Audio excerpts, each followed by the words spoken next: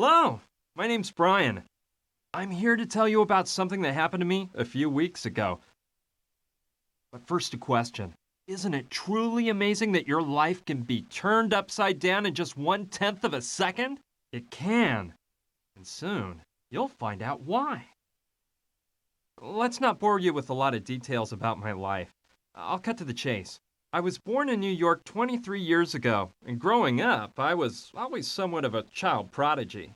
I studied at Columbia and finished my physics degree with honors last year. During the summer, I arranged interviews with several universities, hoping I'd get into a decent PhD program. And in the end, I was chosen by the best. Professor Silva at Berkeley offered me the chance to do my doctoral studies at the applied physics department he runs there. It was a dream come true.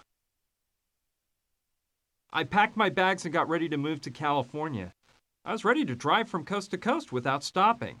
I had no idea of the events that would take place within just a few days. About the mess I was going to get in.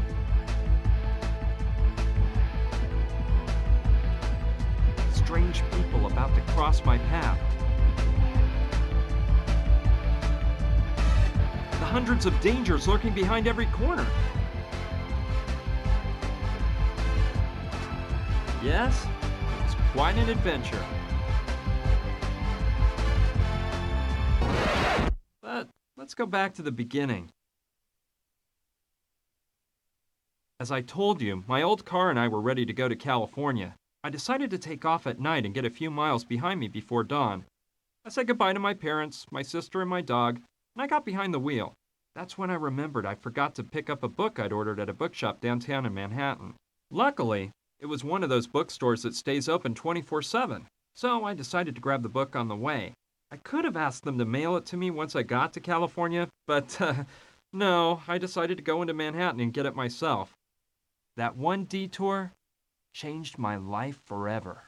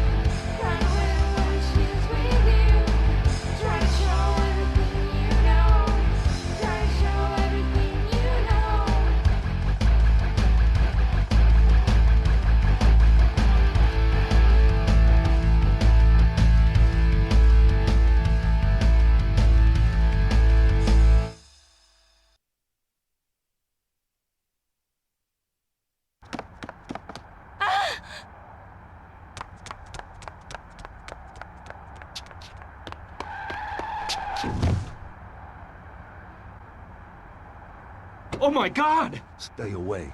It's better if they don't see us. She's unconscious. I'm taking her to the hospital.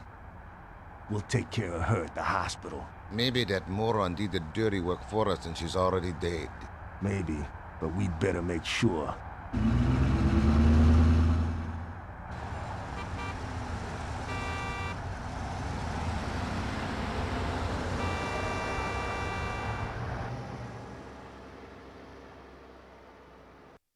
It did. I'm telling you. On the way to the bookshop, I hit that girl with my car. I was scared stiff. She suddenly ran out in front of me. There was no way I could stop. Luckily for both of us, she wasn't that badly hurt. They did a bunch of tests on her at the hospital and said she had no major injuries. She was just in shock. So they decided to keep her under observation for 24 hours. A nurse took her to her room and gave her some strong medicine that put her to sleep. By the way, I don't know if I mentioned it. The girl's name was Gina, and she was amazingly beautiful. The truth is, I had no reason to stick around, so I went to say goodbye to her and go on my way.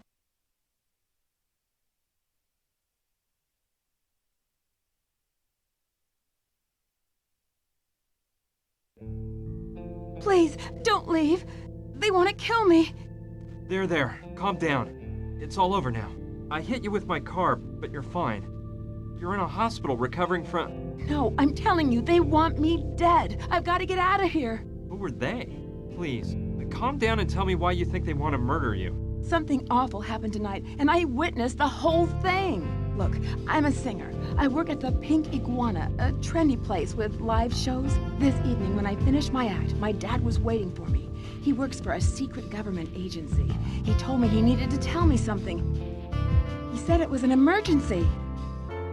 Come a little closer. Gina, kiddo, I'm in danger. I've gotten into a really big mess, and I'm afraid you're not safe either. What's the matter, Daddy? Oh, you're frightening me. There's no time to explain. They're right behind me. I need you to keep this crucifix, and no matter what happens, don't let them find out you have it. You can't trust anybody, not even the police. But Daddy, please, tell me what's going on. They're here. Quick, grab the crucifix, and don't let them see you with me. It was awful. Some guys pulled my dad away and took him into the storeroom. I scrambled away just in time and got the crucifix without them seeing me. I followed them to the storeroom. They tied my dad to a chair and violently started interrogating him. These two henchmen wouldn't stop hitting him, and my heart froze when I saw who was giving the orders. The Sandretti brothers. The famous mafia bosses? How'd your dad get mixed up with those guys? I don't know, but they... Get him to tell you what he knows. Beat the truth out of him, if you must. Speak. Where is it? I won't say a word, damn you! You're gonna speak now. Speak or die. You choose. Go to hell!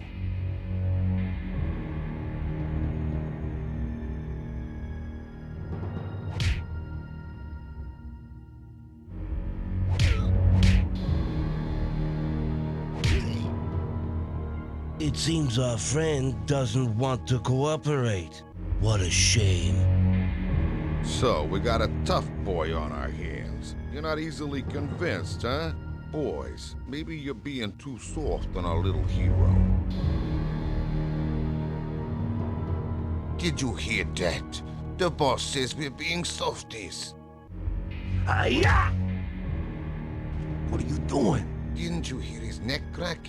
You killed him, man. Oh! Up there. You already know the rest of the story. I ran out through an alleyway, and when I crossed the street... Please, don't leave me. They'll kill me. Don't worry, just rest for now. Go to sleep. I won't leave you. She fell asleep. Those tranquilizers must have taken effect. What a story. I don't know what to think. The poor thing is probably in shock from the accident. I bet she dreamt all this. But what if it's true? What if her life really is in danger? I can't just leave her here and forget all about it. I'd never forgive myself if something happened to her. Okay, that's it. I'm not leaving this hospital until I'm sure Gina's completely out of danger. But how are you supposed to act in a situation like this? Yeah, I think I'd better do something to protect Gina in case those mafia murderers she says want to kill her show up.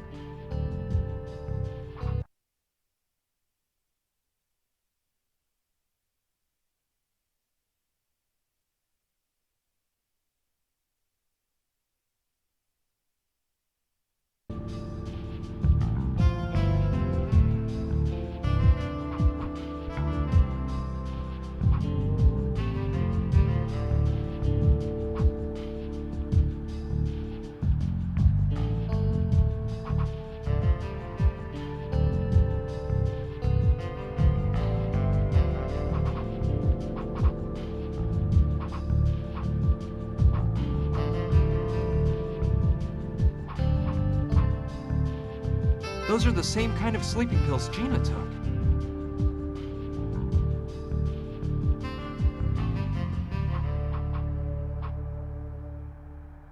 Snoozitol, one of the finest brands on the market.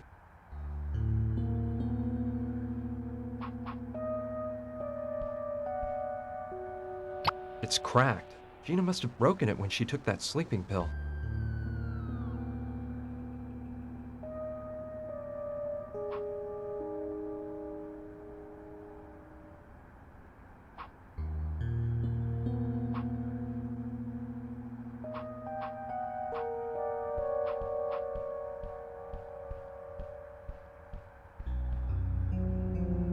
I'll keep it until Gina wakes up.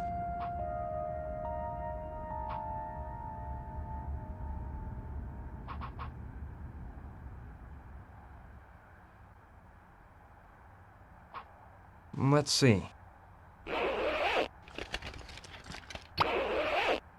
A matchbox I might be able to use.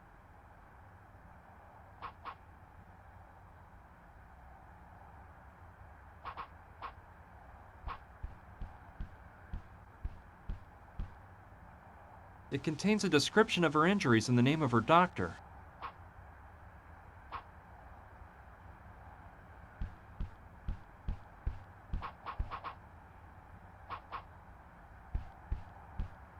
Let's see. It's a map of this floor of the hospital. Here's the room I'm in. Here's the hall, and if I'm not mistaken, across the hall and just to the left of this room, there's a storeroom. That could be interesting.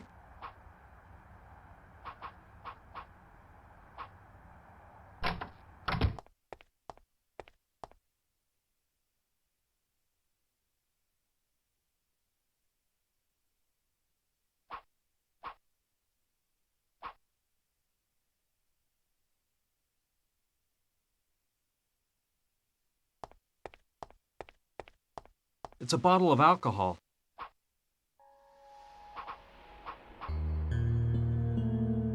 This could be useful.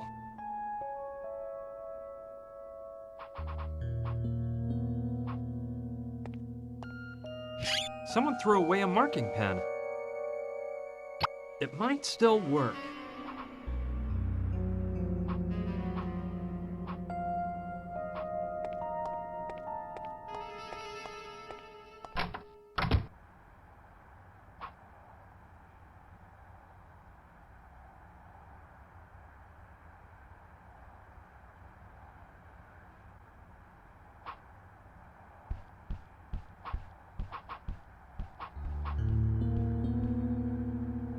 I may be needing this.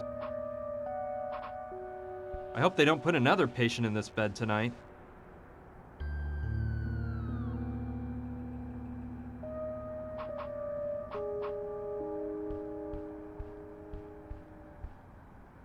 This chart's empty.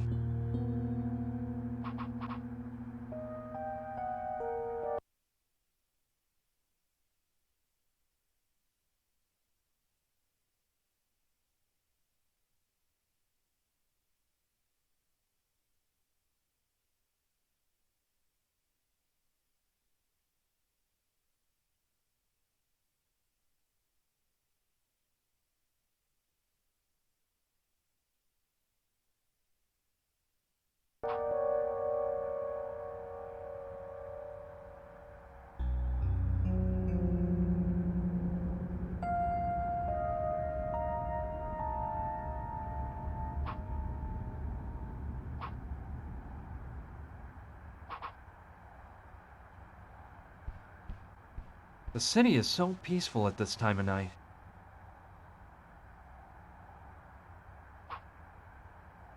Okay, I'll try to reach the storeroom by walking along the ledge. Hope I live to tell the grandkids.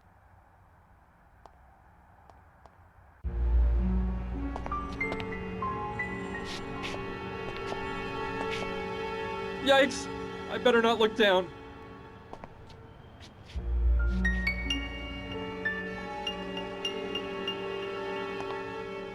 I almost didn't make it. So, the map was right. This is the storeroom. Let's see what I can find in this dump.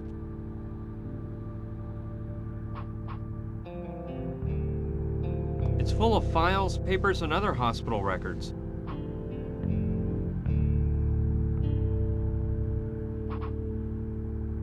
It's full of... I think it weighs too much.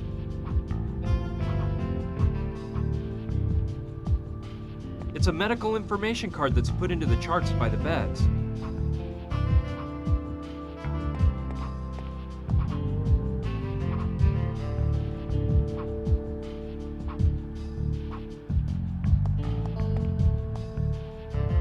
It's blank.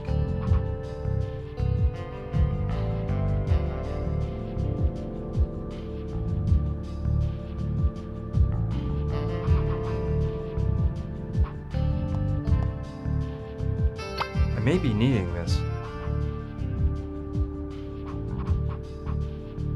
He's seen better days.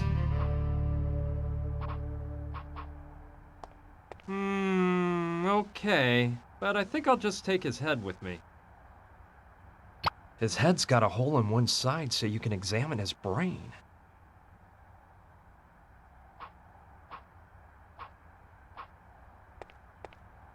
I'll take them both. Well, they're big and very fluffy.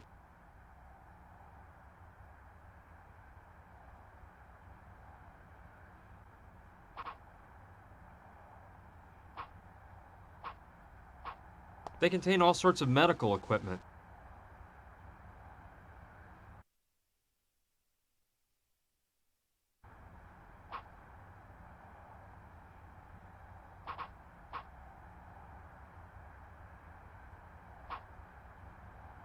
I don't need any of that.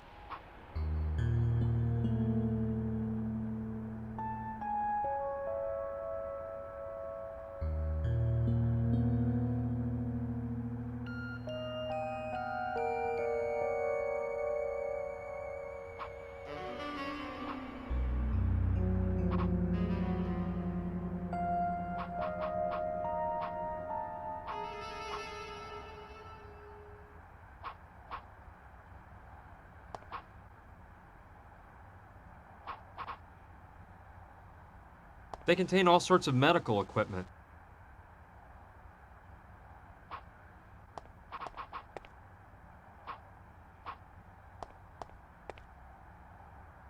I may be needing this.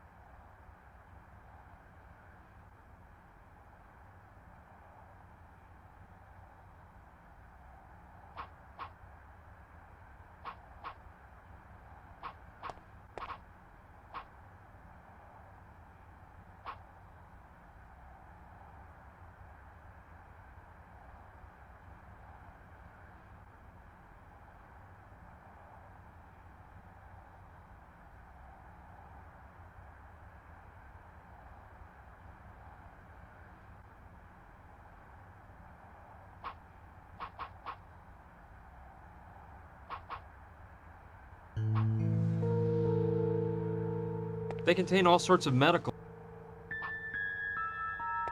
I'll grab one. It's empty.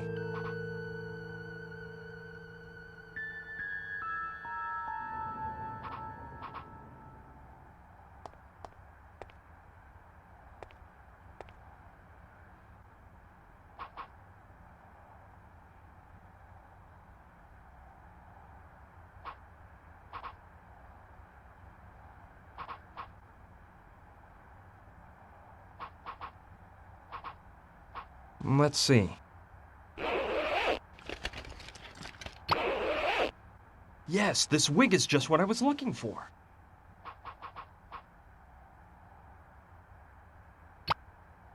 Perfect. That way no one can see the hole in his head.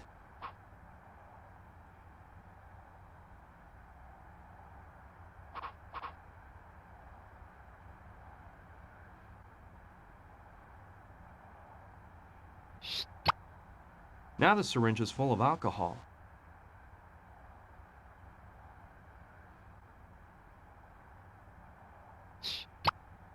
Heh, betcha that put some new life into the marker.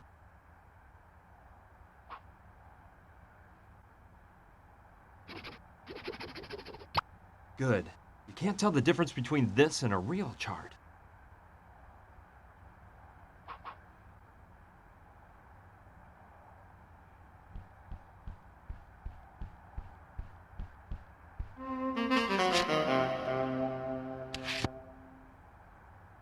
Good. That way nobody will know it's Gina lying in this bed.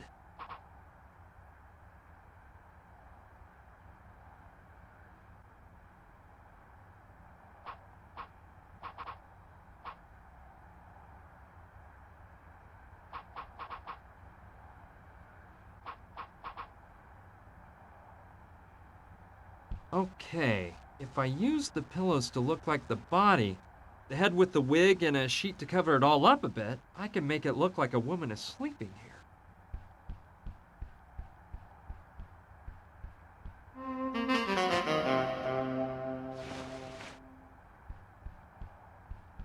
That should do the trick.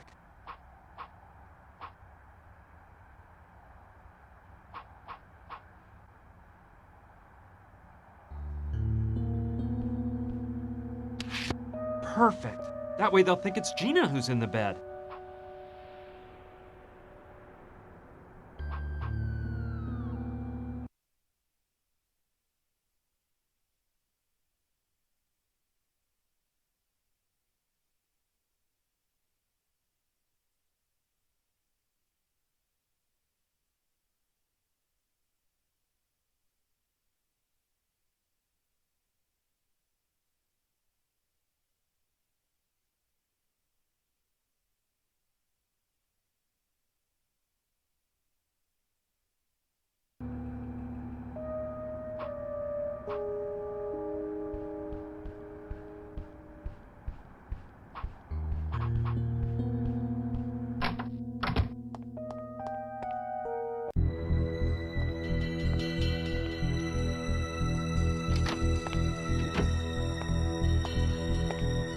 This isn't her. She must be the one in the other bed.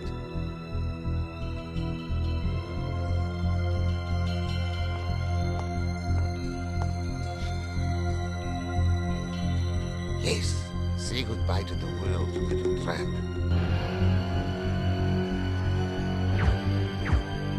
Hey!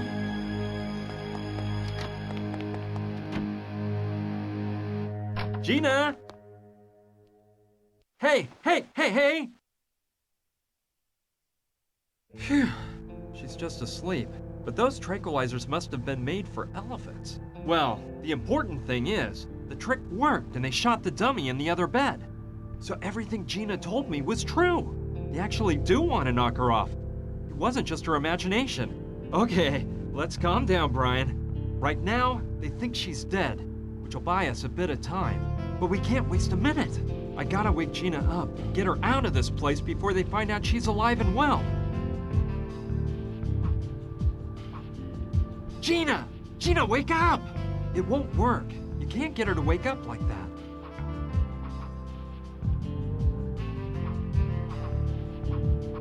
I'll try to figure out what it says about snoozitol, the sleep medication that Gina took. It says the effects are powerful and almost immediate. The patient sleeps for hours and can only be awakened by a nice cold shower. I don't think I'm strong enough to lug Gina into the shower, so I'll have to come up with another way of pouring cold water on her.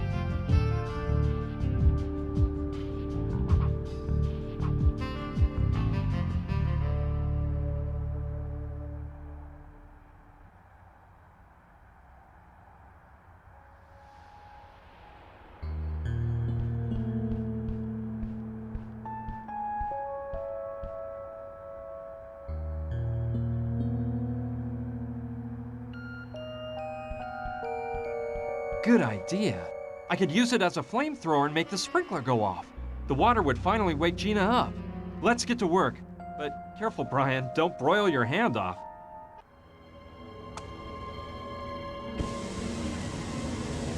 Ouch!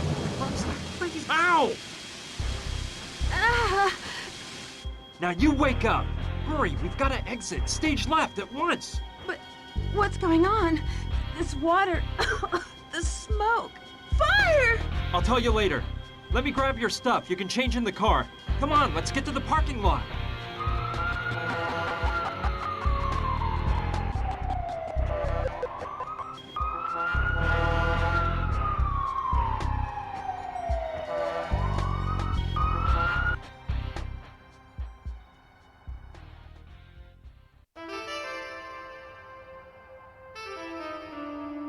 So you got that awful killer to shoot a dummy instead of shooting me? Hey, I like your style. First, you try to run me down with your car, and then you save my life. Do you do this kind of thing very often? No, I was just... It's a good thing that you grabbed my purse, because otherwise we wouldn't have the crucifix my father gave me. Now, what we have to do is... headed for the nearest police station. This is a very serious matter, and it has to be placed in the hands of the police. No way. Let's keep the cops out of this, okay? If the government gets caught up in this, we don't know if we can trust them. Gina, the people that killed your father are after you now. If we go to the police, they'll make sure that... Read my lips. No, this is too big for the police, and we can't trust them. We have to find out what this crucifix means. Look, this all seems crazy to me. It's your problem if you decide not to turn to the police, but I'm washing my hands of the whole affair. I'm on my way to California. They're expecting me at Berkeley, and... I can't believe this guy. You practically turned me into roadkill, and now you want to feed me to the wolves? And here I was actually starting to believe you. But... Forget it. It's not worth it. Why would you care if my father was killed? Why does it matter to you if I'm murdered or if my whole family's destroyed? Okay already. Let me tell you what we're gonna do. I have a friend who's an anthropologist. He works at the Museum of Archaeology and Natural History in Chicago. Well, since it's practically on my itinerary anyway, I'll drive you there and we can try to figure out more about that crucifix, okay? I knew I could count on you. You're a doll. Start this baby up. We can't waste any time. Hey, do you know where my blonde wig is? I was carrying it in my purse, and now I can't seem to find it.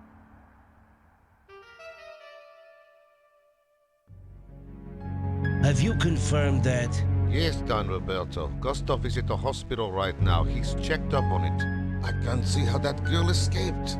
Looks like the guy who ran over her is along for the ride. They left the hospital together. Useless idiots. Have you identified this man's car? Yes, Don Roberto. We know the model, color, and license plate number.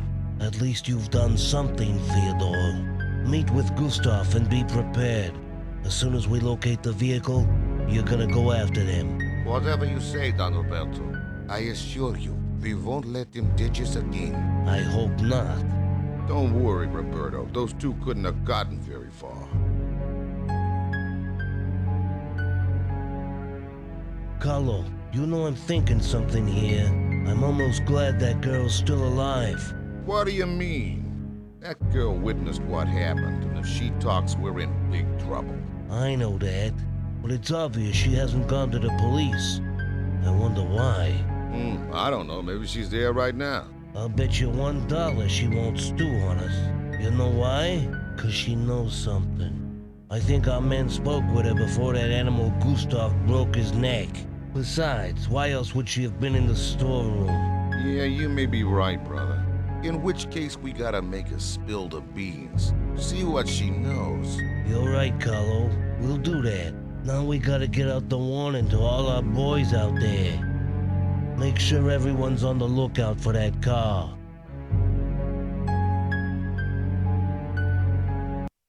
I guess there's no other excuse for getting involved. Gina had me dazzled. I can't deny it. But what would you have done? A beautiful girl asks you for help, so what do? Kick her out of your car on some corner? I don't think so. It took us a whole day to get to Chicago because the old hunk of junk I drive is no race car. Along the way, we stopped to have some snacks and keep the car from overheating. We took turns driving so both of us could get in some shut-eye.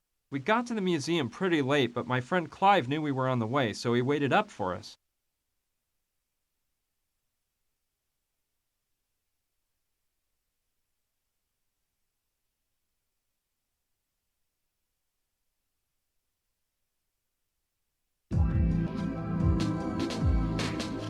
Well, we made it to the museum. Let's park in the back.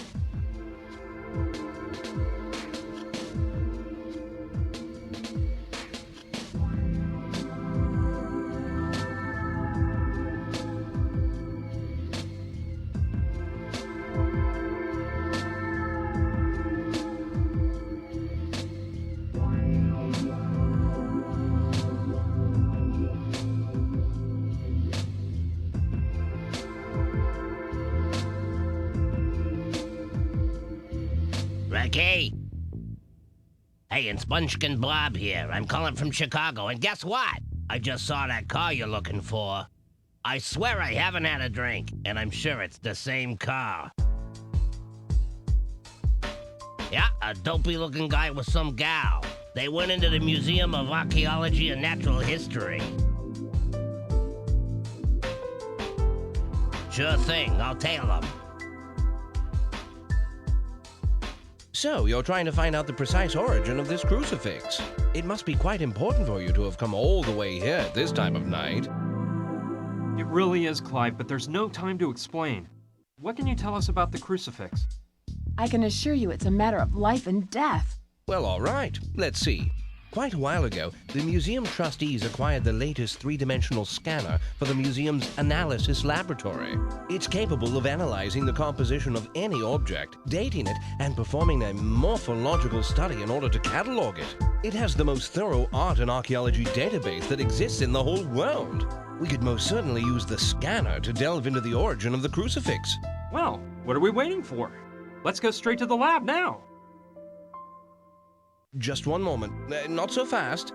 Our first predicament is the poor condition the crucifix is in. It's obviously coated with a layer of filth that will make it impossible for the scanner to perform an accurate analysis. We must restore the crucifix first, if the scanner is to work properly. Well, let's restore it then. You can do it, can't you, Clive? I'm afraid not. I'm an anthropologist, not a restoration specialist. That sort of job must be performed by Dr. Oliver, the museum's finest art restorer. She just happens to work down the corridor at the restoration laboratory. She's there at this very moment. Yes, let's go talk to her now. Hold on, there's another problem. In 3 days, the museum will be opening an exhibition on Mayan art. We're already behind schedule, and Dr. Oliver is overwhelmed with work, trying to restore all the pieces for the exhibition. I'm truly sorry, but you'll have to wait for the doctor to finish her work before having the crucifix restored. And I doubt that will happen for at least 3 days. 3 days? No way, I can't wait 3 days. Professor Silva's waiting for me in California and... This is unbelievable, Brian. You're already thinking of leaving me here defenseless? No, I wouldn't do that. But I can't wait for 3 days either. I'm gonna talk with this doctor and try to get her to restore the crucifix tonight. Oh dear, you can try to, Brian, but I'm warning you. Susan Oliver is not an easy woman to sway. If I were you, I certainly wouldn't dare make such a proposition until she's completed all her work for the exhibition. Well, I have to try. You said she was next door, right? Yes, through the first door on the left when you leave my office. Good luck, my friend. You'll be needing it. Listen here, Gina. What do you say if we take a little stroll around the museum and I show you some of its hidden mysteries? A stroll? I see you haven't changed a bit, Clive. Anyway, we'll meet up here in a little while. I don't know. Well, all right. Let's take a stroll.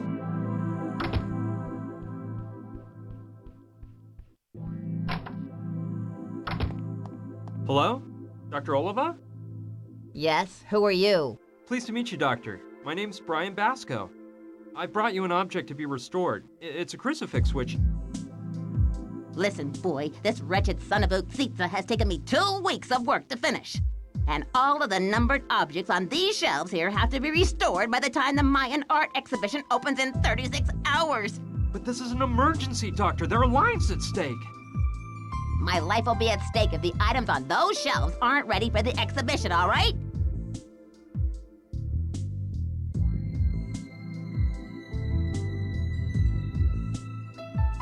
Doctor, it is of the utmost importance that you restore this crucifix right now. Look here, boy. Didn't I make myself clear? I have to restore all of the numbered items on the shelf. Every last one. In 36 hours. If I don't have a hernia first, that is.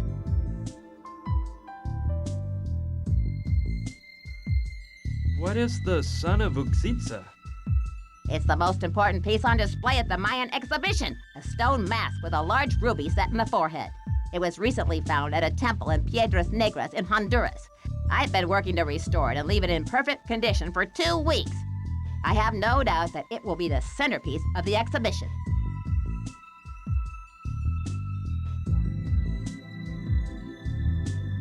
You must take pride in your work. Despite a lack of certain indispensable means, my work has been praised by the most prestigious of journals. So yes, I suppose there is a reason to feel pride.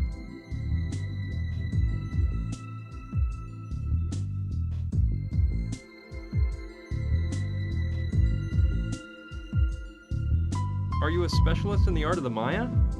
I'm a specialist in art. A professional, if you know what that word means. Where's the mask you mentioned? It's such a priceless piece that it won't be placed in the exhibit until the very last moment. It's held in a special vault that's kept at the ideal temperature and humidity needed to preserve the mask. Just what does your work consist of? My job is to restore works of art. And let me tell you something. No one in the world does it better than I do. What are you doing right now? Right now, I'm using a small lathe to clean up any flaws on the object. Then a laser smooths it out. How are the pieces cataloged? The museum uses the latest scanner, which examines the piece using radiation. After determining the age and makeup of the item, the database is searched and a report is issued. Of course, an expert opinion is required at that point. I thought a museum like this would have more resources. Thinking is so simple. Don't you think I might work more efficiently if you leave me alone? Must be pretty interesting to work in this museum. It could be interesting if I were an employee, but actually, I'm a downtrodden slave. I've been asking for an assistant to help me get this department in shape for months, and the only thing I get back are letters about a lack of funds. They're a swarm of parasites, I'm telling you! I'll just let you work. Fine.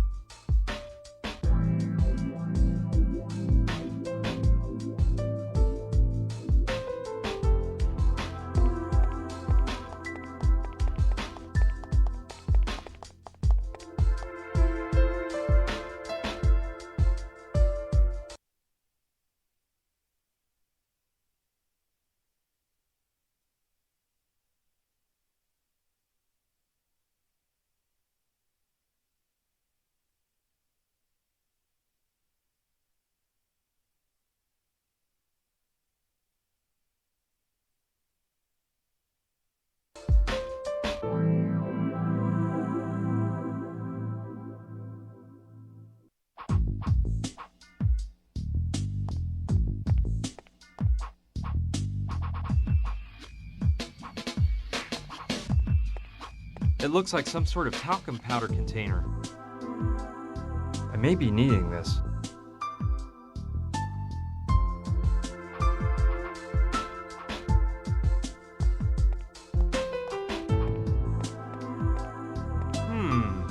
Could be a briefcase full of varnish. I'll take this one here. It's colorless, but it could come in handy.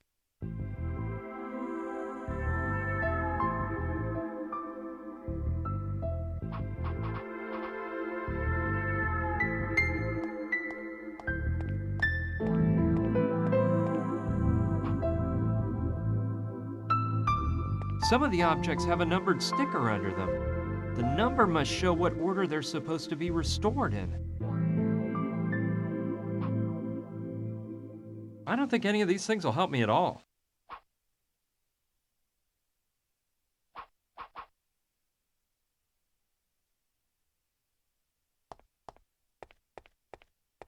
Cool. I'll trade it for the object that's next on the list to be restored. Done. The doctor didn't even notice.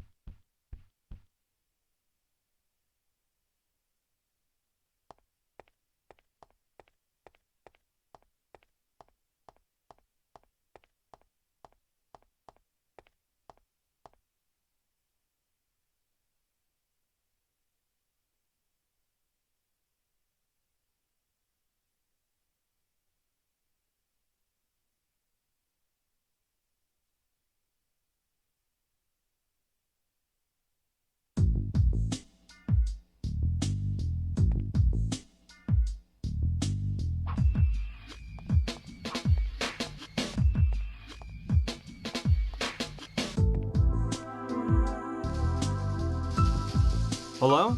Hey, you're a friend of Clive's, aren't you? I saw you come in with him and that hot babe. Yes, my name is Brian Basco. Brian? Dude, what a name! Are you a geek or what? I'm Willie. I'm in charge of administration here at this dump. Administration? You mean maintenance and all that, right? No, dude. I mean, I'm gonna snack you silly if you don't quit yapping. I'm not a maid, I'll have you know. This whole museum would go to pot if it wasn't for me. And besides, you should know that I run my own small business. Okay, guy, calm down. What kind of small business are you running? Let's just say I represent a laboratory equipment factory.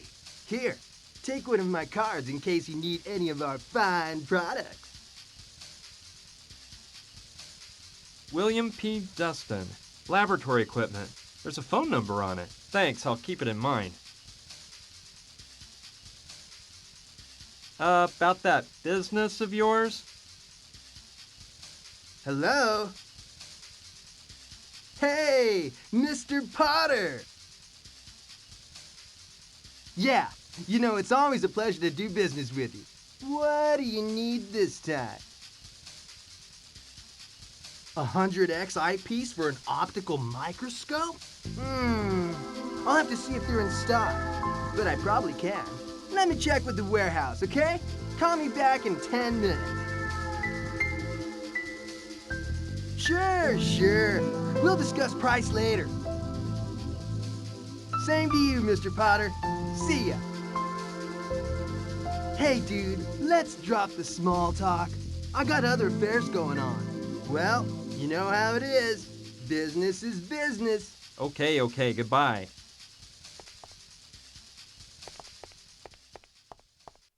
He's going up the stairs. Let's see where to.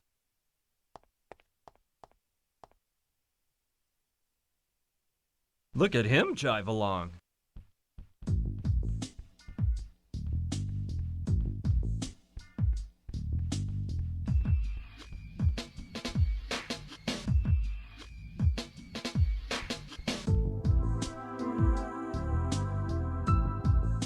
No way! Willie knows the combination to get into the analysis laboratory. I don't know how he got the combination because I highly doubt he's authorized to go in there. Now I think I know where the laboratory equipment factory that Willie supposedly represents is really located.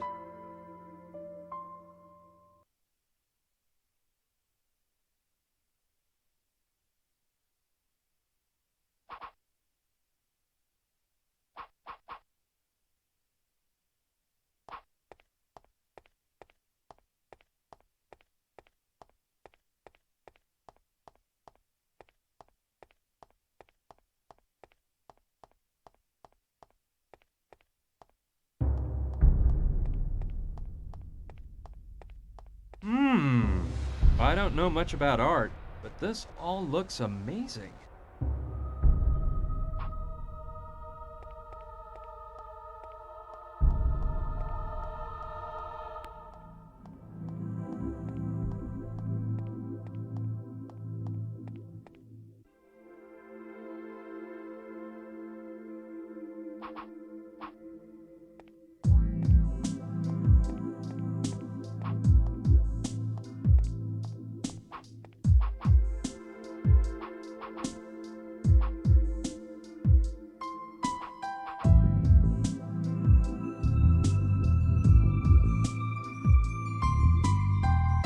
Good idea. Go for it. Now I can't touch any of the keys. If I leave a fingerprint behind, it would ruin the entire plan. The next thing I have to do is get Willie to enter the combination that opens the door, so his fingerprints are left behind on the right keys.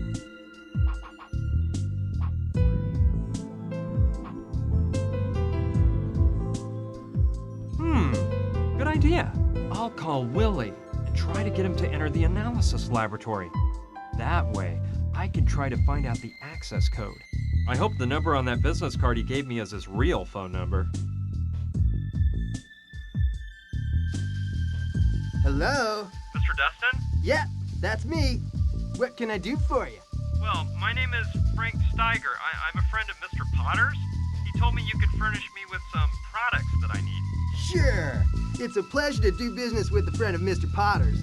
He's one of my best customers, you know. By the way, your voice sounds familiar. Do we know each other, Mr. Steiger? No, I don't think so. Well, anyway, what can I do you for? Well, I was interested in some eyepieces. Yeah, eyepieces for optical microscopes. Whoa! This must be repeat request night. Seems like everyone's looking for the same thing. Come again? Nothing, Mr. Steiger. Just running off at the mouth. Tell me, what kind of eyepieces do you need? I can tell you I got a nice set of 100Xs. Well, I was looking for some 200X eyepieces, actually. 200, huh? Well, I'll have to check the warehouse. Call me back in 10 minutes and I'll tell you if we have any in stock. Okay, talk to you soon then. Talk to you soon, Mr. Steiger. He's coming up now. I'll hide behind here.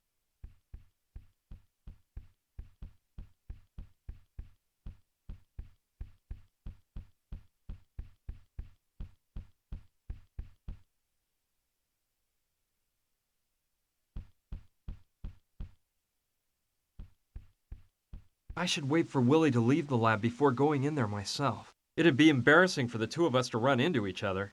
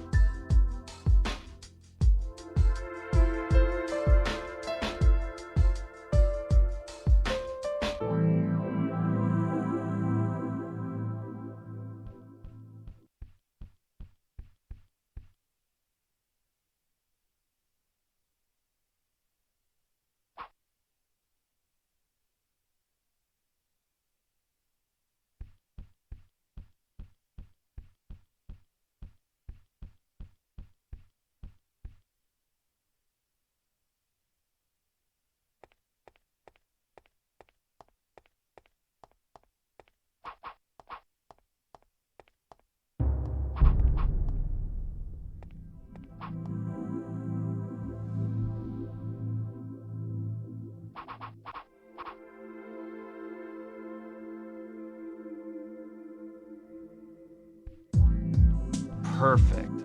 Now I can tell which keys have Willie's fingerprints on them and guess the combination. I'll only dust the keys that have varnish on them. Cool. Now I can tell Willie's fingerprints apart from mine, no problem. And it looks like the varnish dried completely with the powder on it. So now I can press the keys without having to worry about erasing the fingerprints. The numbers that make up the code are 1, 3, 7, and 8. All I have to do is figure out the right combination. If I remember right, when I saw Willie enter the combination, the sounds the keys made went something like...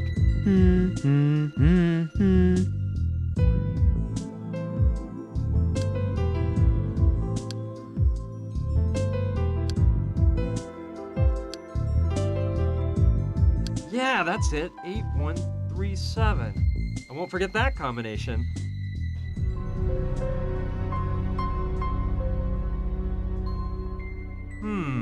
It's pretty dark in here, but I'd better not turn on the lights.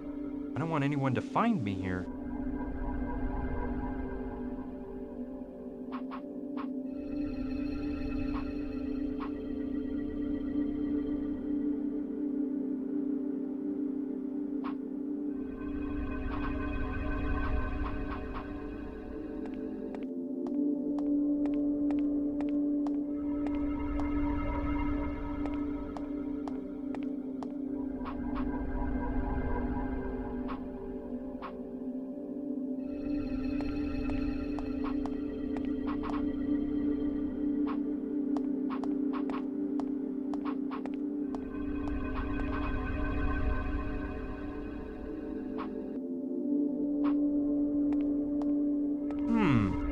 old key or something. Maybe I'll find a place to use it. Well, how about that? There was a note under it. Let's see. Clive, here is the ancient Aztec key all clean and polished like you requested. Next time don't wait so long before having it cleaned. It was disgustingly filthy. See you next Monday. Signed by a guy named Ron. So the key belongs to Clive. Well, I'll just give it to him later.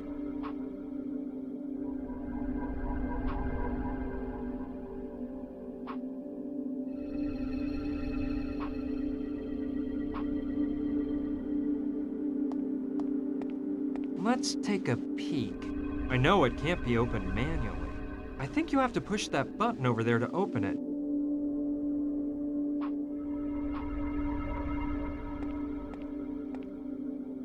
Please state your name for the voice identification system.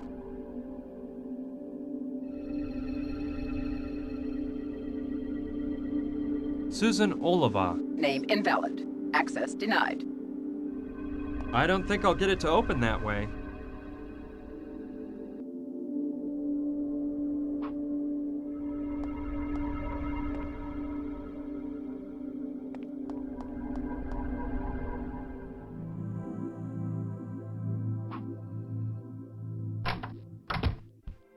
I can see that Gina and Clive have gone on that casual little stroll around the museum. There's no doubt about it, Clive's the same old guy as ever. He'd ignore his own mother to chase after a woman.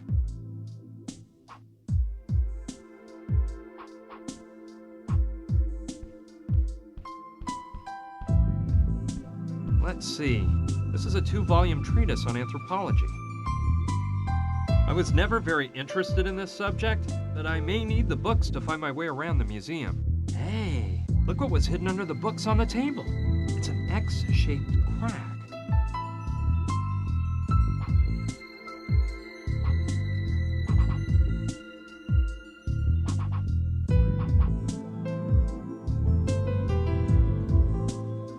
Yes, I bet the key fits perfectly.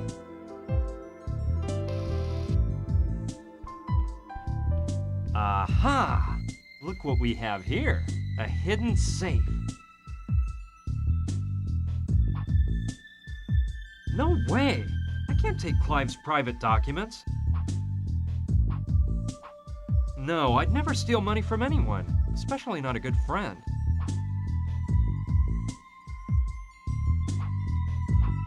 It's a voice recorder. Well, okay.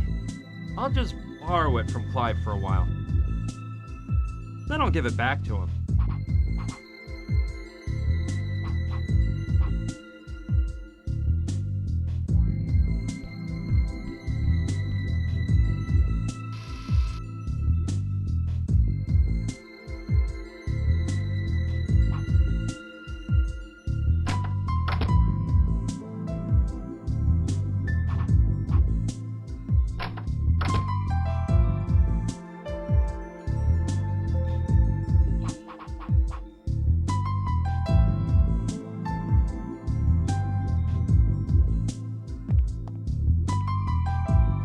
Excuse me, Doctor. Could you tell me your name again?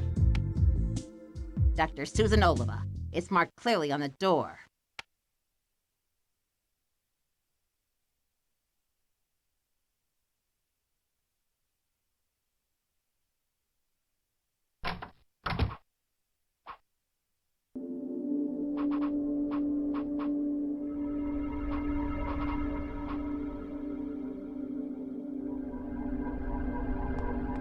All right, let's see if the plan works.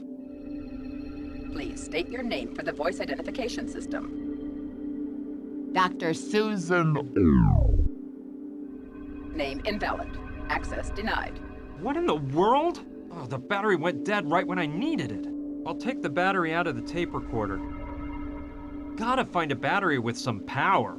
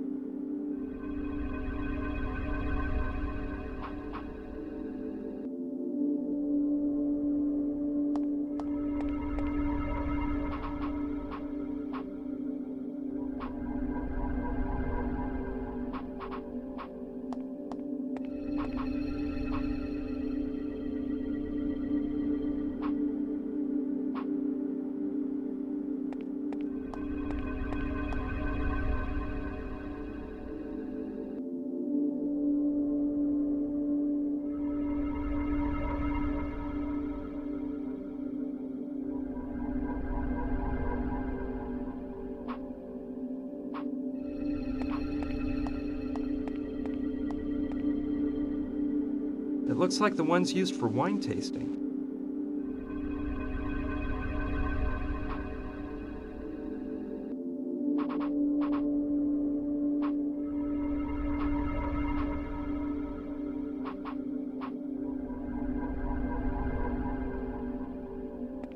What's the point unless I put something in the ladle first?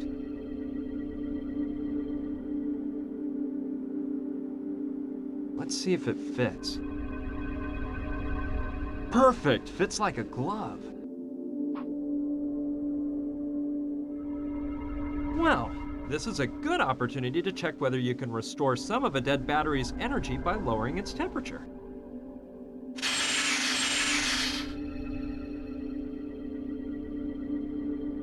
Let's remove the battery from the ladle. The battery is definitely frozen. I hope it'll make the tape recorder run now.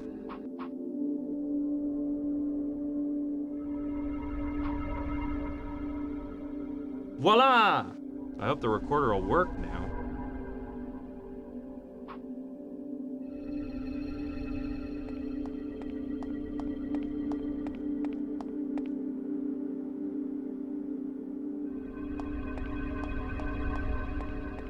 I hope the battery lasts long enough. Please state your name for the voice identification system. Dr. Susan Oliva. Identification verified. Good evening, Dr. Oliva. Please remember that the chamber will automatically close in 30 seconds. It worked! You can't do it manually.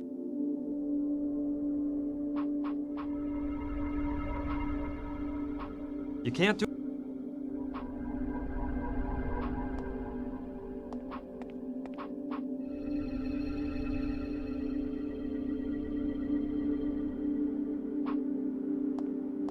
It looks like the son of...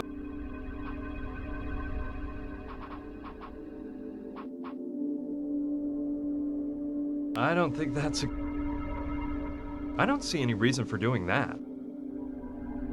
That does... I shouldn't do this, but I've already had to do so many other crazy things tonight. I hope nothing serious happens to it once it's outside the thermal chamber.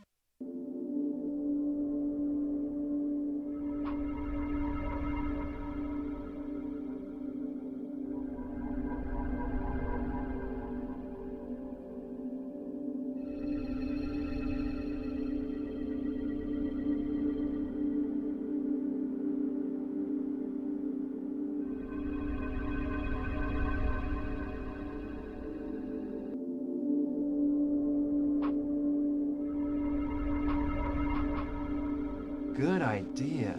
Maybe I can use it to get the ruby out. Cool! It worked!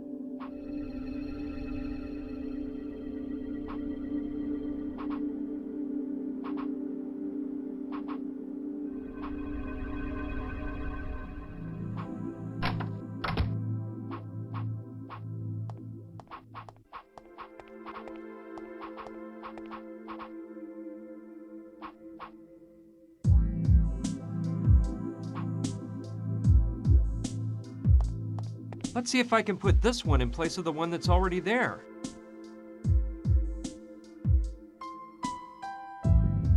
Fantastic! I think this will make the laser beam much more powerful. Now I'll wait for the doctor to come and use the laser.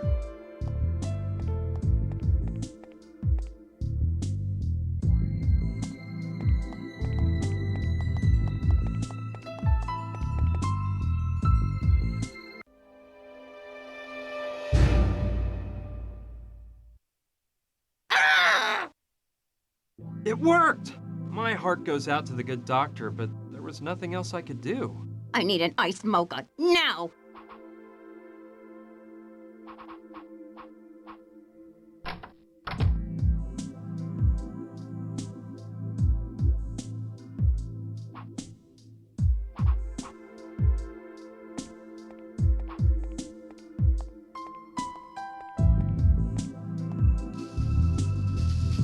Hi, Willie. Hey, man. How's it going?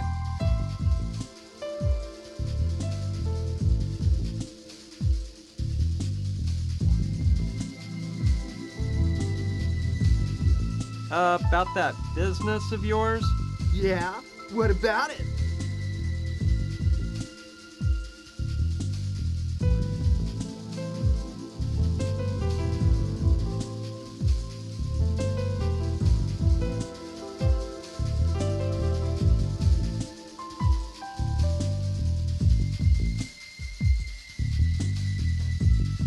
What was the name of that factory you represent? What factory? Oh, yeah, it's called, Lab-O-Matic. Yeah, that's it, Lab-O-Matic. Cool name, huh?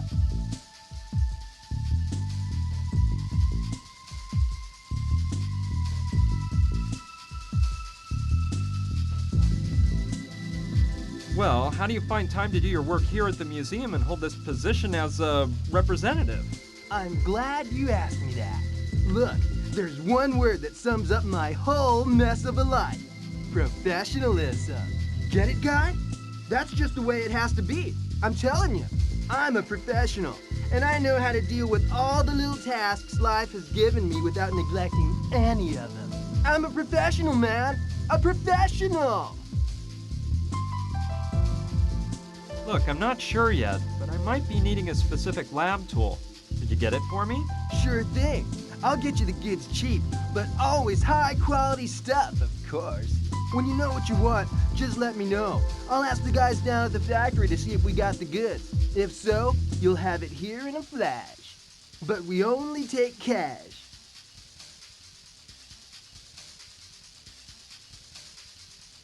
What can you tell me about Dr. Oliva? That crazy doc? She's a hysterical pain in the butt. She's one bitter obsession piece about her work. You can tell I don't like her, huh? She's always breathing down my neck over something or other. And besides that, she's damn ugly. Your little friend Clive? Now there's one cool guy. And I'm not just saying it because you're gonna repeat it to him. I don't kiss up to nobody.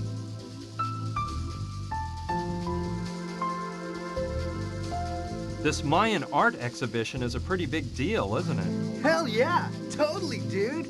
What gripes me most is that it's opening in 3 days, and that dustbag, Dr. Oliva, is putting in overtime here day and night to get all the stuff ready for this mess. I don't feel sorry for that old bag, you hear? She can take a hike for all I care. But I'd feel much more relaxed if she'd be less of a fixer and a fixture. Know what I'm saying? I don't want to take up any more of your time, Willie. See you later. See ya.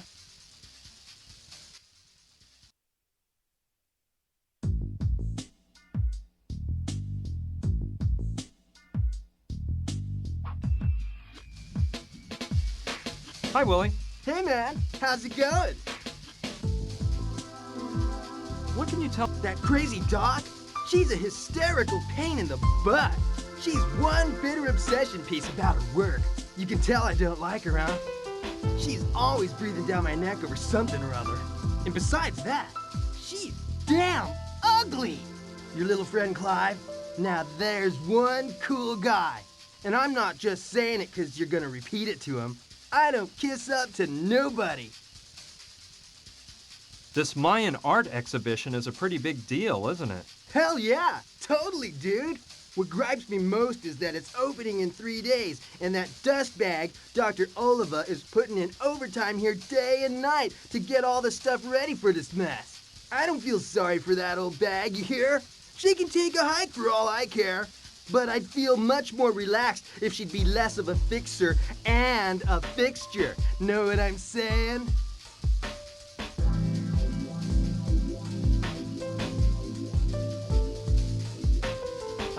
Yeah?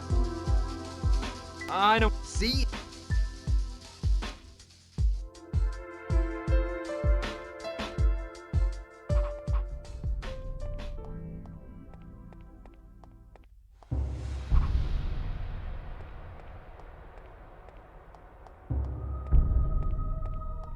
It's a human figure dressed as a king with some kind of bowls at his feet. I guess those objects represent the offerings the Maya made to their kings and gods.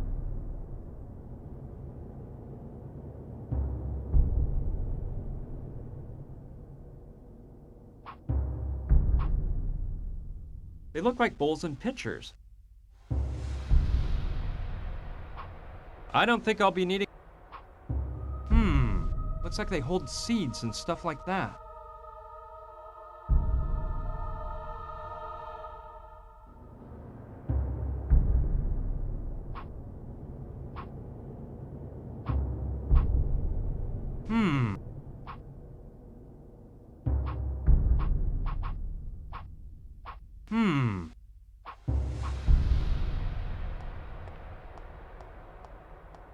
I believe it's nothing more than a big cup.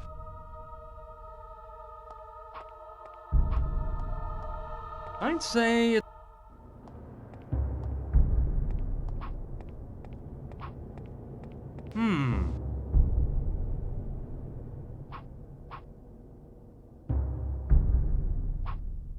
I don't think I'll be... I don't...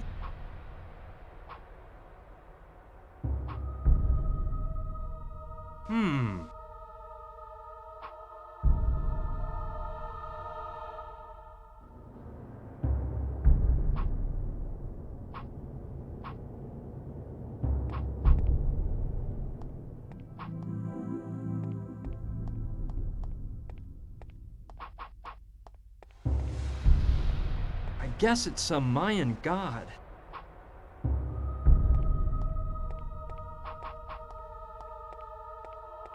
It's a human figure dressed as a king with some kind of bowls at his feet. I guess those objects represent the offerings the Maya made to their kings and gods. What? I don't think I'll be...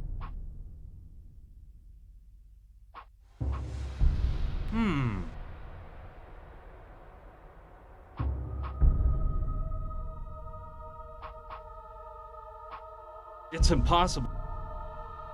It's a human figure dressed as a... I guess...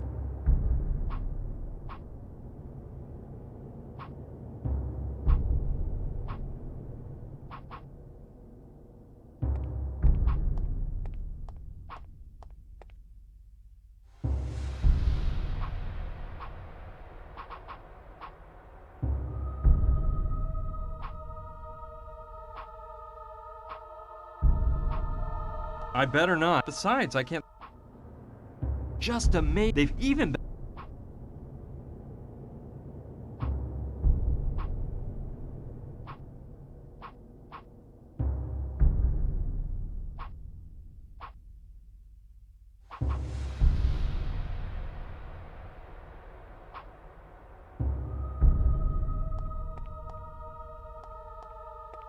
I don't...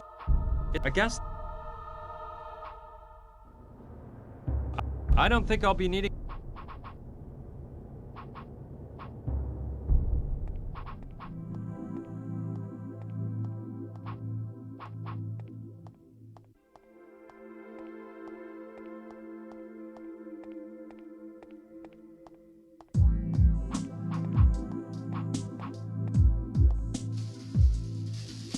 Hi, Willie.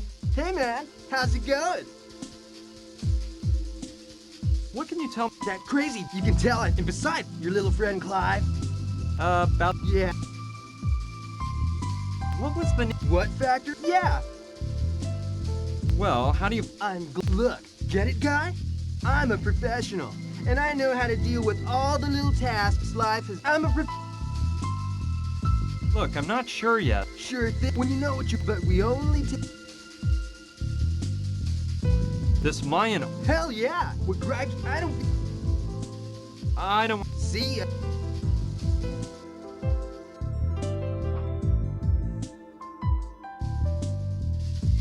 Hi, Willie. Hey, man.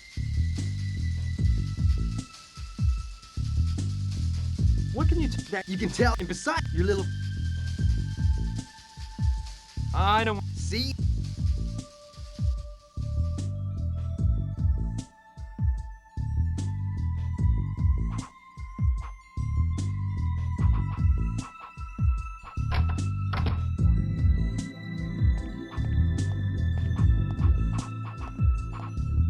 Listen, Doctor. Let me tell you what we're gonna do. You just keep working as though nothing happened, and I'll sweep up the pieces of that figurine. Just wait and see. No one will ever miss it. I've worked in this field for 20 years and I've never damaged one thing. Not one crack, I tell you.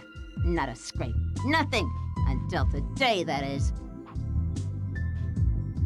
Doctor, you gotta snap out of it. Anyone can make a mistake. I've worked in this field for nothing until today.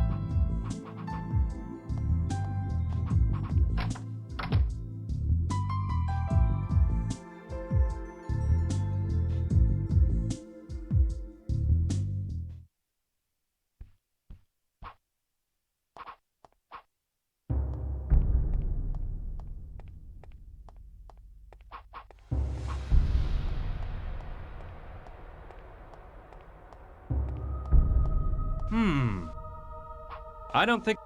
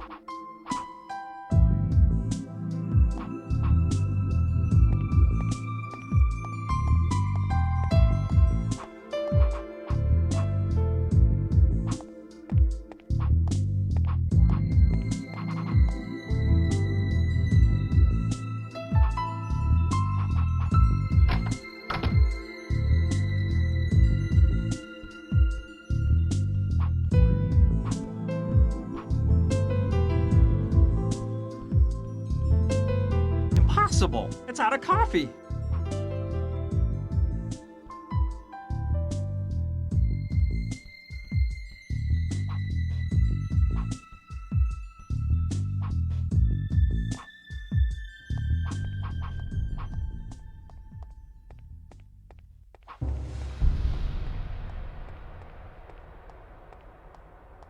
Hey, that bowl there has something that looks a lot like coffee in it. I'm grabbing it. Maybe I can use this to make Dr. Olivas some coffee.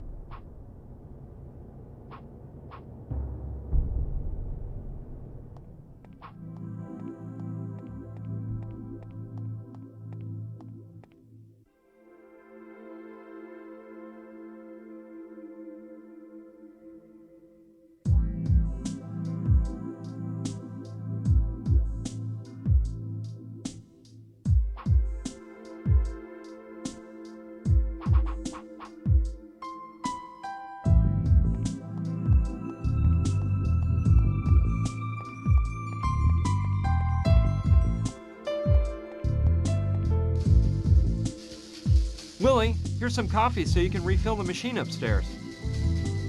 I don't know, dude. That doesn't look like coffee to me.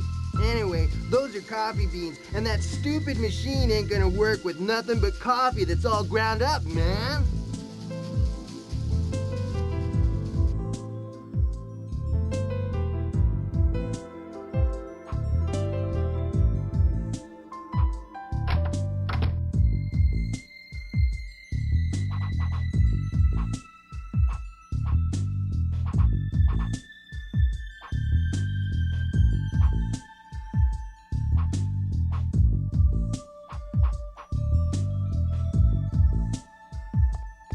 I might be able to use the lathe to grind the coffee beans.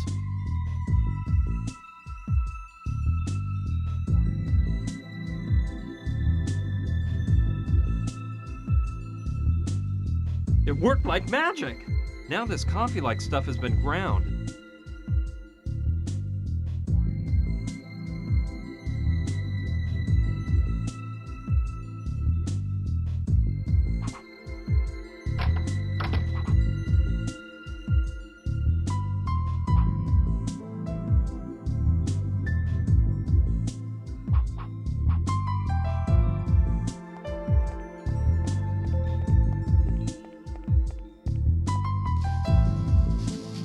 Willie, here's some coffee so you can refill the machine upstairs. Dude, are you sure this crud is coffee? Yeah, of course it's good coffee. I buy it in bulk. No, man, I'll pass. It's not that I don't trust you, dude, but I don't want any trouble. I'd rather use the Java I normally pick up for the machine, in case I get busted.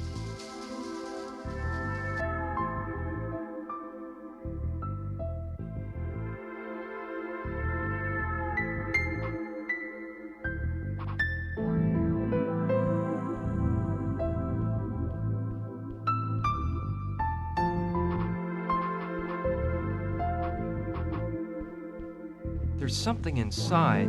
Let's take a look. It's an empty package of coffee. All right, it may be just what I need. It's empty, but I can still smell coffee. Okay, start pouring. Phew, that was just the right amount. Now it looks like a brand new package of coffee.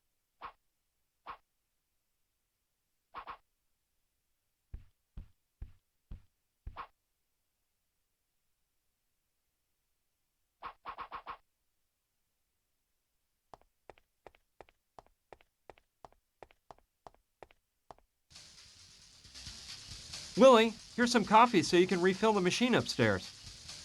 Dude, this is the brand I always use. Yeah, baby, this is right on time. See? Now I don't have to go out tomorrow and buy some. I'm gonna go fill up that junky coffee machine right away. This Willie guy is an unusual character. Well, let's see if I can finally take this rich aromatic coffee to the doctor. I'll just wait one little moment so Willie has time to refill the machine. Okay, let's go.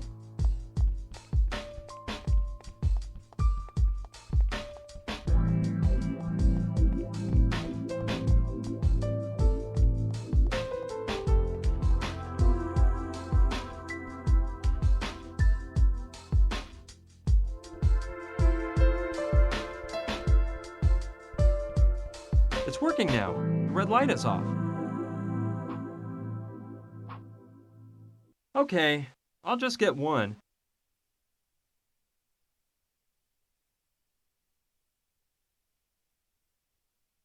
I hope it's nice and strong.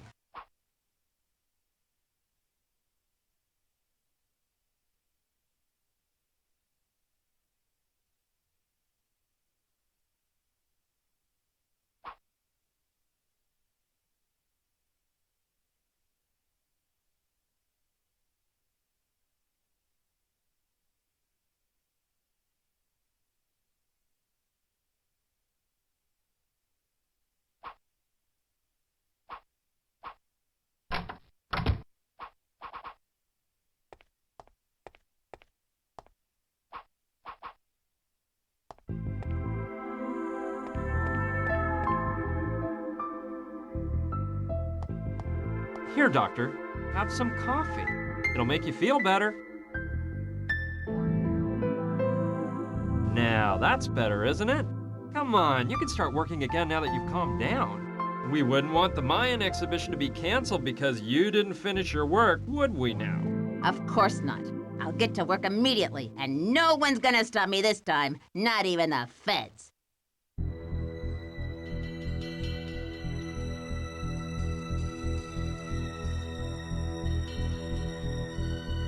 Munchkin Bob. I see you haven't grown much in the past few years. If it ain't Gustav, my one-eyed pal. It looks like the eye they ripped out of you hasn't grown back either. Careful, Bob. Don't tempt me. Let's just get down to business. They're still in that dumb museum, right? That's right. The car hasn't moved from the lot. We can wait here until they come out and grab them. Without the car, they could have escaped in some other direction. Nah, I won't run the risk of having them get away again. Let's go after them. You wait here, Bob, and watch to see if the cops show up. Okay, Gustav. Whatever you say. Well, I had to leave the doctor alone so she could pay full attention to restoring the crucifix. But it's been a while now, and being as enthused as she was after drinking that coffee, I'm sure the crucifix is all finished. So, I'm going in. Man, it looks like the doctor is completely out of it. But I see she managed to finish restoring the crucifix. Excellent. It certainly needed polishing. Oh, looks like new.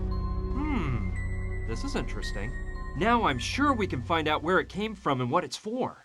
I better go to the lab right away and use the scanner to check out the crucifix.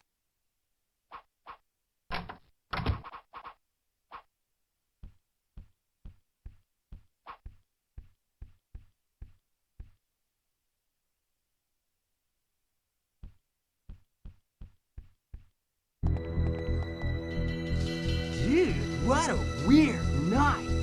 Are you guys friends of Clive's too? First came that hot babe with Brian the Dweeb Man, who I have nothing against, of course.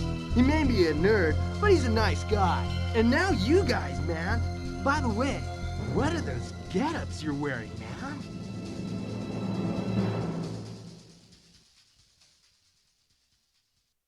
And you know what? It's about time I found out what that is. Let's see if I can figure out how to work the fancy scanner.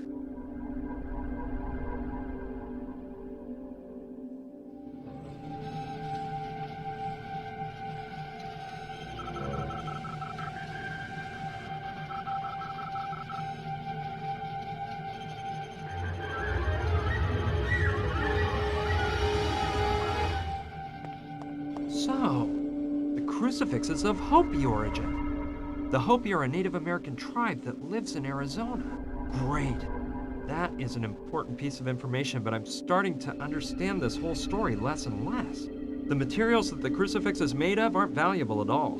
And even though it's probably of some historical value, it'd never be worth killing people over. There must be something else behind the story of this crucifix. Brian, quick, follow me. It's Gina. She's in danger. I'm sorry, Brian. No! You told me you wouldn't hurt me if I handed it over to you. No! As you can imagine, this is when things got really out of control. Luckily, those guys were interested in knowing what we'd found out. Otherwise, I doubt they'd have let us live. Of course, that blow to the head knocked me out, and I didn't know what was going on for quite a while. When I came to, I realized that we were flying in a helicopter. My head ached and pounded, and when Gina told me what happened to Clive, well, I felt absolutely awful to know they'd done away with him. I couldn't stop thinking that if I hadn't gone to the museum that night, he'd still be alive. I did my best to get over it, and decided that feeling sorry for him would get us nowhere. The sad truth was that I'd have the same fate as Clive if I didn't come up with a plan. The instinct for survival and a desire for revenge took over my thoughts, and I totally forgot about Clive. A bit later, the helicopter began to descend. I could see we were landing in a desert area in the middle of what looked like an old oil field. We were taken out of the helicopter and put inside of an old cabin. It was pretty obvious they were mainly interested in Gina. As soon as we got in the cabin, they tied her to a chair and started to beat the living daylights out of me. They put me to sleep once again with a well-aimed pistol whip at the back of my neck. When I woke up, I was all turned around and I thought my head was going to explode.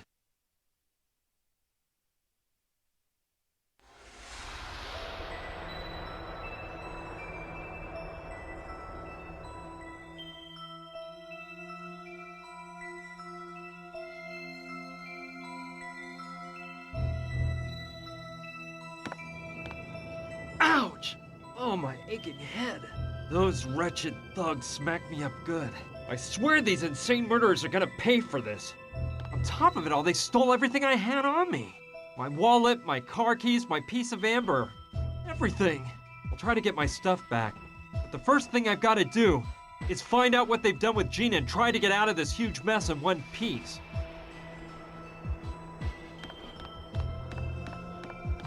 There's a fairly large crack in the middle of the door. We know Johnny was talking to you at the club before we got there. You tell us what he told you, and you can leave this place in one piece. You're wasting your time, boys. I'm clueless, I swear. A broken arm won't keep you from talking, and it might refresh your memory.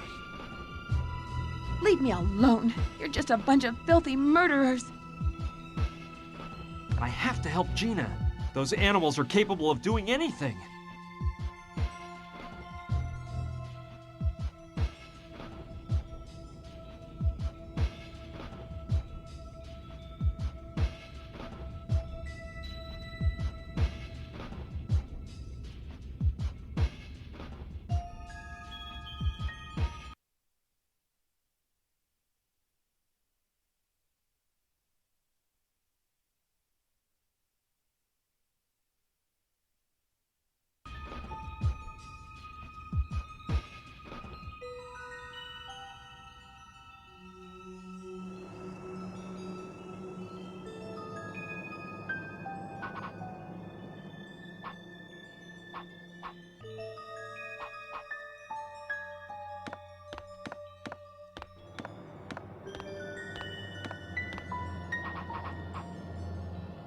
Fresh Bubbles, the soft drink preferred by more Americans.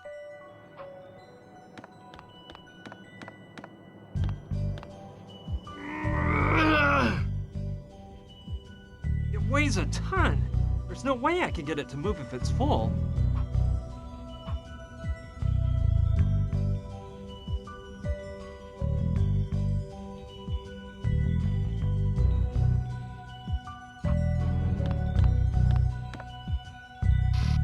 There isn't even a can of soda, but it's full of huge blocks of ice.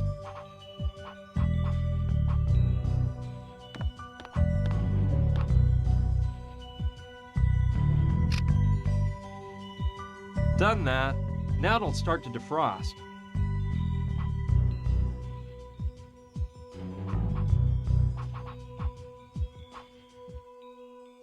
I don't see anything I'm interested in. It's just filled with, most of it's all old.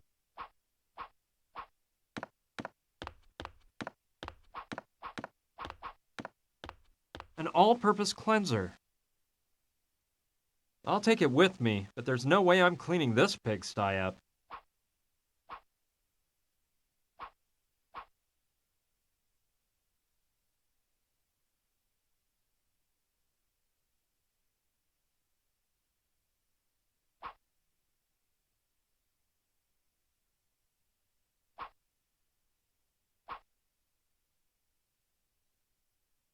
There's such a thick layer of dust, I can hardly see through it.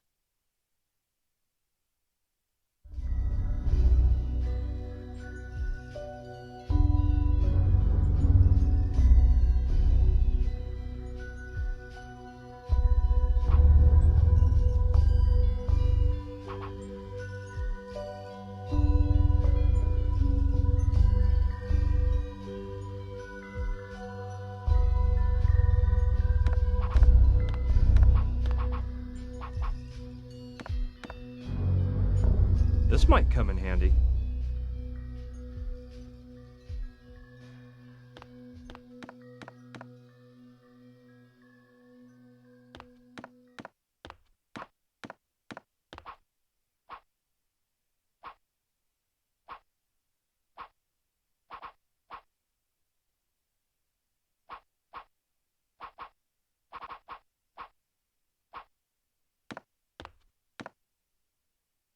Yeah, this should come in handy.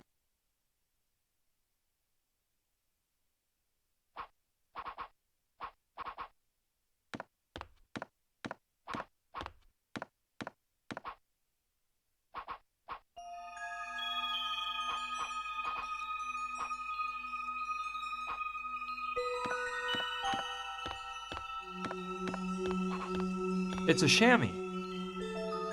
This might come in handy.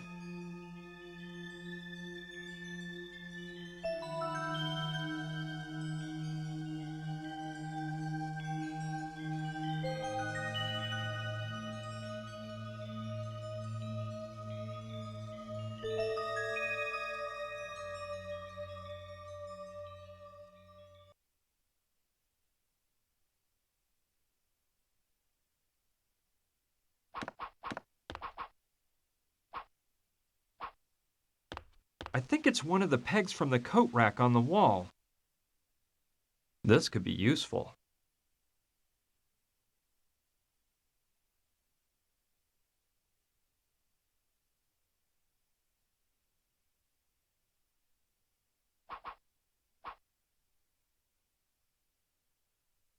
Done. Now the chamois can be used for cleaning.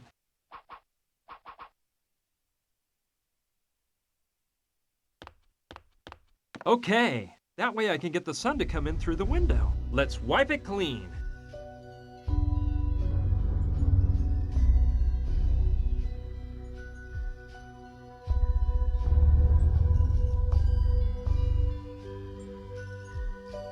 Wow, hard to believe the layer of dirt on there. Let the sun shine in. All right, now that the power to the freezer's been cut off, the lid is open and the sun is shining in on the blocks of ice. I think it'll defrost in a jiffy. It's been a while. Let me see. The ice is completely melted, but now the freezer's full of water.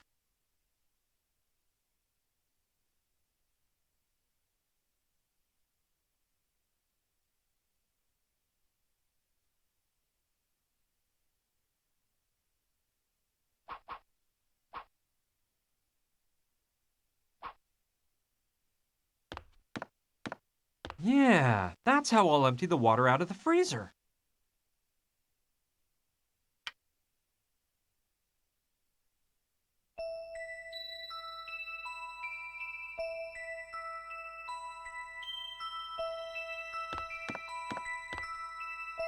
Okay, it looks like it's all empty now.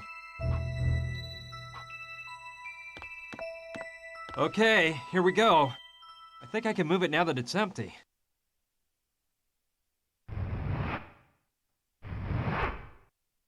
Cool, a trap door. I knew it! Something was telling me the solution was hiding under that heavy freezer.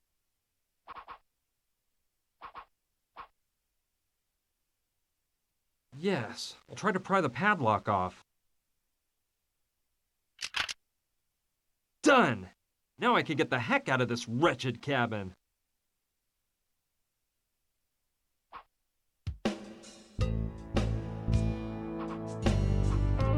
Alright, I think I can slip out under the cabin. I'll be careful not to go out through the front so they don't catch me. Here we go! I made it out.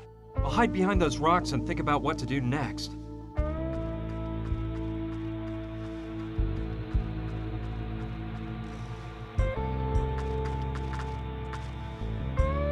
Hello! What rock did you climb out from under, handsome? Hi, He's here to rescue us, girls! We're saved! To rescue you? But I thought I was the one. Did that lizard Jules send you? Jules? Wait, hold on. I don't know what you're talking about. I just escaped from that cabin there. Some mafia thugs were holding me prisoner.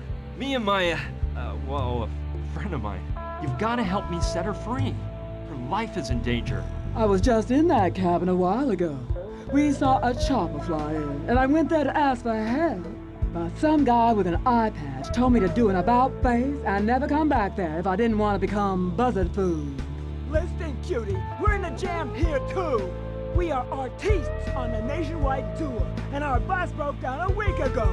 We've been stuck in this godforsaken desert all this time. Our driver Jules, who accompanied us on tour, went for help. And well, we haven't heard from Jules again. I bet that jerk took off with all the money we gave him and left us out here to become cactus fertilizer. Jules said he knew of a shortcut through this hot desert, and that we'd get to Las Vegas much faster his way. I bet the swindler had it all planned out.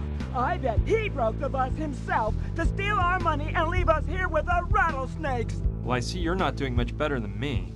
But I'm sure we can work together to find a way out of here. The most important thing to me is freeing Gina. Those guys are dangerous and might do away with her at any moment. And you girls have to help me. Don't get me wrong, but I trust guys like you less and less every day. Who is this Gina woman? Why are they holding her captive in that cabin? Who are those guys you say you're running from? And most importantly, who are you? It's a long story, and we're running out of time. Believe me, I'm one of the good guys, and I can assure you they're the bad guys. Will you help me? By the way, my name's Brian. Hi, I'm Carla. And I'm Mariola. Charmed. And I'm Lula, and hey, we're with you on this, you big hunk. We'll help you out. Do you have a plan, dear? A plan? Of course, a plan to free your girlfriend and get us innocent lambs out of here. She's not my girlfriend, and, well, I haven't thought of a plan yet. She's not your girlfriend? A handsome man like you with no girlfriend? You don't like women much. That's it, isn't it? Okay, she is my girlfriend. And I think I do have a plan. Just let me think a while and let the plan develop. Develop. In the meantime, I'm gonna rehearse my new dance move. Yeah, and I'm going to get back to my tail. And I'm going to rest for a while. I'm simply exhausted.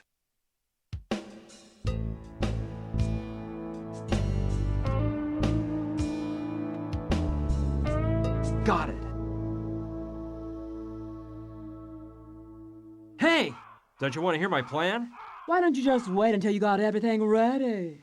Okay, Luscious? Okay. Don't wear yourselves out, girls. Okay, first of all, let's go over the plan again. We've got to get the thugs' attention so they leave the house. Then I can go in and untie Gina, and we'll escape through the trap door.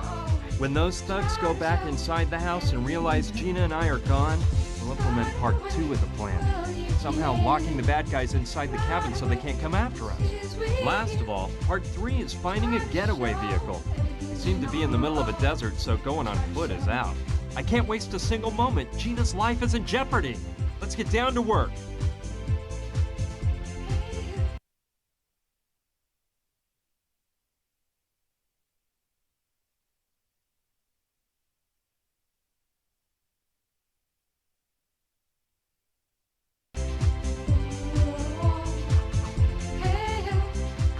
Why bother the woman when she's so relaxed? She's in the midst of an intense tanning session.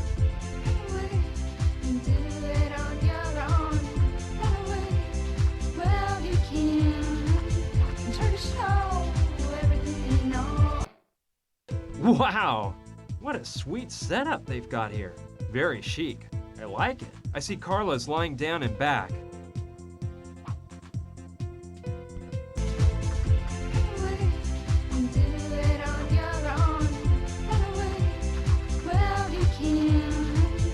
I think I'll take a look and see what's inside.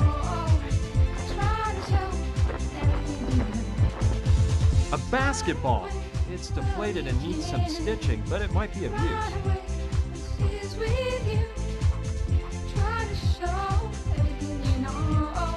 Lula!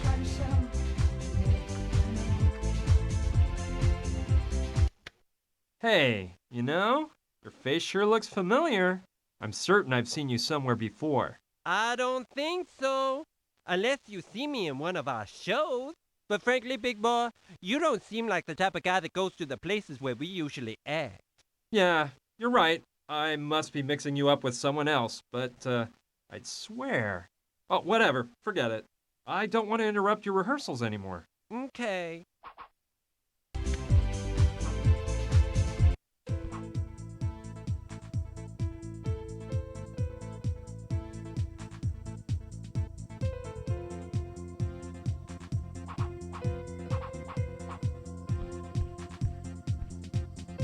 It looks like a handle to something, like a flashlight maybe.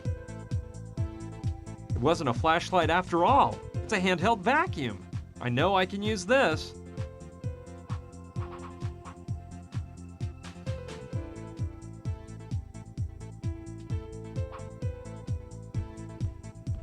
It's full of lipstick. Well, I'll just grab whichever. I don't plan on using any myself, but I might use it for something else. It's full of necklaces. I don't need any neckwear.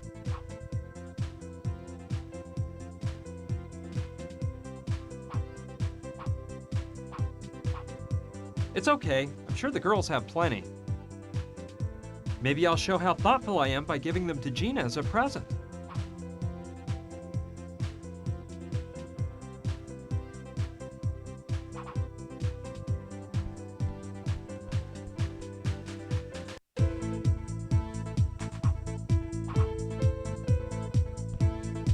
Excuse me, Carla? Yes, honey. You look exhausted. Utterly, darling. Listen, I was a bit indisposed when I woke up yesterday because of some stomach trouble, so I took a pill I keep just for these occasions. The trouble is, I forgot you can't mix the pills with alcohol because they knock you out. So I had a Turkish passion in the evening.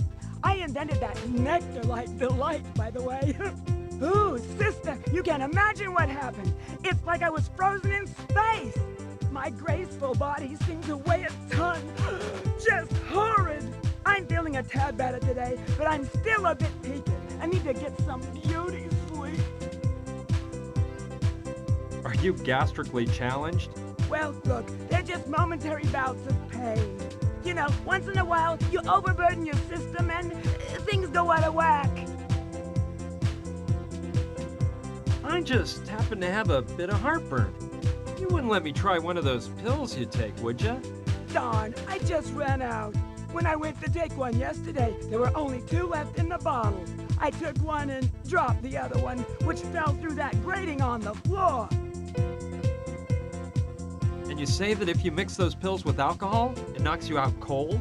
Let me tell you, honey, that mix is a time bomb, and the effects last for hours. You mentioned the Turkish passion. What's in that? Oh, that's a woman's secret, my love.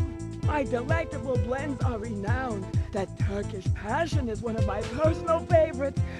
I've created many more. There's the Gentle Frenzy, Black Autumn, Love Juice, Brandy Alexandra. Anyway, there's a million, and they'll all drive you wild.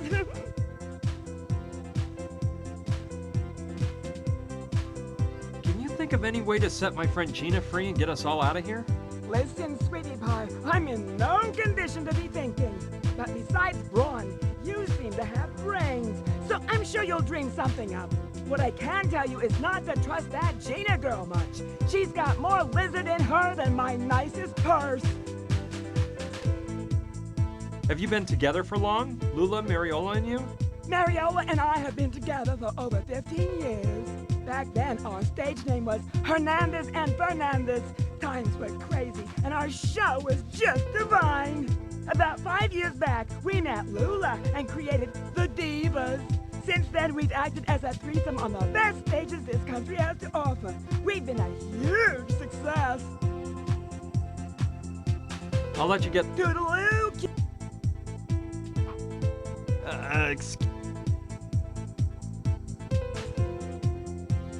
Yes, honey.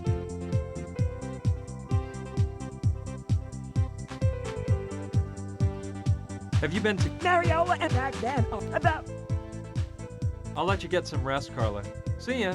Toodaloo, cutie!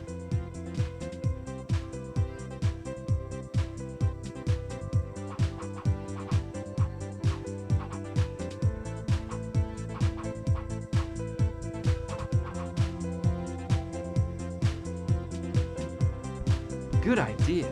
Maybe I can find the pill that Carla dropped.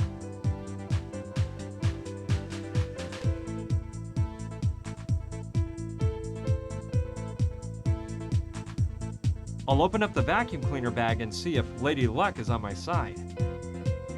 Bingo! Here's the pill.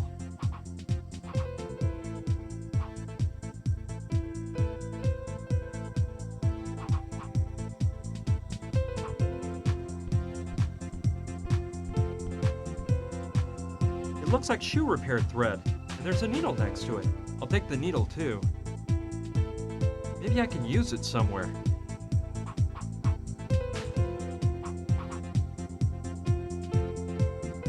Okay, I'll try to stitch it. Well, that turned out better than I expected. Let's see if I can blow it up with this doohickey. It worked! You can't even tell where I stitched it up.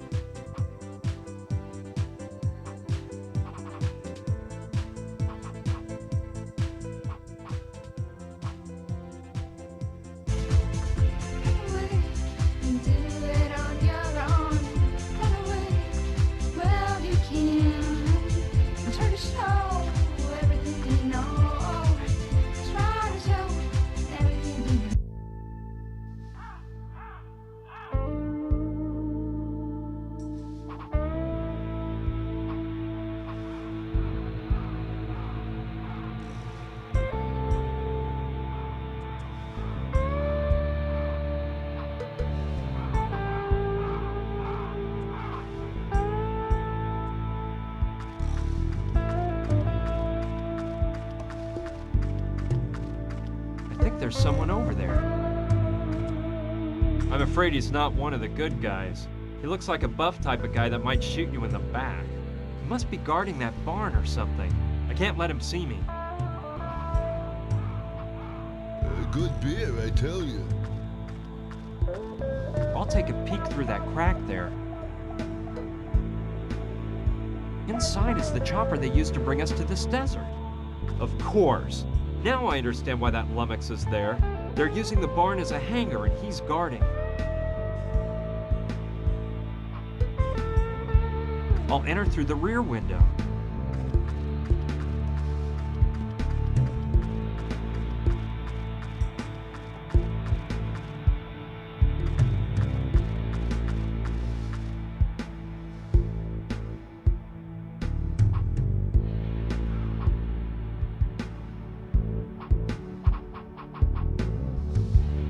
Nothing like a cool Excellent brewski choice. in this heat. If what Carla told me about the effects of the pill being mixed with alcohol is right, this guy will go out like a light, fast. But it's impossible to do it without him noticing. I have to distract him somehow in order to stick the pill into the can behind his back.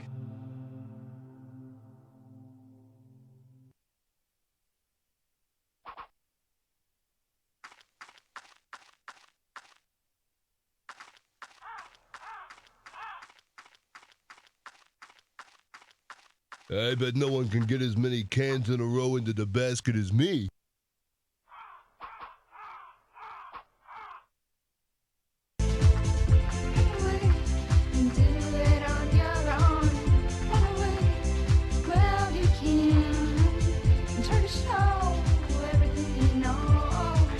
Yeah, there's something to that idea. Maybe I can get Lula to admit who she really is and get her to distract the muscle man in the barn. Lula, come look!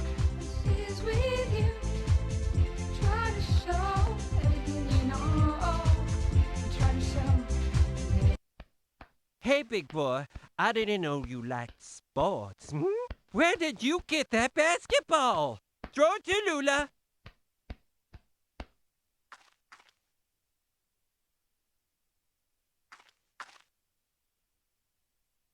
This is the ball from the first match I won my first title at. I knew it! Give up the act, sister. You're Lou Lemaire, aren't ya? And I see you can still work wonders with a basketball. Of course, I've still got the magic touch. Why do you think I was named most valuable player in the league 3 years in a row? Too bad that all went by the wayside when you messed up that last basket in the '95 finals, huh? It was a personal foul, for goodness sake. That vision impaired bat of a referee didn't see it. Those journalist leeches looked the other way. Everyone in the whole pavilion was blinded by my grandeur. But it was a personal foul. Okay. Pipe down, Lula. That's all in the past now. Best not to stir up old memories. After all, who hasn't missed a basket at some point? When completely alone under the basket? While vying to win the NBA Finals? It really isn't that important. Dare you insinuate that there was no foul, No, of course not. Course there was a foul. On purpose, too. What's important now is you gotta help me out by distracting that guy I told you about. Being who you are, you won't have any problem with a little competition hooping cans into a bucket, will you? I'm sure you'll beat him easy, and that way you can soften the Studley thing up a bit. All right, you win. But with two conditions. One, that all that hearsay about my past remains entre nous. I really want to protect Carla and Mariola from this. And two, well, look. Ever since that personal foul that kept me from making that basket in the finals, I've been drained of my self-confidence. I'll probably prance up to the sky, and I won't know what to say or do. So, you have to come along and talk for me. But that's impossible. I can't let him catch sight of me or he'll recognize me. He has to have seen me when they brought me in the helicopter. Yes, I understand. Well, I've got it. Listen, dear, we have some of those cutesy little receivers you place inside your ear. They blend in entirely. We use them for some of our cabaret acts. Here's the plan. I stick it in, and you use the walkie-talkie to whisper my lines to me. Tell me you love the idea? I guess it's okay. Let's try it. Hey, who are you? What are you doing here? This is private property, so you better vacate the premises. Well, you see, Didn't you say he was an Adonis? Calm down, Lula. Tell him you were just passing through, that you saw what nice hoops he was shooting into the tank, and he's not bad. Well, as I said, I was passing along and saw you toss some cans at that tank. And I said to myself, ooh, this guy's pretty hot. At basketball, that is. Pretty hot. Very hot, you mean? I don't think you'll come across anyone that can shoot hoops like me. Tell him you're not so bad yourself, and challenge him to throw from further away. That way, he'll get out of the way, and I can come right on in. Well, to tell you the truth, hot stuff, I can shoot baskets just as well as you can. And from even further away. Yeah, right. You must be joking, aren't you? You don't really think you can beat me? Follow me if you dare, and I'll show you. I shouldn't leave my post, but Rocco Wallace is always willing to take on a challenge. I'll laugh my head off teaching this ditz a lesson. Anyway, I see there are quite a few empty cans around here. Ooh, look at this. How about that? I have to admit you ain't bad, but I can do better. I have to take advantage of this nice moment of privacy to do whatever I need The to do. ultimate, with my eyes shut. Good shot. Okay, I can spike the beer now that the gorilla's left his cage. There we go. I hope he finishes that can before opening another. I think he's coming back. Better take off so Biceps Boy doesn't find me and ruin everything at the last moment.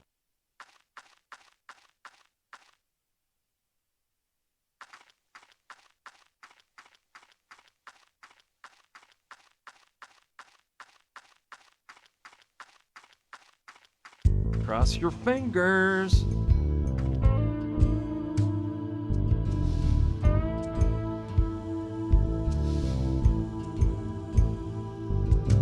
Man, that last sip of beer was a killer.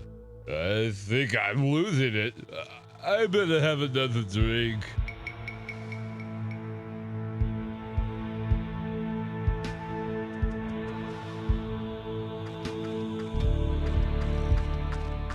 Congratulations, it worked! He is so tired he can barely move. Hey pal, what? Feeling drowsy, are we? What are you doing here, Pipsqueak? I don't know how you got out of the cabin, but as soon as I wake up, I'm gonna grind you into hamburger meat. Just wait for this dizzy spell to pass, and you're gonna get it. You're in no state to be threatening anyone, Mac. When you snap out of it, if you do, we'll be long gone. Okay, we can't waste a second. I'll go open the barn door.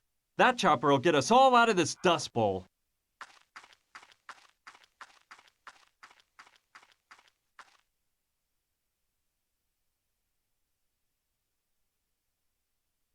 Let's go over the plan again. We've got to get the thugs' attention so they leave the house. Then I can go in and untie Gina, and we'll escape through the trap door. When those thugs go back inside the house and realize Gina and I are gone, we'll implement part 2 of the plan. Somehow locking the bad guys inside the cabin so they can't come after us. Last of all, part 3 is finding a getaway vehicle. We seem to be in the middle of a desert, so going on foot is out. And to get away, we can use the helicopter. Don't really know who's gonna fly the thing.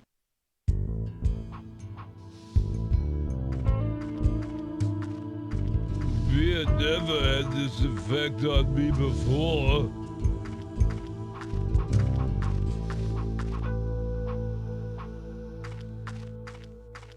Yum, peanut butter. All right, maybe it will be useful at some point. I'd better carry it with the lid on. Yeah, keep that jar away from me. It's dangerous. Dangerous? This mere little glass jar? And here I thought you were a tough guy. It's not the jar that's dangerous. It's the wild ants in this area. Ants? Yeah, they go berserk over peanut butter. Listen, you're worse off than I thought. Think whatever you like, moron. See that wood left over behind there? It was a nice old rocking chair. A few days ago, I left a jar of peanut butter open on it. And when I came back a few hours later, the rocking chair was just as you see it now, with a million ants all over it. Yeah, whatever you say. Better not. This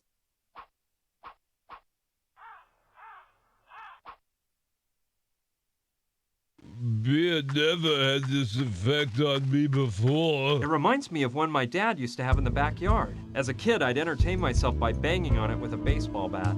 The truth is, I was a bit wild in those years. Yeah, it'd be nice for me to relive old times and unleash some of that pent-up rage I hold within.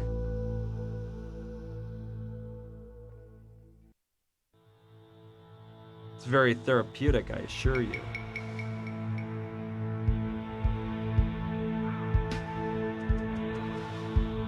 You're lower than Bond scum.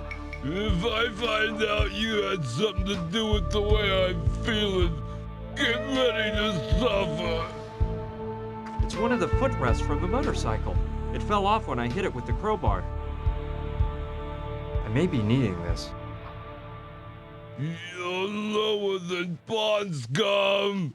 If I find out you had something to do with the way I'm feeling, get ready to suffer.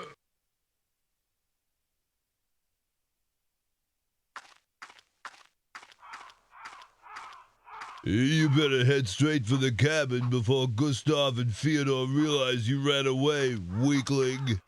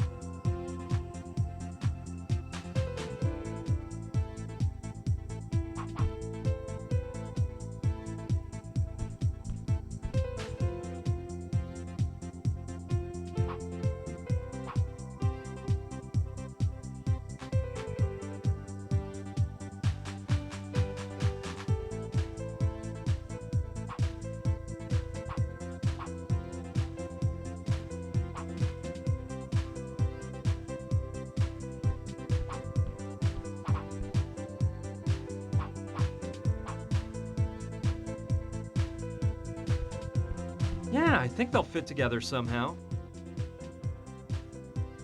Perfect! Now the lever's as good as new.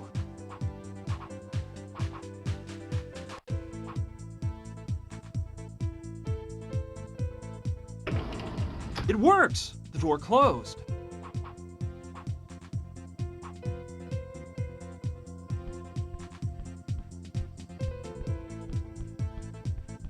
Let's see what's inside. I may be needing this.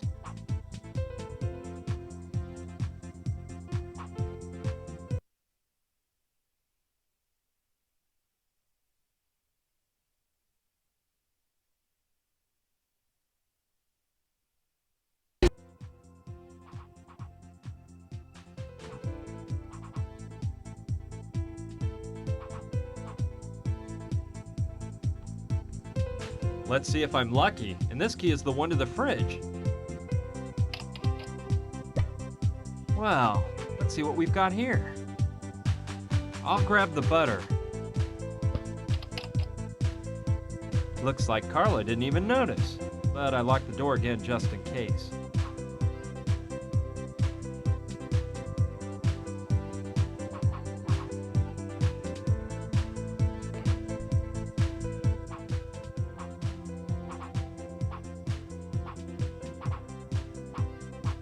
I'm lucky.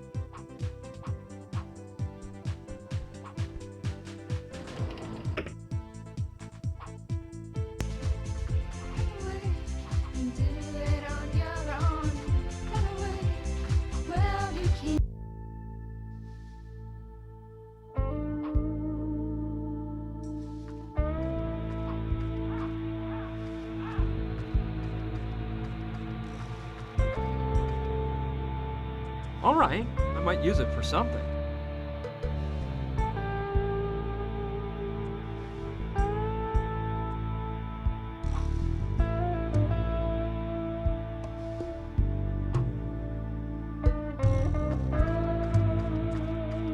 An airplane graveyard. And as far as I can tell, most of them are military aircraft, from around the time of World War II, I'd say.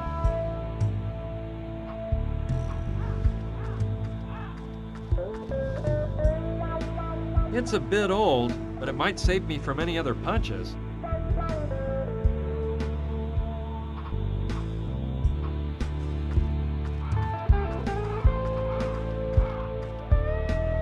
It's in good shape, and I could actually use it if I find some bullets to fill it up. It's a little rusty, but I bet it might still work if I grease it up.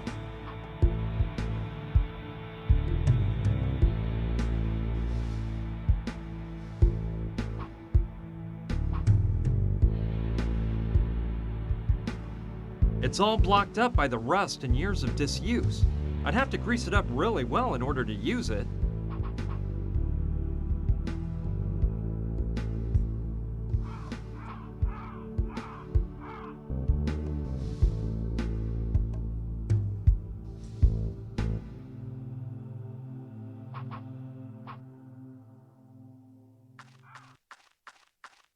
Wow! Looks like the railroad tracks come all the way up to here.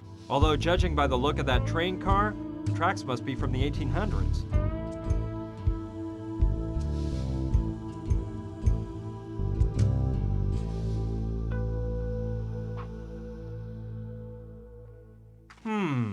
There are probably some explosives left in there.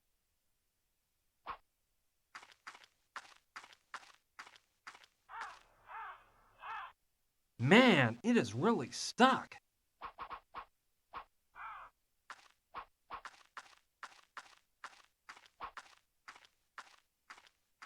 Let's see what's inside.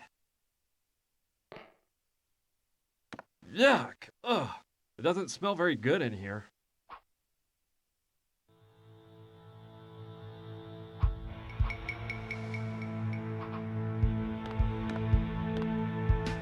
It's chock full of screws. I think it's one of the ones they used to build the train tracks. No, I'm not going to take the whole bucket full, but I will take one screw. It's long, so it might be good for something.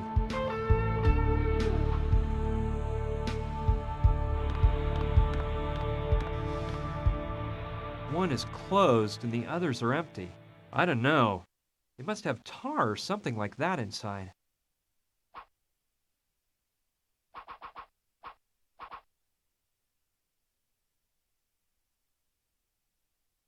This barrel here is the only one that's closed. Let's see if I can get it open. I wonder what's inside. Peanuts! I wonder how long they've been in the barrel.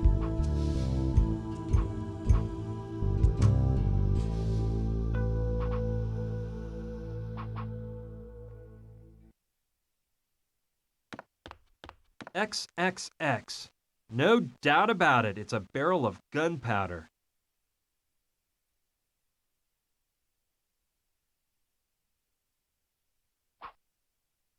Just a bunch of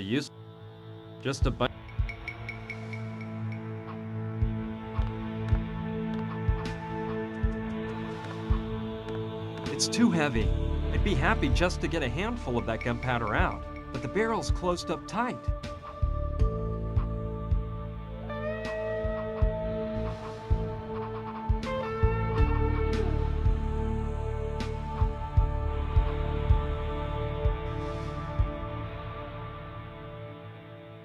Yeah, I think the top of the screw might fit right into the opening on the peg. Presto! They fit together so well that I'll never be able to pull them apart again. Sure, I can use this to drill a hole in the barrel, no problem, but I need something to pour the gunpowder into when it starts spurting out.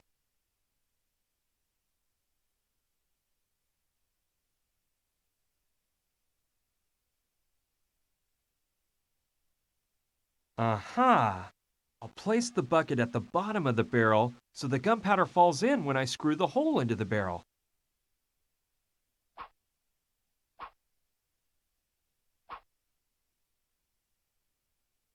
I've got it! I'll drill a hole in the barrel so the gunpowder falls out into the bucket.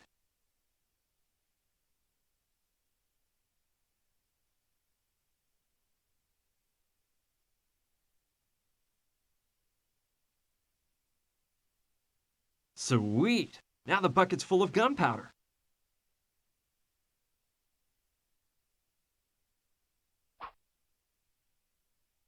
Cool. There's enough gunpowder here to last quite a while.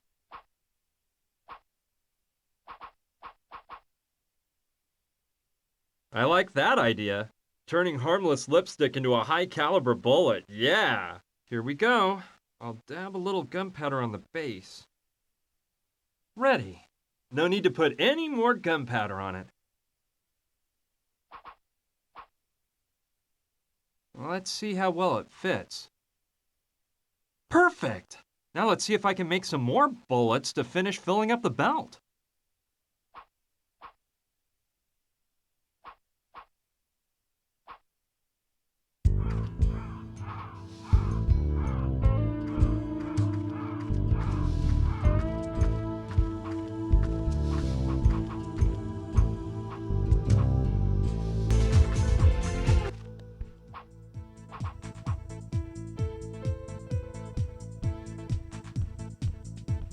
Yes, I'm taking them all.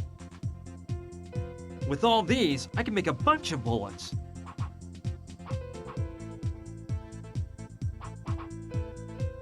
All right, with all this lipstick, I can make 100 pursefuls of bullets.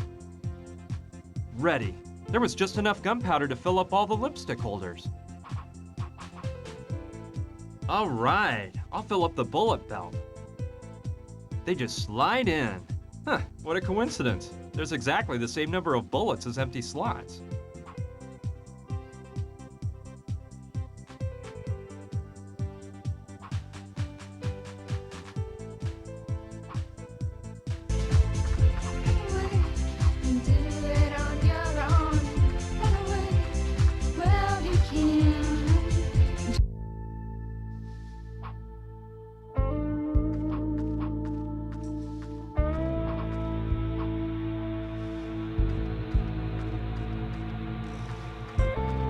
The idea of going back in there doesn't amuse me at all, but I guess I have to.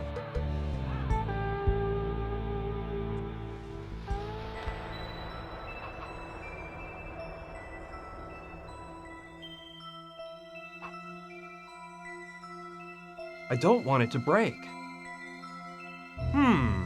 Well, using the helmet as a pot to make peanut butter may be a bright idea, but I think I should put the peanuts in last. I wouldn't want it. Why would I want to fill the... Well, I think I should put...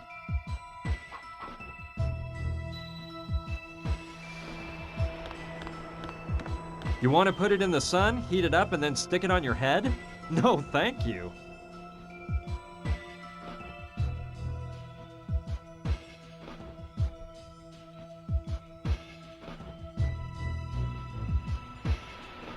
Yeah! I can use the helmet as a pot to melt the butter.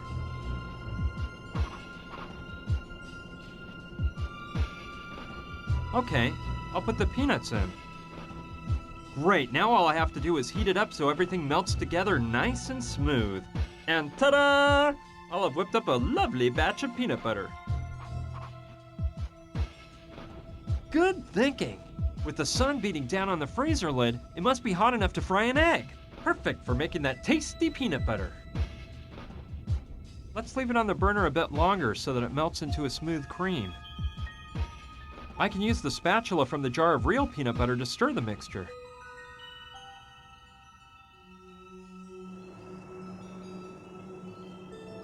Well, it's not real peanut butter, but I think it'll pass.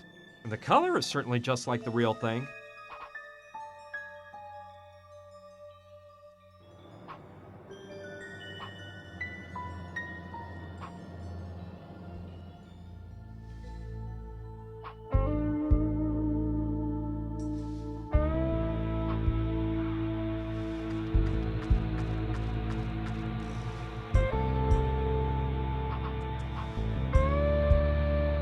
Well, it seems like a harebrained scheme, but why not? Can't hurt to try. Let's see.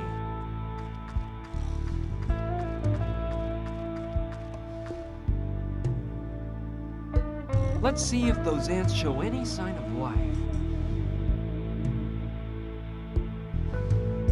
Jeez! Unbelievable! This isn't happening. Wild beasts! Absolutely amazing! They've munched up the shack into a pile of sawdust. Luckily, the things inside have remained intact. There's enough dynamite to blow this whole place up. That doesn't seem like a very good idea to me. I better walk carefully with this stuff on me.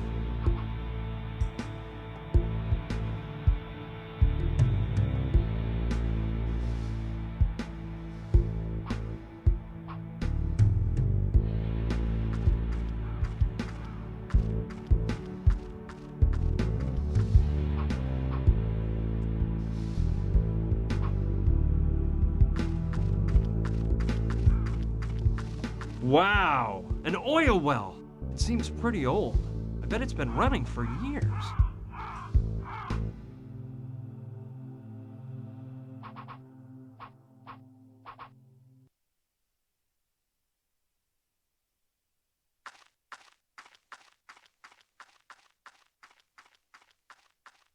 Fine plan. If I choose the right moment to blow up the well, I can draw the goons' attention. Let's put the dynamite in place.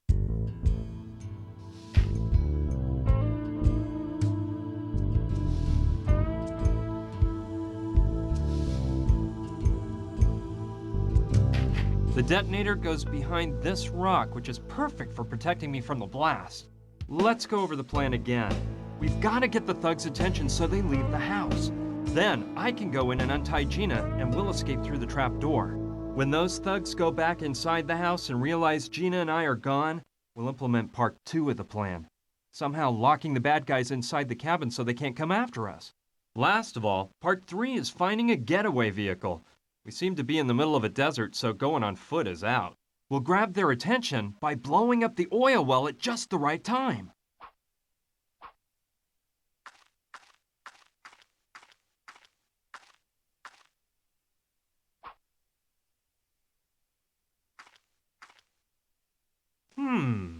Yeah, I like the idea of tinting the lenses so it looks darker through them. Let's try.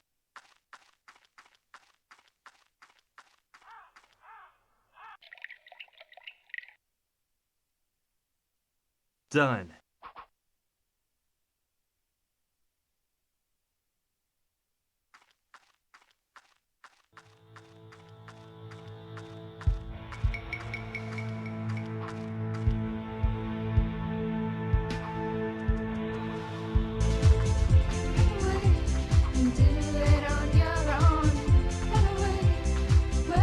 Tanning oil.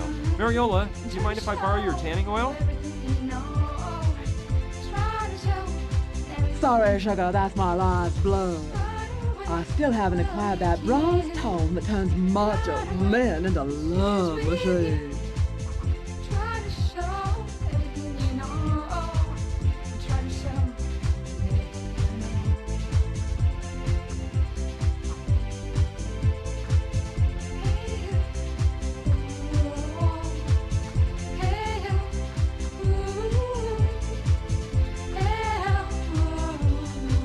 Good idea.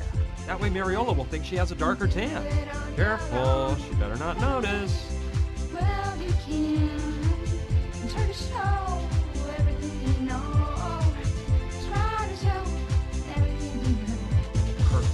Didn't see a thing.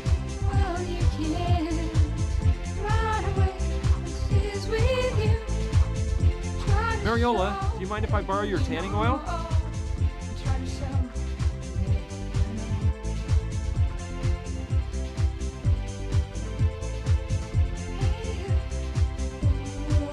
Oh, all right, take it. I think I already have a luscious tan. Tell me, honey, don't you find me irresistible? Oh yeah, you're one hot babe with that tan. Thanks for the suntan oil. I don't plan on lying out in the sun, but I might need it for something else.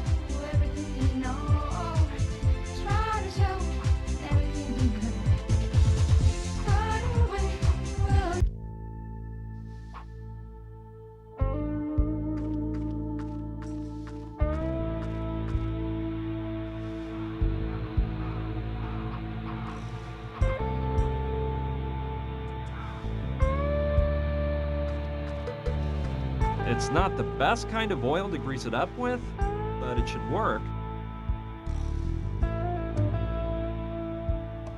All right, I think it'll work now. Let's see how that works.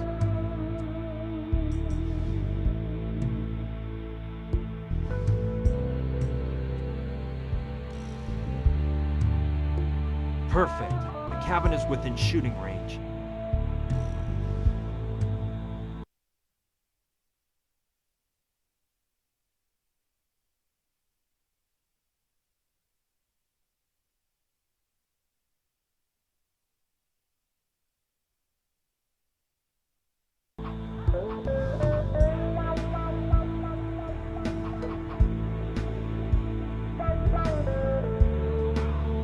Well, here we go.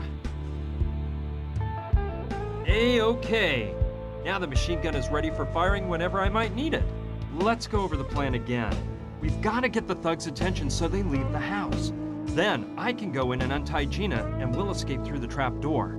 When those thugs go back inside the house and realize Gina and I are gone, we'll implement part 2 of the plan. Somehow locking the bad guys inside the cabin so they can't come after us. Last of all, part 3 is finding a getaway vehicle. We seem to be in the middle of a desert, so going on foot is out. We'll use the machine gun to keep them pinned inside the house. Everything is ready then. I'll go talk with the girls and put the plan in motion. Girls, listen to me. I've got something important to tell you. I have some good news and some bad news. Which do you want to hear first? Oh, dear boy, start with the good news, please. I've cooked up the perfect plan to set Gina free and get us all out of here. I'll need a bit of cooperation on your behalf, but it'll be easy, so don't worry. So what about that bad news, darling? Well, let's see. Do any of you know how to fly a helicopter? A helicopter? A helicopter? Calm down, girls. It's no problem. Sergeant Hewitt reporting, sir. Reconnaissance pilot from the Bravo Division, sir. Windward Regiment, 2nd Battalion, Charlie, United States Marines, sir. You're a Marine? Oh, that's awesome, Carla. I would have never guessed. Very well then, there's no time to waste. Go get your things and take them to the chopper. Then I'll explain the details of the plan and tell each of you what your mission is. Oh, and one more thing. Remember that we're flying out on a helicopter that doesn't hold all the stuff you've got in the bus. Please, just take what you need. Oh, good thing you brought just the essentials. And hey, you don't expect us to be taking the bodybuilder along too, do you? He's really a nice boy, Brian. He just needs someone to set him on the right path. Us girls will take care of that. The poor guy just needs a chance in life. We'll give him just what he deserves. Okay, whatever you gals want. The important thing is this. Listen. First, we're going to cause an explosion in that oil well to distract the one-eyed guy and his sidekick. You're in charge of that, Mariola. Don't worry, it'll be simple. I've got it all planned out. You just have to activate the detonator and run to the helicopter, okay? And how will I know when to push the button? We'll use radio transmitters.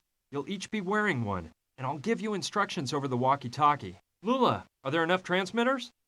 Yes, sweetie pie. No problem. There are more than enough. Perfect, then. Lula, we'll be taking advantage of your excellent marksmanship, so use the machine gun I set up for you in the airplane graveyard. It's got a great clear shot to the cabin. If the plan goes off without a hitch, the oil well will blow up and those thugs will run out of the cabin to find out what happened, which is when I slip in and free Gina. All right, when the thugs go back inside, you'll start to shoot at the cabin to keep them from running after us, since they'll have realized that Gina's gone. Understood? Understood. It's gonna be so much fun to slaughter those pigs, but when do I make a run for the helicopter? Let's see, you'll still be too far from here, and you've got to give us cover while we retreat. Mariola, Gina, and I will be on board the helicopter. We'll take off and go pick you up at the plane cemetery. Okay, but don't forget about me. Calm down, nobody's staying on land. Carla, you'll start up the engines as soon as Mariola gets back from the oil well, okay? Yoo-hoo, Carla! Huh? Oh yeah, sorry. I was just going over this flight manual. Flight manual? Carla, are you sure you know how to fly this bird? Why, of course. I was just reviewing certain concepts. I've got more in-flight hours than a bald eagle. And just about the same hairdo, you old hag. Your insides are just eaten up with jealousy. Come on, girls, don't claw each other's eyes out. Carla, we have 100% faith in you. In our prayers, too. This is so exciting, girls. I feel like I'm on Charlie's Angels. Okay, enough talk. Everyone get in position. Good luck to everyone. And to myself.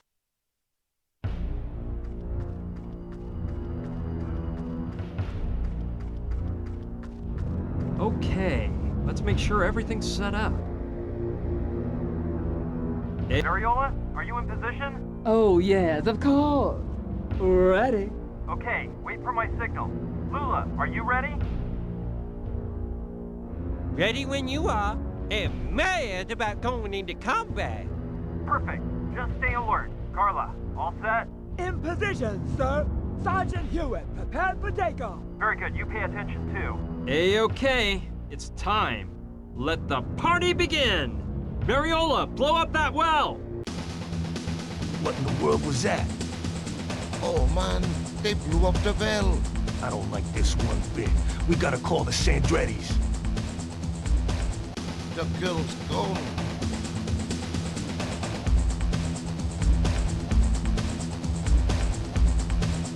Take cover! We're being ambushed! That's impossible, crazy broad.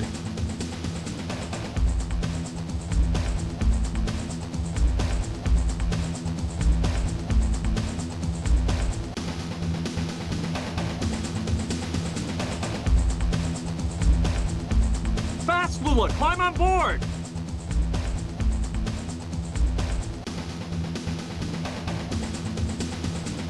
Ooh, careful with that plane, Carla. Come on, Carla, get us out of here! Oh! Wait, what's the matter now? I broke a fingernail activating that damn detonator. What a getaway, huh? You can't deny it. It was amazing! The helicopter ride? Well, let's just say it was pretty intense. Carla hadn't piloted a plane for years, and I admit my palms were a bit sweaty. But the important thing is that she got us to the part of Arizona where the Hopi people live. We thought we'd find more information on the weird crucifix there. Fortunately, I got the crucifix back along with the rest of my stuff when I went into the cabin to save Gina. And luckily the girls had all their wardrobe with them so they could lend Gina and me some clothes. We knew it'd be great to put on clothing better adapted to the part of the desert we were headed for.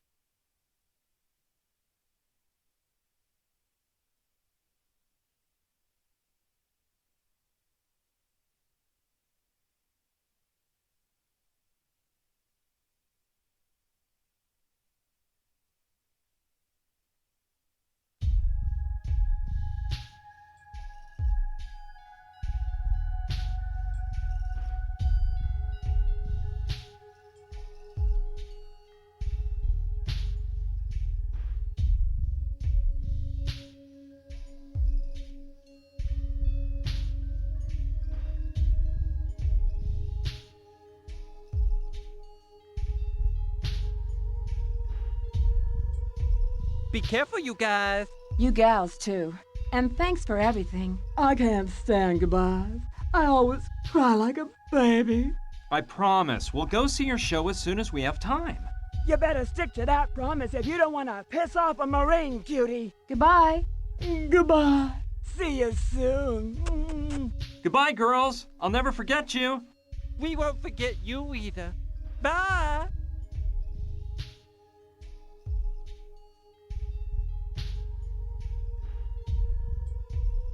Well, we're on our own. You got a problem with that? Being alone with me doesn't make you uncomfortable, does it? Of course not, silly. Hey, don't get mad. I was just kidding. Come on, let's not waste any time. Hurry up, let's find someone who knows about the Hopi Indians. Maybe we'll get lucky and run across an actual Hopi. I doubt it, but you never know. I saw a path behind here. Let's go.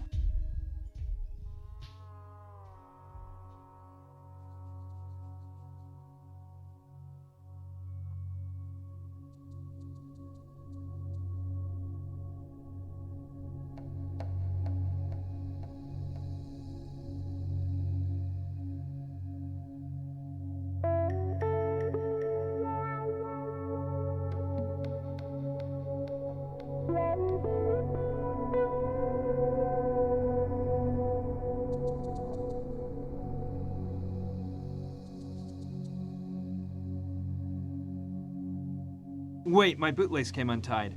I'll catch up with you. I'm gonna take a look from up there. Hey! Gina! Gina! Gina! Answer me! Gina! No! No!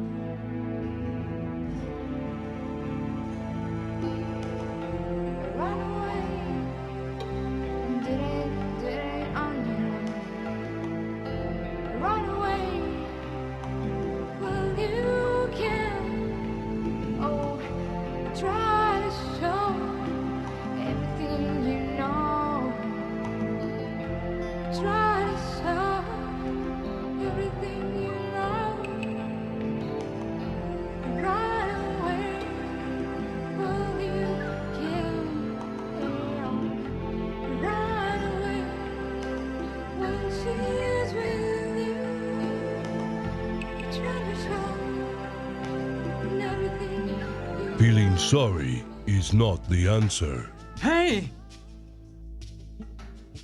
Who are you? I didn't hear you come up. I am Wupuchim, last of the Hopi chiefs. The answer is to continue on your mission, not to feel sorry.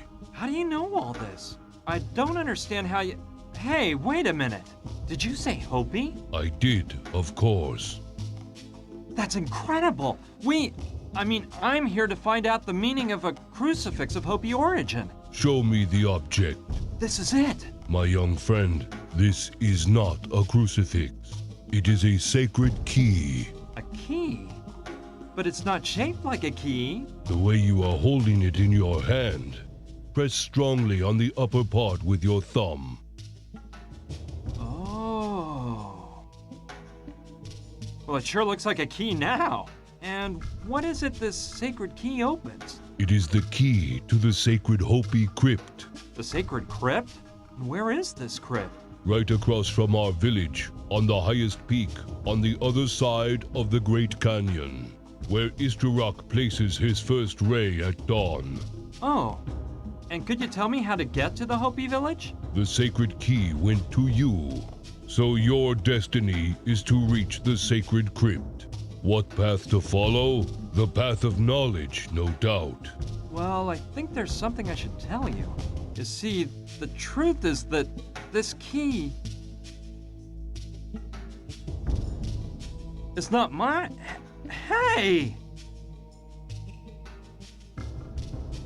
He disappeared! Now, how did he leave without me noticing? Just like when he came. Feeling sorry is not the answer. Huh. That's easy to say, but I feel I can't move one step now that Gina's... Well, he's right. The only thing I can do for Gina now is continue on the mission that brought us here. I owe it to her. Now I know the crucifix is actually the key to a crypt. If I manage to find the Hopi village, I'll be able to enter that sacred crypt. And I'll probably find an explanation for this whole mystery there. So, let's hop to it. Great. I have a good view of the whole area from here. Let's see. It looks like there's a small town over there. I'll go see if I can find someone who knows about the Hopi village. Wow. This place looks like something out of a John Ford movie. You've got your hotel, your sheriff's office, the typical saloon from the Old West, and there's even an old derailed steam-powered locomotive at the end of town. Wait! Stop! Don't shoot! Who are you, and what are you doing in my town? And put up your hand so I can see them. Hey, hold your horses. I've come in peace. Look, my name is Brian, and I'm a bit lost around here. Can you help me out? Well, okay. I guess you're not lying. Come in and we can chat.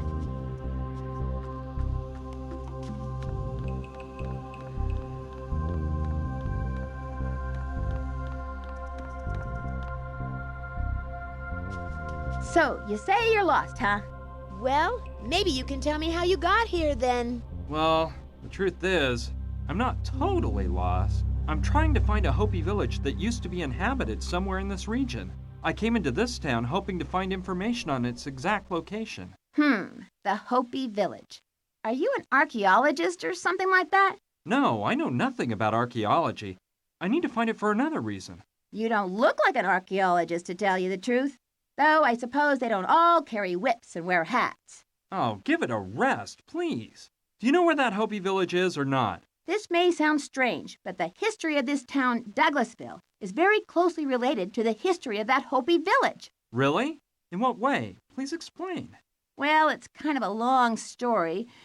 Okay, well, here it goes. This village was founded by my great-grandfather, James Theodore Douglas. He was the owner of a gold mine nearby, and in the beginning, Douglasville was nothing more than a mining camp. But it grew bit by bit until turning into a flourishing town.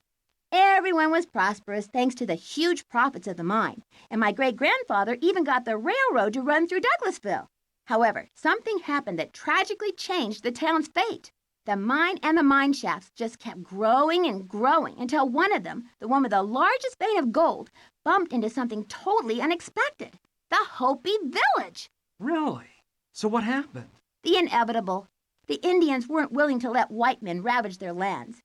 And J.T. Douglas wasn't the kind of man who would give up a fortune just because some Indians got in his way, so there was a bloodbath. It looked pretty bad for the Indians. They didn't have much to fight with, and a lot of them died. But then, something amazing changed everything. The Hopi tribe's medicine man came into Douglasville one morning at dawn, stood in the middle of town, and cast a terrible spell on it, the mine, and all the white men that might try to take over Hopi lands. They killed him on the spot, but not before the curse took effect. What do you mean by that? What happened? The mine inexplicably ran out of gold overnight, and not one more nugget of gold was ever taken out. The people in town started to catch a strange disease that the doctor couldn't cure. Whole families were driven out of Douglasville in fear, trying to get away from the curse. The final straw was when the train derailed. It went out of control through the town, destroying everything in its path. Its last obstacle was the Douglasville Bank, which it plowed into like a wild buffalo. As you might suspect, J.T. Douglas owned the bank, too. That's where he was sitting in his fancy red French armchair brought in straight from Paris when 50 tons of iron flattened him. Once my great-grandfather had died, the few people left in town were hot on their heels to get out of Douglasville, making it a ghost town. That's a fascinating story. And you say you're the great-granddaughter of this J.T. Douglas? Yes, I am. By the way, my name is Sushi Douglas, and this town is really mine. The deed to it has been passed down from generation to generation until reaching me. And I was the first person to use it a year and a half ago. I came here to live with 2 friends, Kevin and Rutger, but up to then, it was completely abandoned. The 3 of you live here alone? No way! Wow, Sushi. I can see you're really informed about the history of the region. So, I bet you can indicate the way to the remains of the Hopi village, right? Well, actually, I can't. The mine was sealed when all that stuff I told you about happened, and from the outside, I have absolutely no idea how to reach the Hopi village.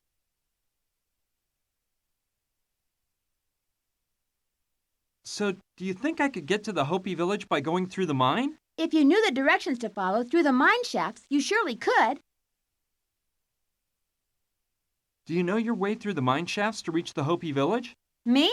Not a chance. I've never gone into that old mine.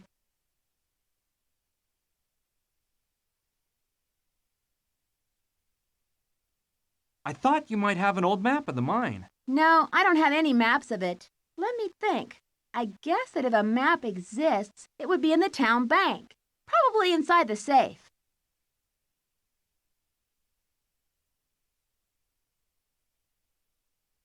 Do you really think the mine ran dry because of the Hopi medicine man's curse? Well, I neither believe it nor deny it. What I do know is that the mine ran out of gold, even though such a thing seemed totally impossible days before. Not something very normal, don't you think?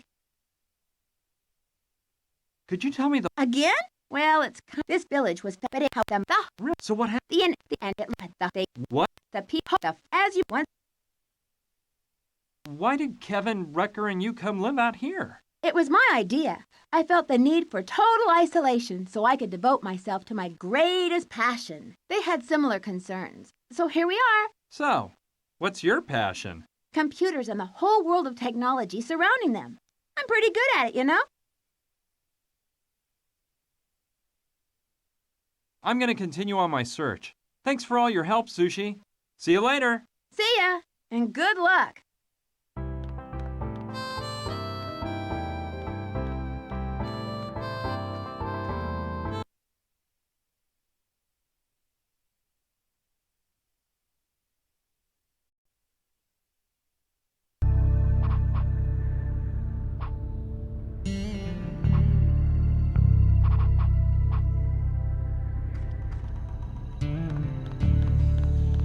Whoa!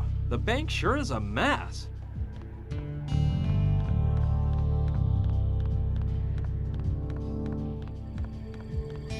I see the locomotive really wrecked the place when it derailed and smashed into the bank.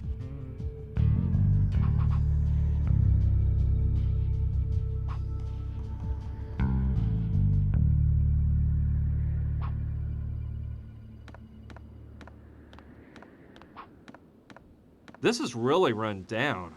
All I see are old papers covered in dust. Then there's that metallic object down there. Okay, I'll take it. Whoa, this looks like a stapler. Quite rudimentary it is. Definitely a model from the 19th century. I'd better take the staples that were lying next to the stapler. They look similar to the rivets used by cobblers.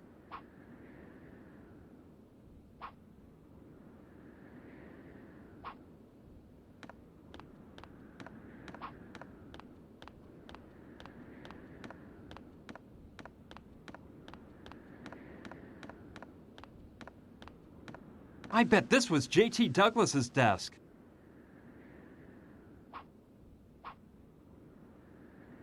B.D. Bank of Douglasville, I suppose.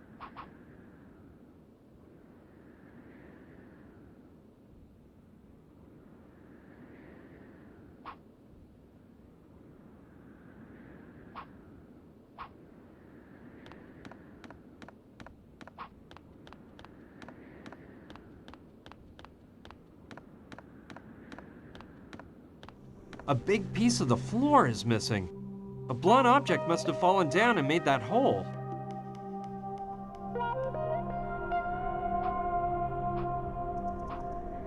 I don't see why I would want to go in there.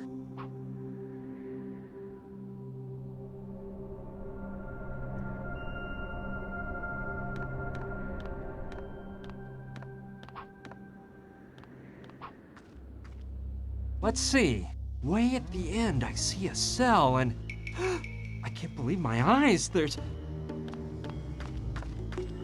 a dead body! Oh man! That guy must have been rotting away for 100 years.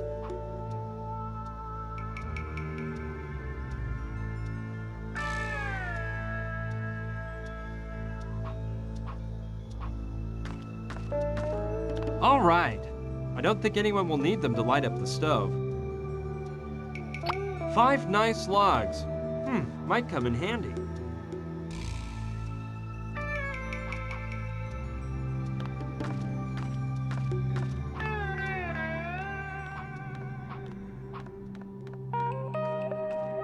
What for? If I had a horse...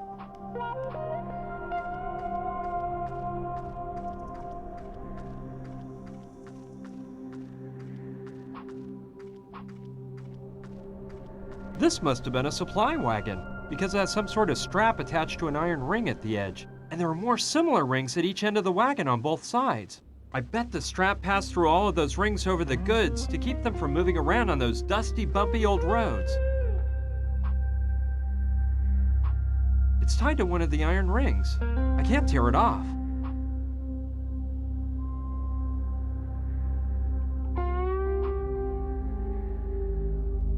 Okay, let's make a real Clint Eastwood entrance.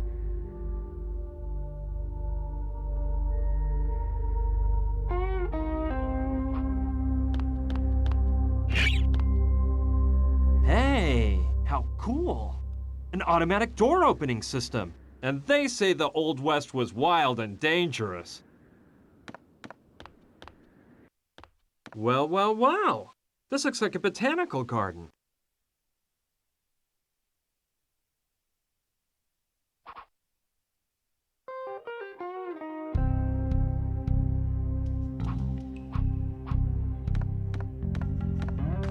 Okay. Maybe I'll find something to plant in it.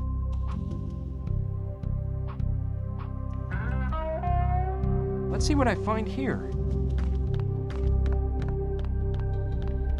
It's a sort of shed stocked with a wide range of gardening tools.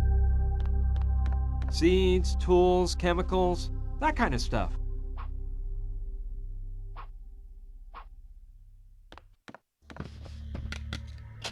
Let's see. These pruning shears may be of use.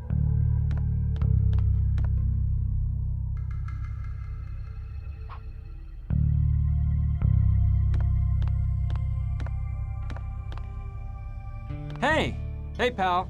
Hi, who are you? My name's Brian. Brian Basco. I'm Kevin, but everyone calls me Saturn. Nice to meet you, BB. BB? Those are your initials, right? I could just tell you go by BB right away.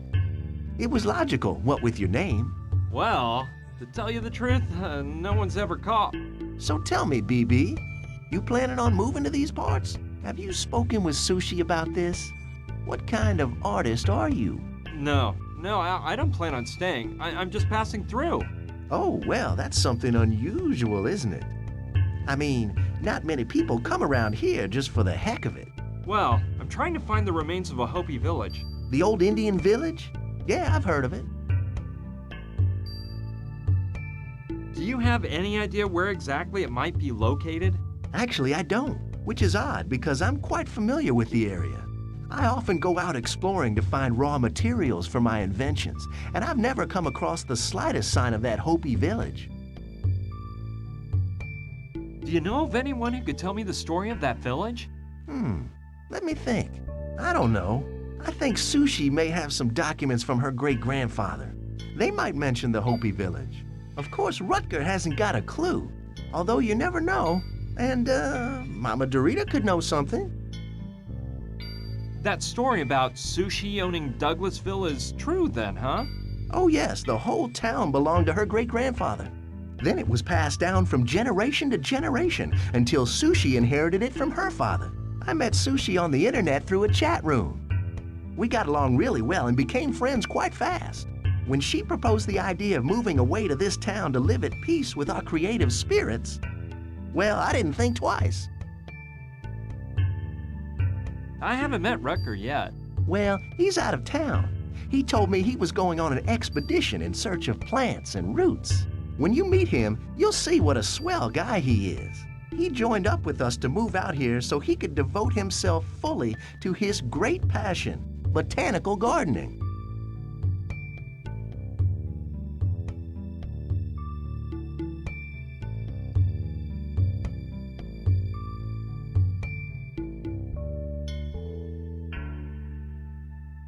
What do you know about Mama Dorita? Well, I've only seen her on one occasion. I got her to give me an appointment to see if she could do something about my lack of inspiration. It didn't work. According to her, I lacked faith. But really, I didn't think swallowing a live spider bathed in coyote brains was gonna solve my problems. That thing you're working on is totally interesting. This ensemble? I assure you it's not one of my best works. My inspiration hasn't been up to par lately, you know? I just don't seem to be getting any ideas.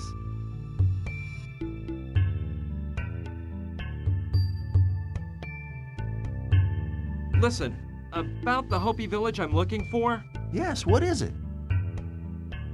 do you know any descendants of the Hopis that live around here? No, not a one. Though, yes, wait. I remember that Rutger told me he found a Hopi Indian in the middle of the desert one day. He said it was a very old man covered with wrinkles who claimed to be the last of the Hopi chiefs. But knowing Rutger, I wouldn't be surprised if he'd hallucinated the whole scene. This workshop's impressive. I see that besides an artist, you're quite an inventor. Yes, I like to think of myself as a modern-day Leonardo da Vinci. I combine art and science in my creations because both combined are my whole raison d'etre. I'll let you get back to your work, Saturn. Au revoir. Adieu.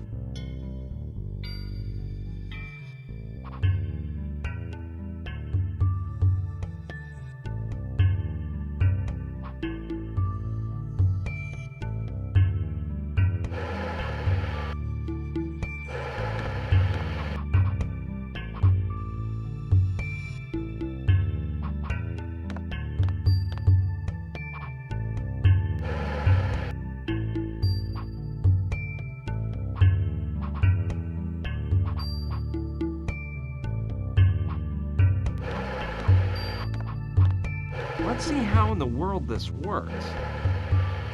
Whoa! Hey, what have you done? Get your hands off my catapult. Sorry, I didn't know what it was. Well, the next time you don't know what something is, don't touch it. You wasted a whole unopened bucket of paint. Damn the day I decided to build that catapult.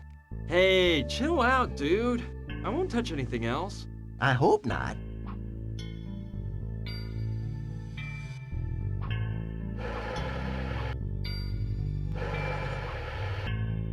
That is really cool. Saturn is certainly great at do-it-yourself work.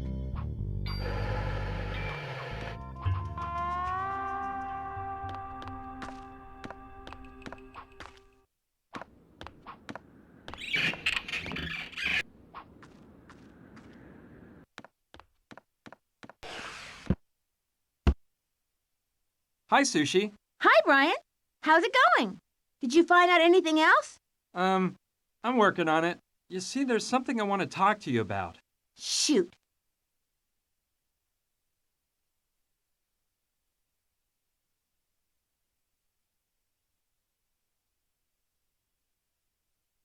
It's about the safe in the bank. What about it? I've been sifting around the ruins of the bank, and I didn't find it anywhere. Yeah, well, it wasn't on the upper floor. I believe it was in the basement of the bank.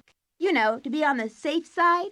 The bad thing is, the way into the basement was completely blocked when the locomotive crashed into the building. Hey, there's a dead body inside of a cell in the sheriff's office. Yeah, it's been there for over a century. Who was it? The town doctor. Apparently, he was a drunkard, and a kid died because of him. He was in jail waiting for his trial when the train derailed. Don't you think you should take him out and bury him properly? Well, the door was locked, and the way I look at it, that cell is the closest that guy ever got to a grave. I don't think it'd do any good to bury him at this point. And that cell is kind of like having your own pantheon. How could they let him die there in such a cruel way? The sheriff had a key to the cell, and he also died the day the train derailed. Legend has it, someone warned everyone that the train was speeding toward the town out of control with nobody at the helm. The sheriff rode out to where the train was and managed to climb into the driver's cab of the locomotive, but a stroke of bad luck made him fall into the boiler.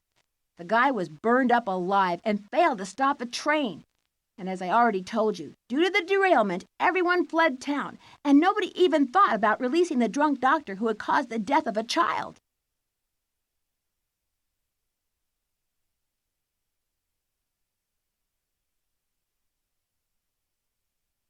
back up a bit. Yes? I'm gonna continue on my search. Thanks for all your help, Sushi. See you later. See ya, and good luck.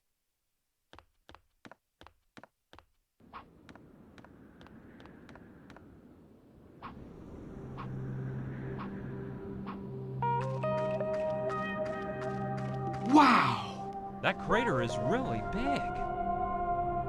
Jeez! Someone's camping down there, right at the edge of the crater. I'll go down and see who it is. Hello? Hey, friend. Hi. Yo! Nah! It's impossible! I can't get them to open the door! Them? Who are they? Them! You know! Extraterrestrials! Oh, yeah. Speaking of which, who are you and what are you doing here? Are you looking for them, like me? No. My name's Brian, and I'm searching for an old Indian village. Ryan? You know the meaning of that name? No, I don't. What is it? I haven't a clue. But my name is Joshua, and it means liberation. That's something to think about, isn't it? Oh, yeah. That's real interesting. I know. Well, now that I think about it, they must have sent you here to help make my communication machine work. Really, my friend? No one sent me. Just because you're not conscious of it doesn't mean they didn't bring you here. Either I'm way off here, or just a few days ago, you never would have imagined you'd be here at the foot of this crater, right? Well, that is true, but it's all because of... So, I was right. See? That's how they do things. That's something to think about, isn't it?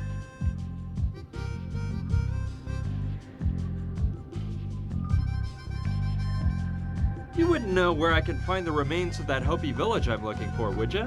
The Indian village? No, I don't have the slightest clue. But as soon as I communicate telepathically with Trantor, I can ask. These aliens know everything.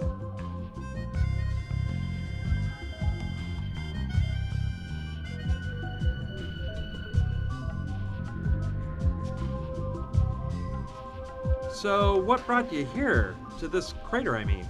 This is not just any crater. People just blindly believe whatever those so-called modern scientists tell them. They say that the crater was formed by a crashing meteorite that fell here millions and millions of years ago. That's a bunch of baloney, I say. However, I know the truth. The crater was formed when a Trantorian ship landed here. You know, about what you told me when I arrived. Yeah? What? What door were you referring to when you said you couldn't get them to open it? To the dimensional door between Earth and Trantor. That's why they came here that time they landed with their spacecraft. They're setting up dimensional doors on hundreds of planets all over the universe. And the one on Earth is right here. A total trip, huh, dude? What is the communication machine exactly? It's all this stuff I have set up on top of the trailer.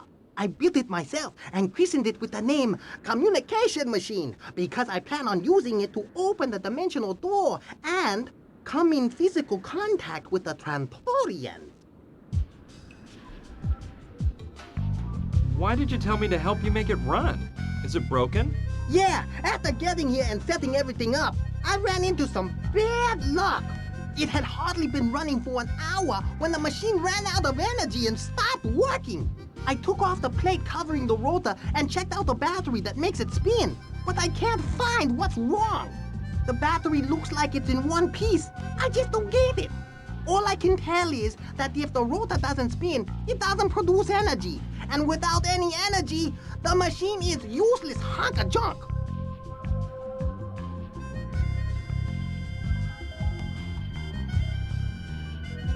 How can I help you make the communication machine work? I'm not sure. The thing is, we need energy for the machine, and the energy is produced when the rotor spins.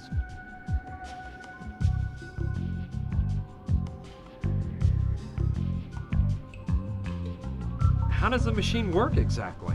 Basically, the machine is a sort of amplifier that can emit sounds at a specific frequency. It has a keyboard attached with 7 buttons to play the 7 musical notes. Using my telepathic contacts, I have been told that a way to activate the dimensional door is to play a combination of 5 notes at a frequency revealed only to me. Pretty fascinating, isn't it? What's that panel of spotlights behind there for? Each spotlight goes with one of the musical notes. When you play the note, the matching spotlight turns on. But the truth is, they don't really do anything. What I mean is, you don't need them to activate the dimensional door. But I saw something like them in a movie, and I thought the communication machine looked much more hip with them. What's that strange device you're wearing on your head? You mean my telepathic helmet? It's a telepathic empowerment device that multiplies a human being's telepathic abilities 2,000 or 3,000-fold. I use it to communicate with Trantor. You got to be careful. When you wear this, you run the risk of going crazy because a lot of ideas flash through your brain. There are millions of telepathic messages people give off all the time without realizing it. Fortunately, I can clearly distinguish telepathic messages from Trantor and run no risk of losing my marbles. Well, I'll let you get back to work. We can talk later. Whenever you want, kid.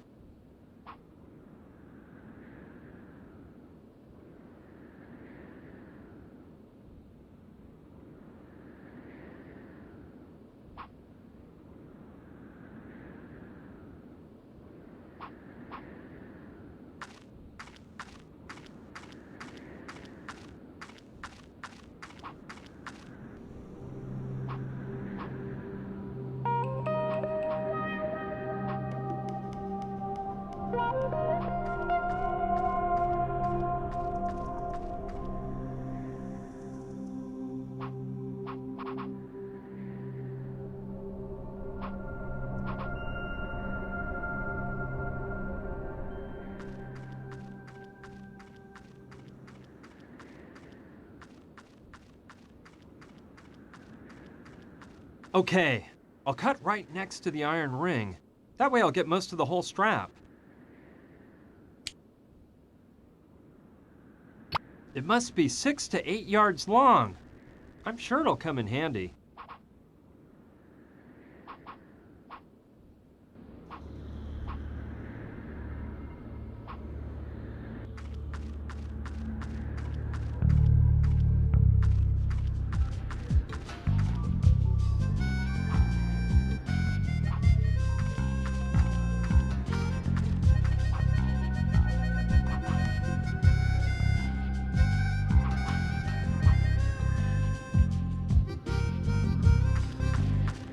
Yeah, I believe the idea might work, but first I have to find a way to join the ends of the strap.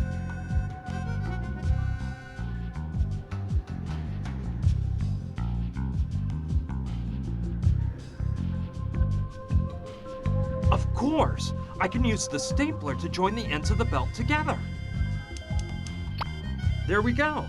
I only had 3 staples, but I think it'll hold. Joshua? Yes? I came up with an idea to make your communication machine work. Seriously? That is excellent! Explain it to me, boy. Look, I thought you could place a strap between the back wheel of the motorcycle and the rotor of your machine. Afterward, we rev up the motorcycle's engine and put it into gear. The wheel will pull on the strap as it spins and... Oh yes, I understand now. Great idea, young man. You're not as dumb as you looked after all. Just one thing. Do you have that strap? I've got it. You'll put it in place, won't you? Oh yes, that is right up my alley. Just leave the strap next to the motorcycle, and I'll do it in 5 minutes. The thing is, right when you talked to me, I had just tuned in a telepathic message from Trantor that I simply must decipher before I forget it. As you wish, but don't take too long.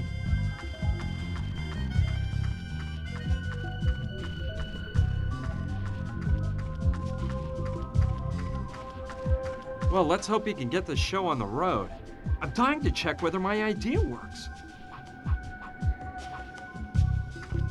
No, I'd better not. I should just leave.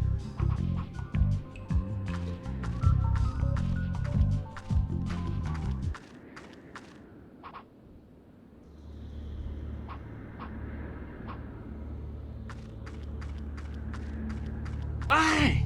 What a walk! And I still have a lot further down to go. Anyway, let's get going.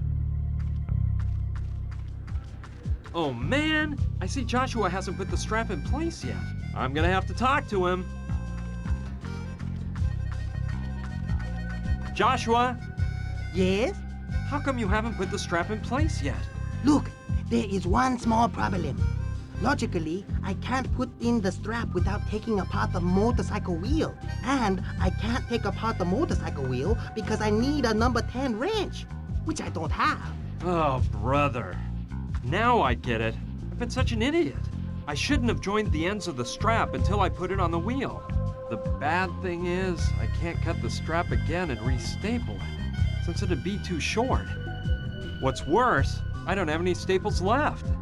Okay, Joshua, don't worry. I'll get us a number 10 wrench and bring it to you. Okay, I trust you, sonny boy.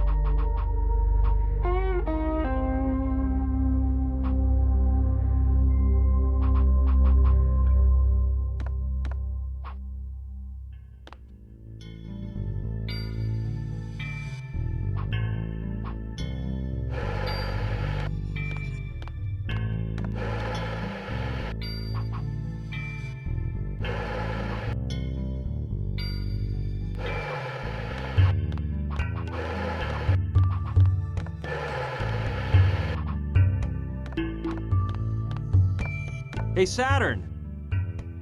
What?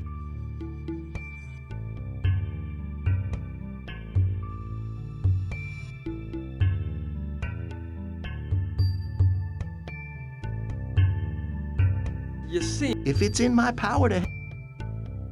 could you lend me a number 10 wrench? Sure, take it from the set of tools hanging on the wall. I'll let you get... A deal.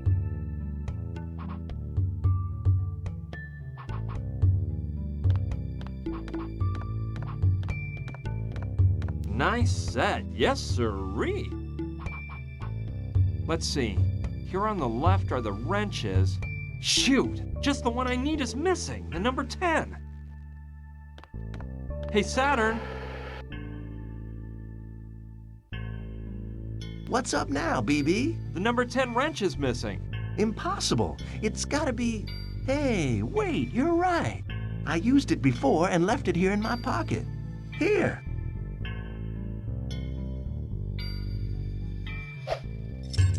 Kid, your reflexes are shot, you know? Well, don't worry. The wrench must be down there, in the street. You just have to go down and get it. Yeah. Thanks, man.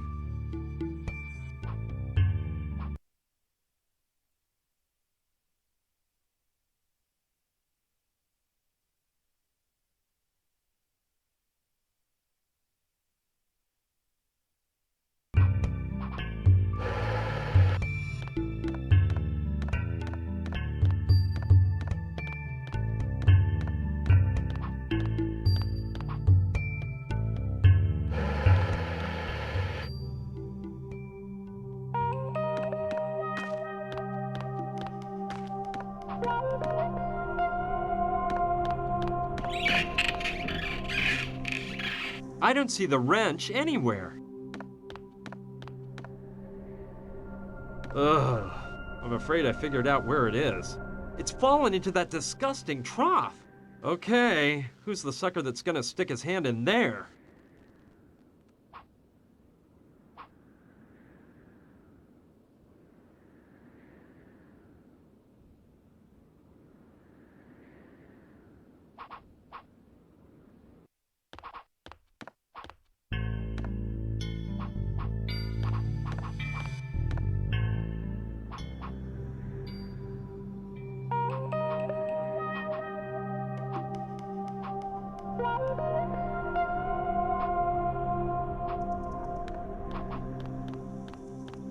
It's a sanding block.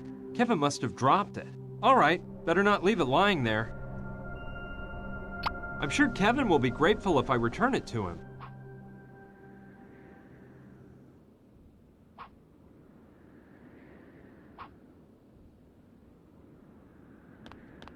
Yeah, that's a good idea. I'll drop the pot on the trough, and with a bit of luck, the wrench will come flying out. I can't tell if it worked from up here. I need to go down and check.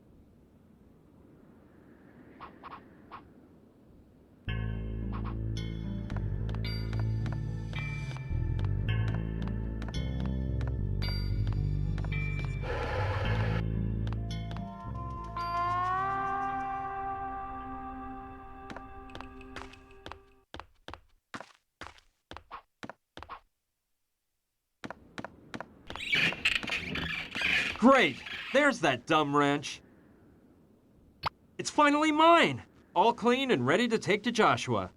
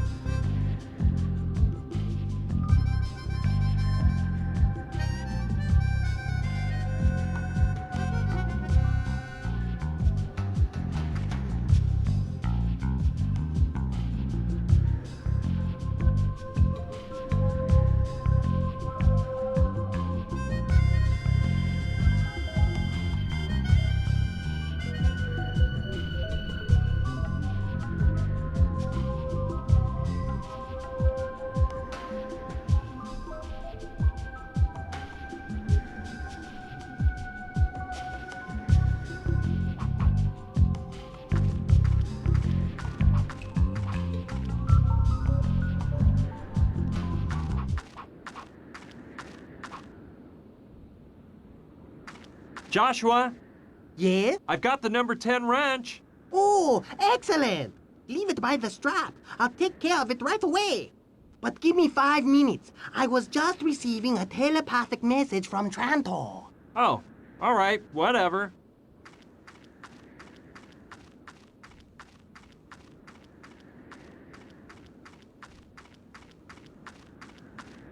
Okay, let's hope Joshua puts my plan into action.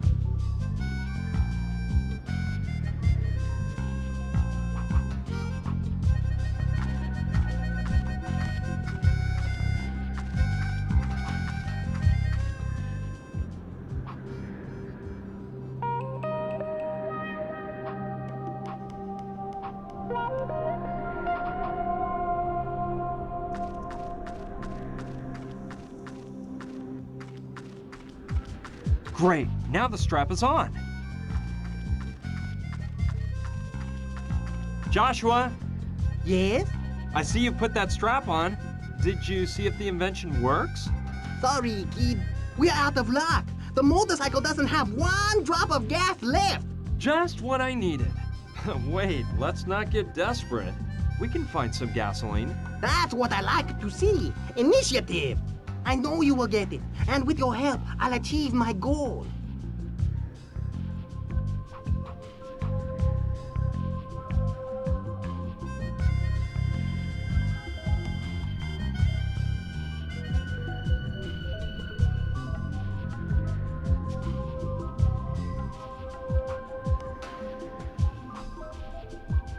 Joshua?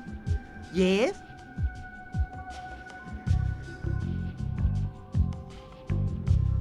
Well, I'll let you get back to work. We can talk later. Whenever you want, kid.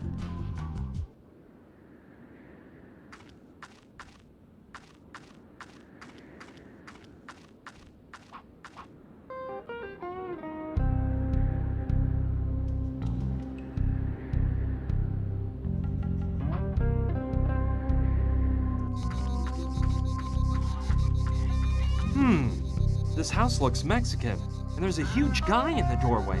I don't know. He seems to be keeping guard, but he looks like a nice guy. I'll go talk to him to see what happens.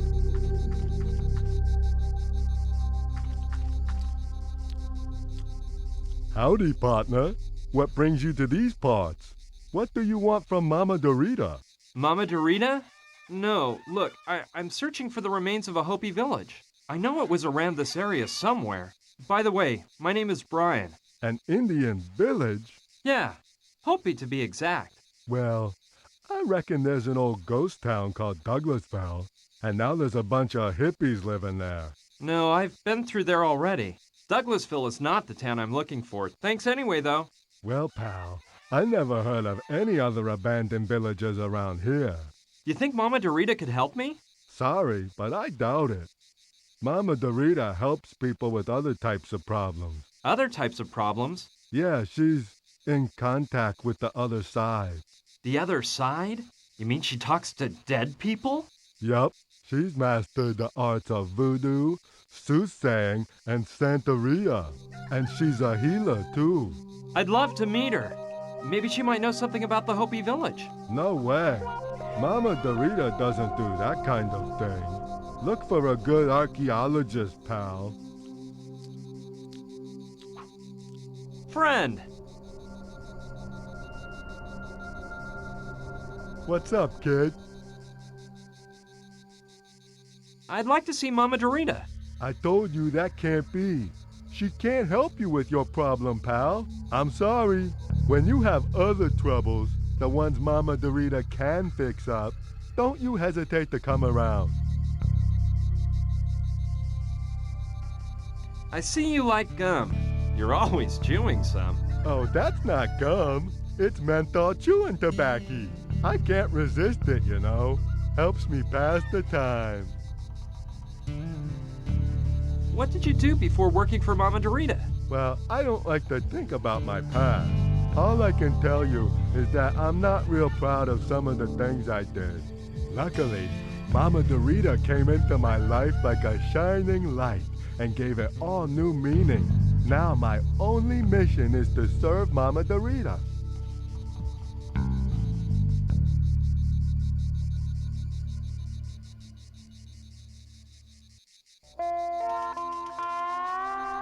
Well, I'll just go on my way here. All right, me too.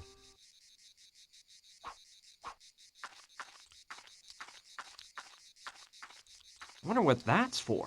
Maybe Mama Dorita has a cat and she puts its food there. I may be needing this. It's made of clay, and it looks handmade by a local craftsman.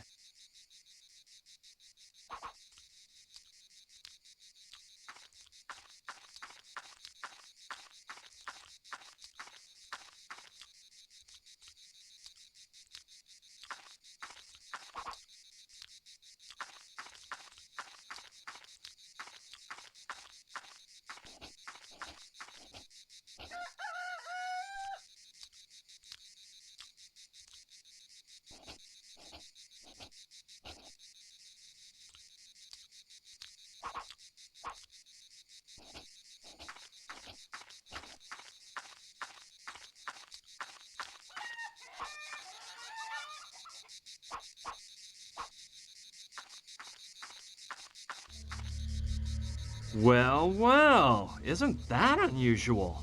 It's got a hole in the middle, like a donut. Okie dokie. I like it. You'd think it was the work of an artist and not just a rock I happened to find on the ground.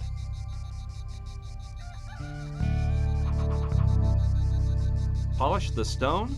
The truth is, I think I've got better ways to use my time.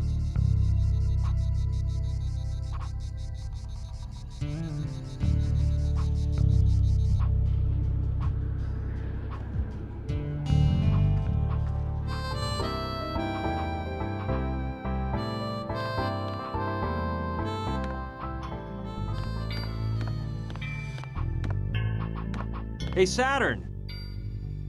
What? You see, mon ami. If it's in... Can I take that tank you've got over there? It's filled with gasoline, isn't it? Yes, it's gasoline, but I'm afraid I can't give it to you. You see, when we came to this town, we agreed on a set of rules. One was that we didn't even want to hear about money. Nobody buys or sells anything here. What we do is use the noble old system of bartering. If you want something of mine, you have to give me something of yours in exchange. If what you want is a loan of something that's not perishable, no problem. We're just as generous as the next guy. But if it's something you can't return because using it means it will disappear, well, in that case, you have to give something in exchange. And I don't think I have to tell you that's the way it'll work with that tank of gasoline. Okay, I get it. And what might I offer you in exchange for your tank of gas? Look, one thing has occurred to me. You could give me a piece of art you've made. I love collecting works by other artists, you know. It's quite enriching. I'll let you get a deal.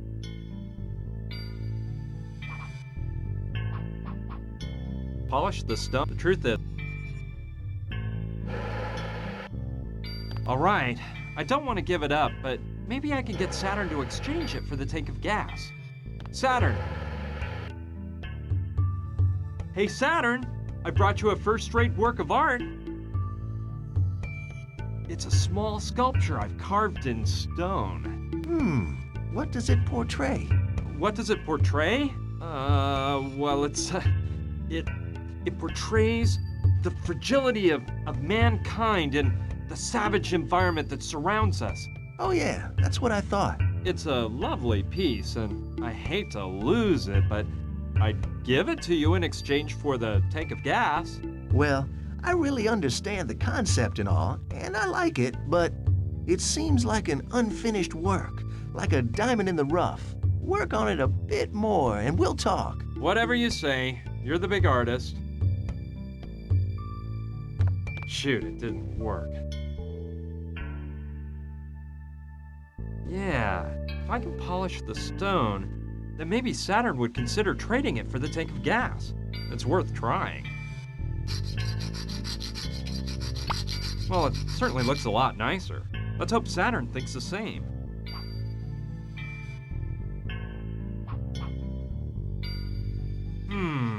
I've grown quite fond of it. Okay, let's see if I can get him to trade it for the tank of gas. Saturn!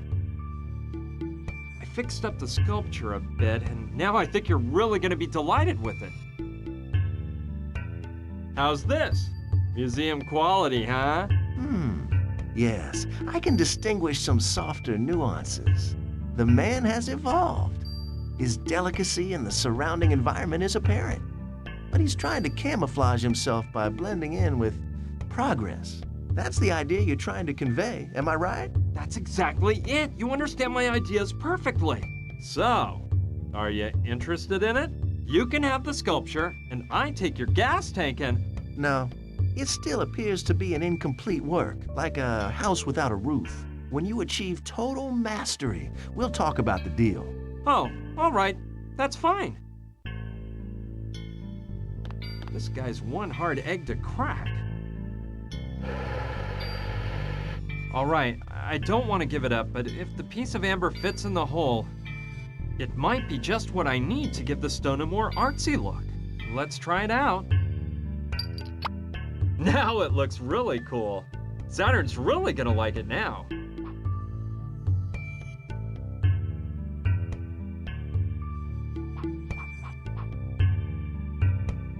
Okay, let's see if I can make the deal this time around. Saturn, observe my sculpture now. Thanks to your advice, I think I've created a true masterpiece. What do you think? Oh, the light. The divine elements symbolized by light. Of course. In spite of it all, man cannot bear his fragility and needs to create a superior being that gives greater meaning to his existence. That is the point, isn't it? Exactly, you figured it out. Do we have a deal? Do one thing for me. Place the sculpture in front of the door to the balcony. The sun will become the final element from which man imbibes the light that shelters him. Whatever you say.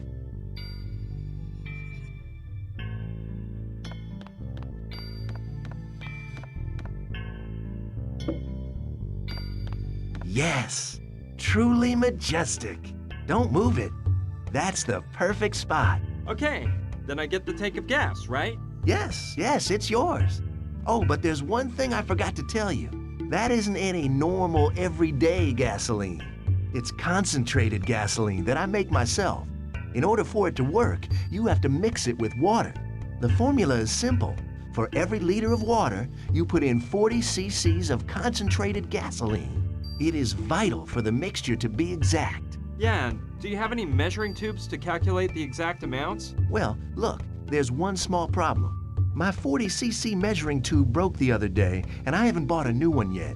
But don't worry, next to the gas tank, there's a 1-liter bottle and 2 measuring tubes. You can use that to make the mixture. If you say so. The tank is finally mine. And the bottle and measuring tubes?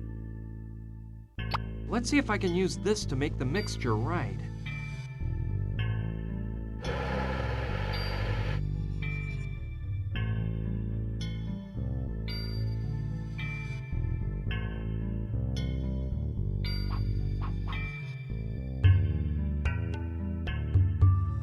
Okay, I'll fill it right up to the mark.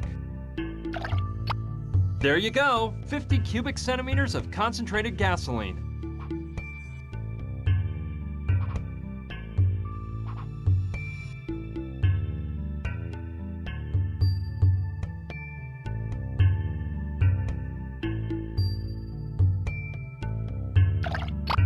Done, without spilling a drop.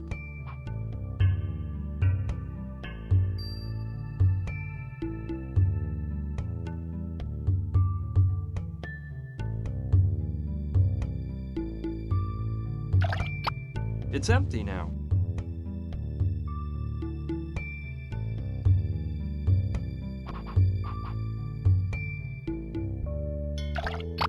Done, without spilling a drop.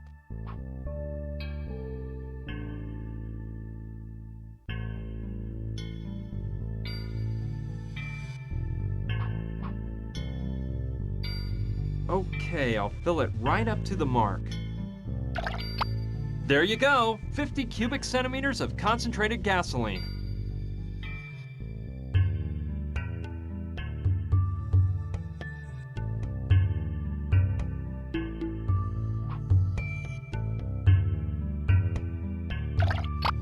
Excellent! Now I have exactly 40 cubic centimeters.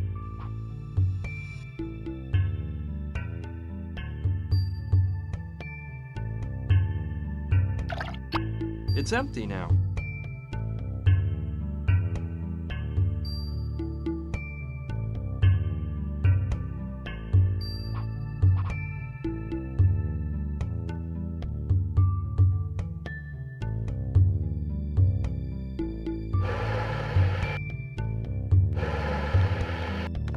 I'd rather ask Saturn whether I can have his water.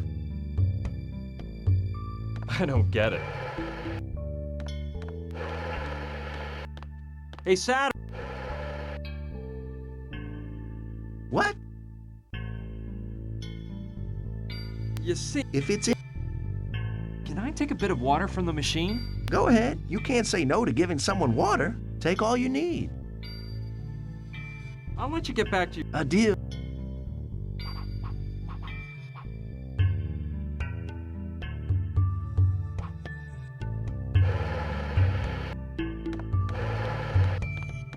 All right.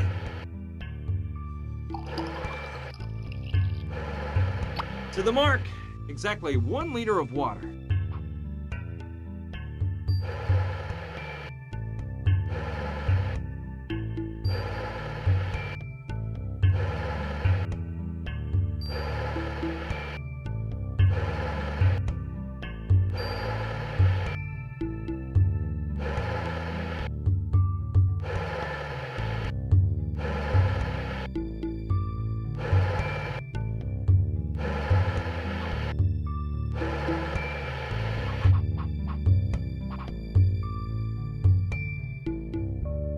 Okay, it has just the right dosage, so there shouldn't be any problems.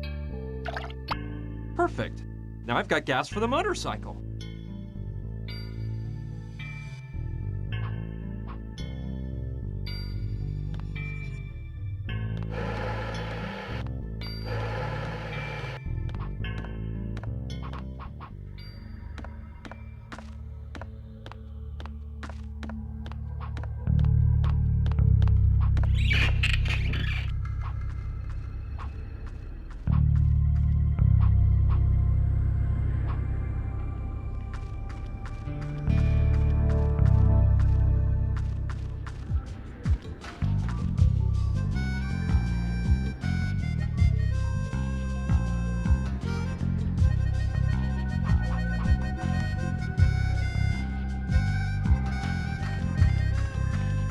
Alrighty then.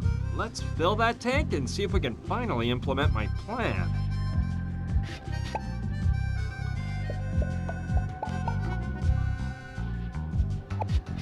Ready. I'll tell Joshua the motorcycle's prepared.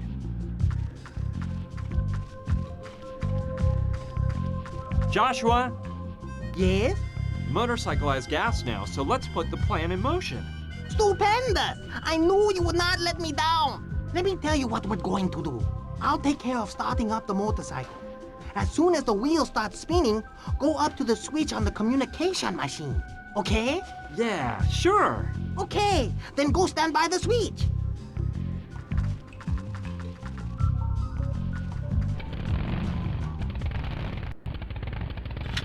It works!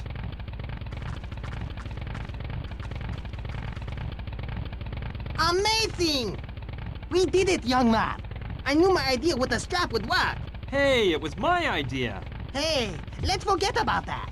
Now I need you to help me figure out the combination to open the dimensional door. I need you, kid. Don't fail me now. Well, alright. What do I have to do? Look, I discovered that the spot where I achieved the greatest telepathic communication is down there, in the middle of the crater. I'll go down there, and you push the keys for the musical note. That way, I will receive telepathic signals which will indicate to me whether the combination is correct or not. The only thing that you must remember is that the combination is made up of 5 different notes. You understand this, don't you? You cannot repeat the same note twice in any combination either. Got it. Different sets of notes, but without repeating any note twice in a combination of 5 notes. You are one smart little whippersnapper. Come on, Trantor's people are expecting me. Ready? Hit it, Sonny.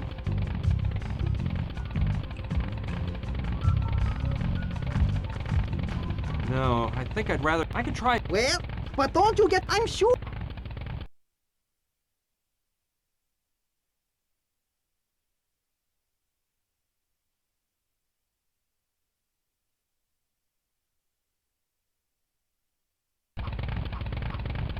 Joshua?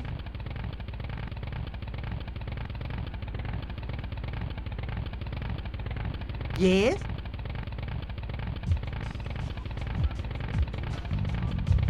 I'd like to try to guess the combination that opens the dimensional door again.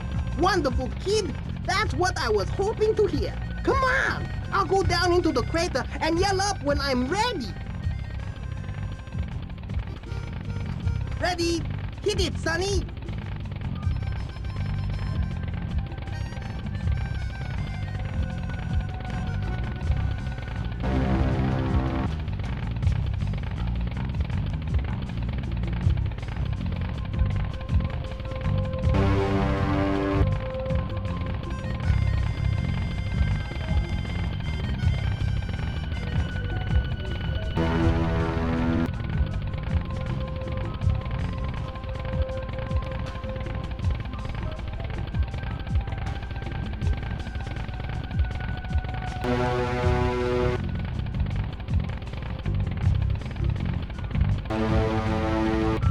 That noise! What a trip! There's an intense light covering the center of the crater. I can't see Joshua. Ryan, this is unbelievable. Just amazing, kid. It's remarkable. Farewell. You can't believe all the love I'm taking with me. But what's going on?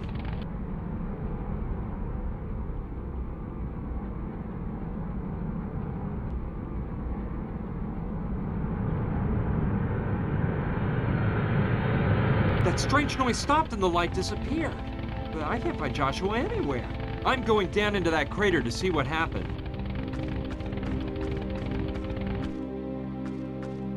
Unbelievable. The only thing Joshua left behind is that black mark on the ground and his telepathic helmet. Oh well, I don't think we'll be seeing Joshua again. I hope wherever he may be, he's resting in, well, that he found what he was looking for.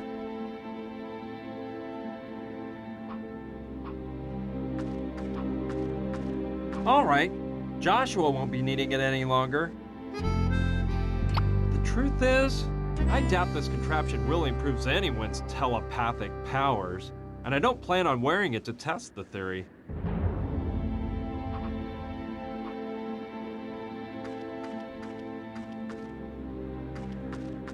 Wow, the communication machine stopped working. Well, I suppose the motorcycle used up all the gas.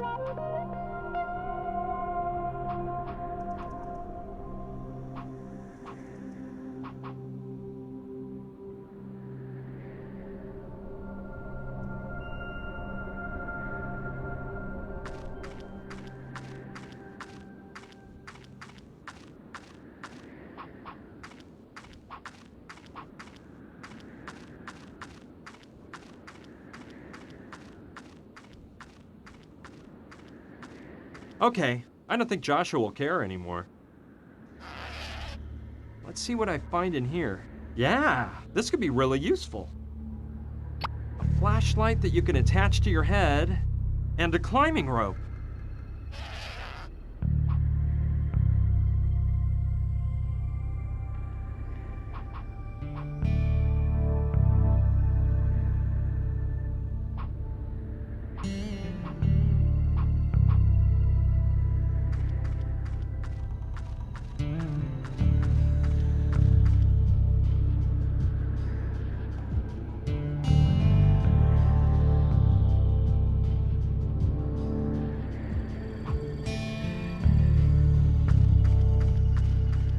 Oh man, this is the mine that killed Gina.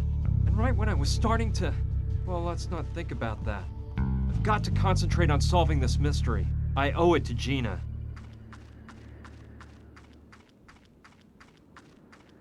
If I could move that stone away from the entrance, I might find the Hopi village through the mine. That is one big rock. I can't get it to budge an inch.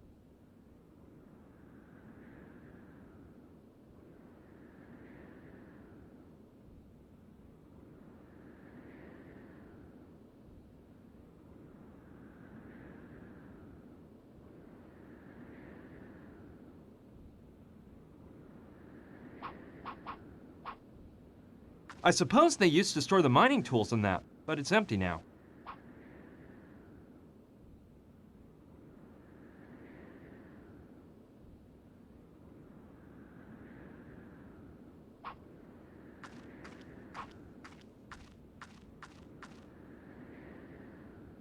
Gina, wherever you are, I swear I won't rest until I find out why they killed your father, and what the mystery is enshrouding the crucifix that turned out to be an Indian key.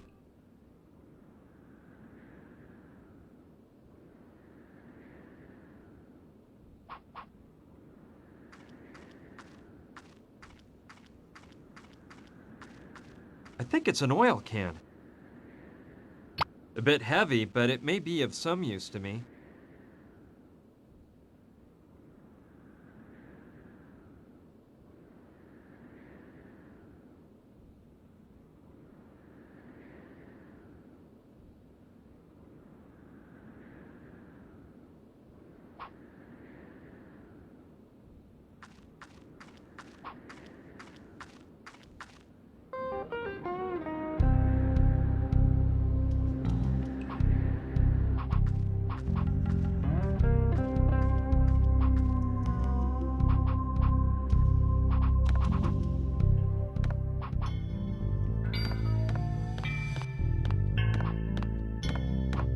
Hey, Saturn! What?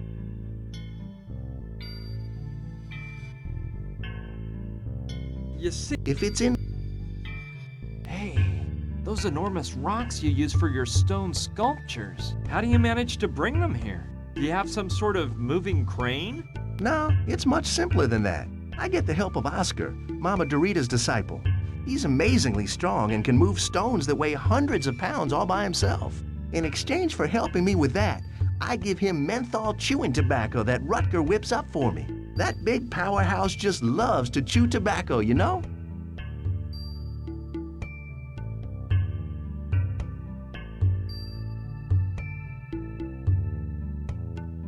I'll let you... A deal.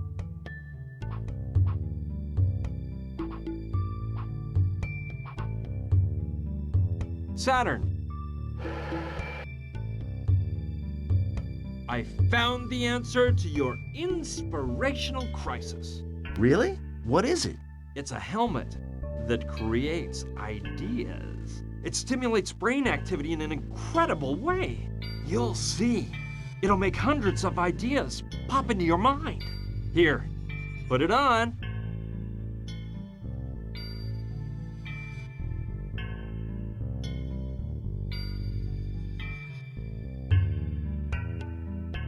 Let's see. Yeah, I can feel something. Oh.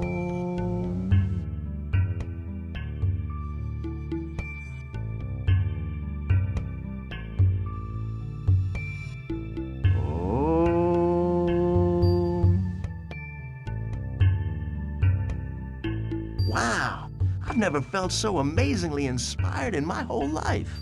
I've got to sculpt what will be my greatest work ever. I'm going out right now to get the perfect stone. Thanks, Brian. I really owe you one.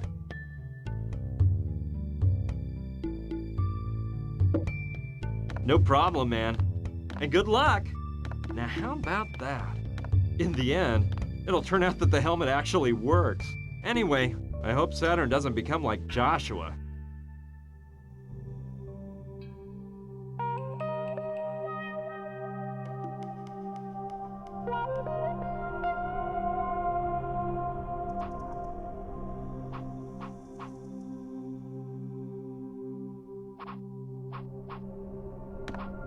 Okay, Saturn owes me one anyway.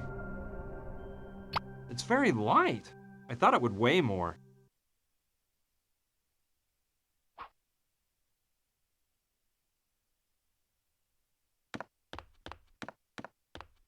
Okay. Ready! It's filled to the brim with water.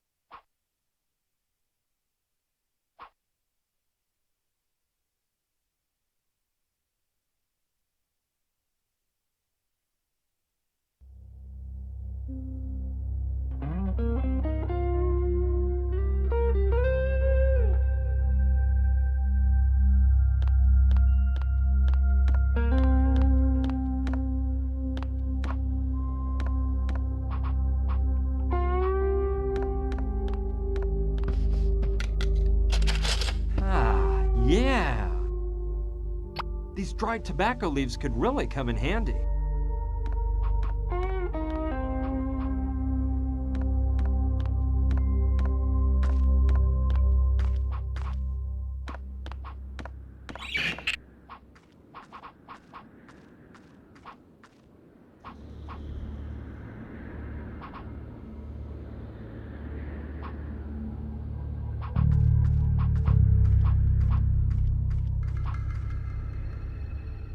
I can't imagine the havoc that locomotive wreaked the day it derailed and annihilated everything in its path. Huh. Reminds me of a model I got for Christmas one year. Yep, it's almost exactly alike. There's the smokestack, and to the left is a spout where you fill the water tank, and further to the left is the whistle next to the engineer's cap.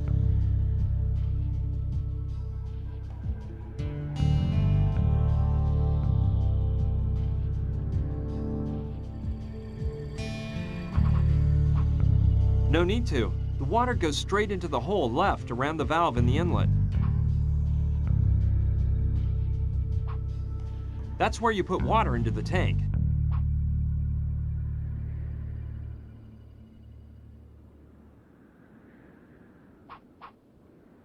It whistles by letting steam out. It was hooked up to the engineer's cab using a sort of rope that he would pull on when he wanted to sound it.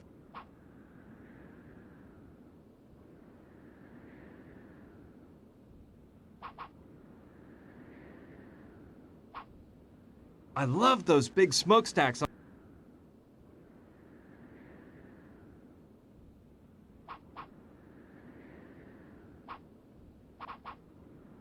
It whistles by letting... It was hooked up to the engineer's cab using a sort of rope that he would pull on when he wanted to sound it.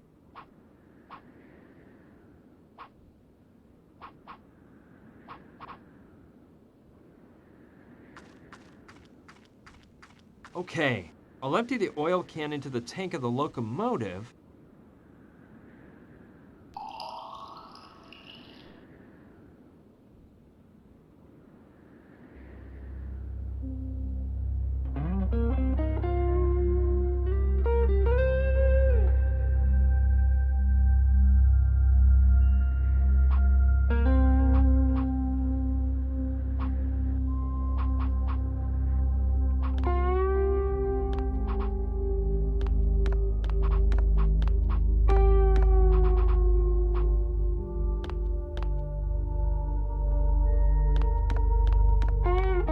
Okay. Ready! It's filled to the brim with water.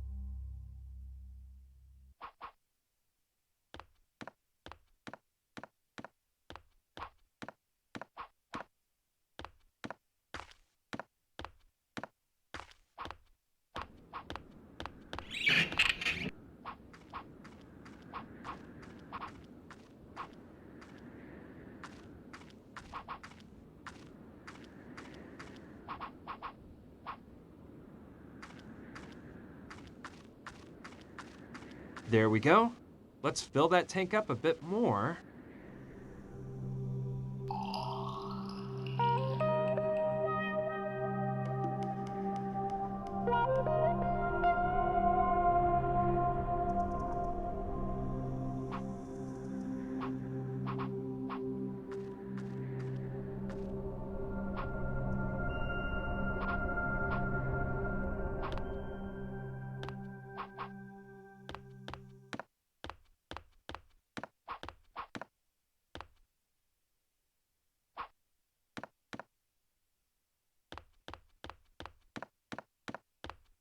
Okay. Ready! It's filled to the brim with water.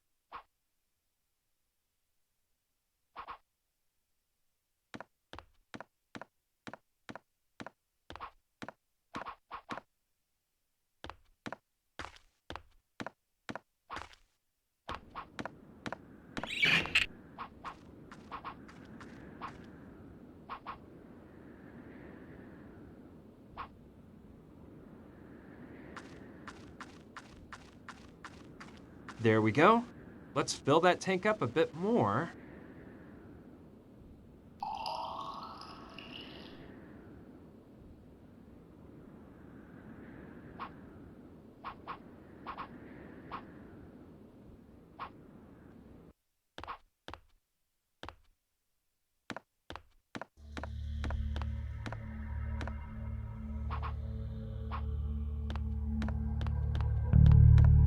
Okay. Ready!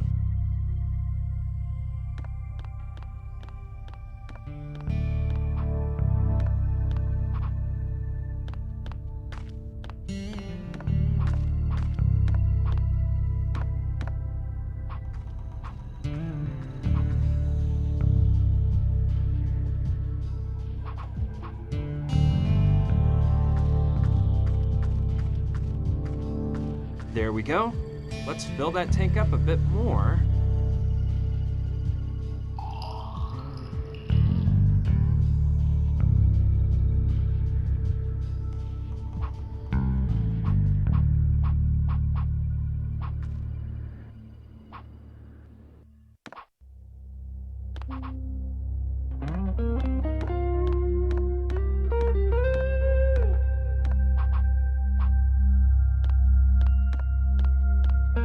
Okay.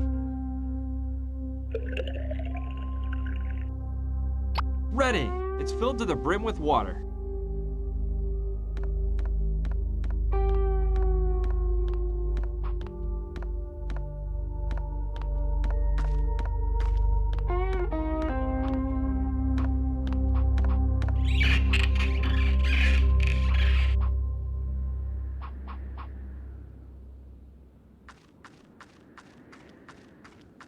There we go.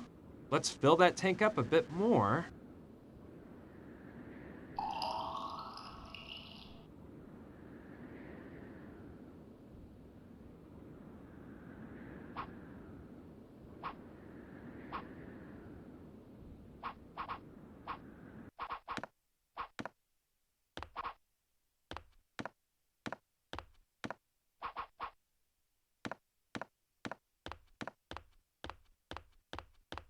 Okay.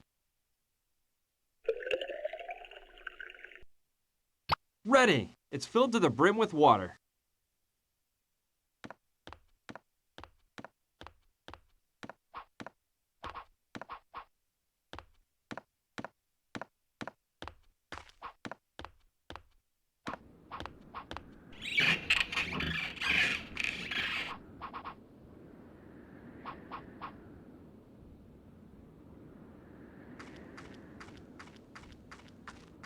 For the time being, I don't need to put any more water in the tank.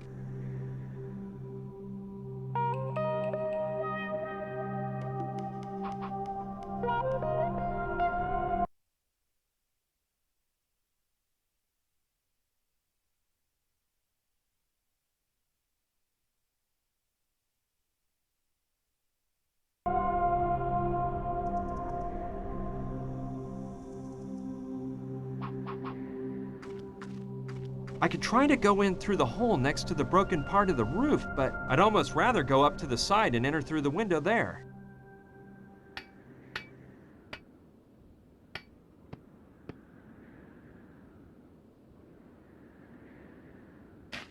Okay, let's see what's in here.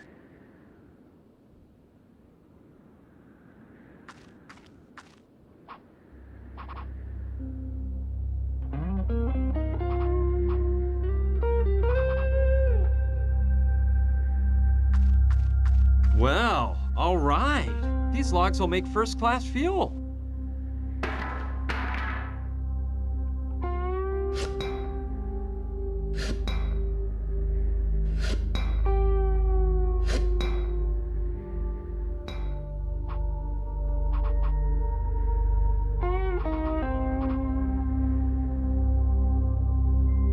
Yes, now is the time.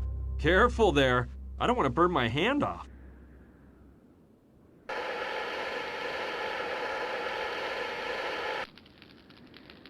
Okay, this is starting to work.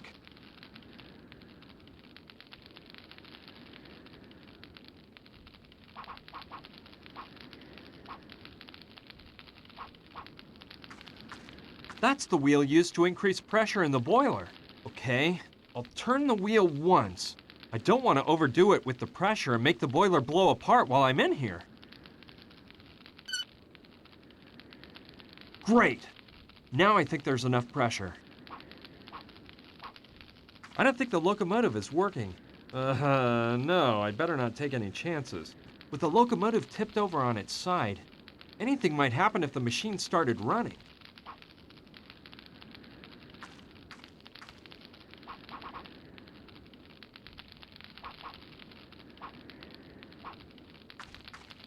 I think that's the lever that activates the steam outlet.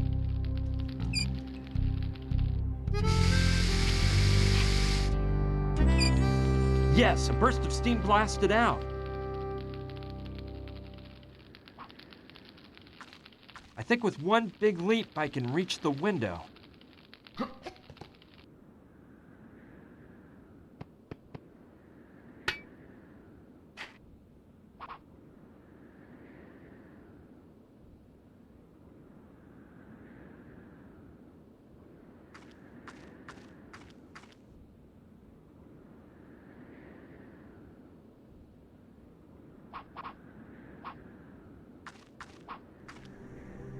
It must have flown out with the steam through the locomotive smokestack.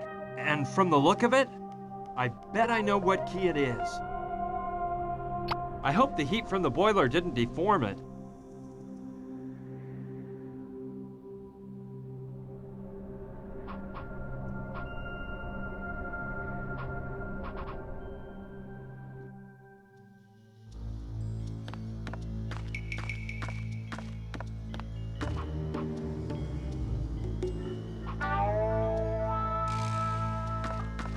I hope the locomotive boiler didn't deform it and it still works. Wonderful! It opened right away.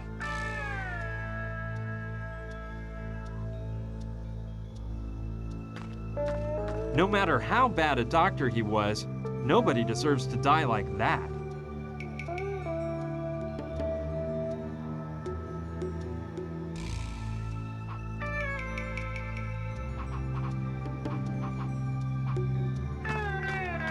I don't think I'll take it. If I carry it around, people will think it's me that reeks. I should look around anyway, though, in case there's something I might need. I'll take this bottle of liniment. It contains mint.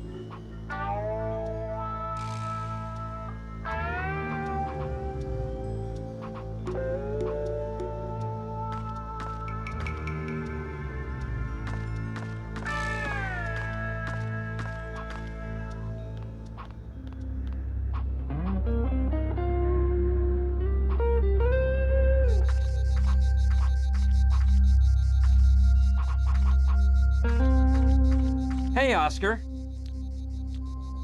What's up, kid? I need your help. What can I do for you? Well, it's a huge rock I need moved. Sorry, guy. Oh, shucks.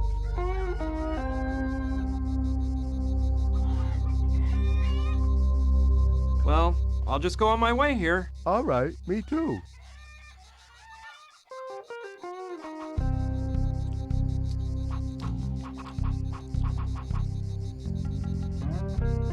Yeah, that way I can prepare menthol chewing tobacco. But I'll need some sort of crushing tool to grind the tobacco leaves so I can mix them with the liniment. I don't get it.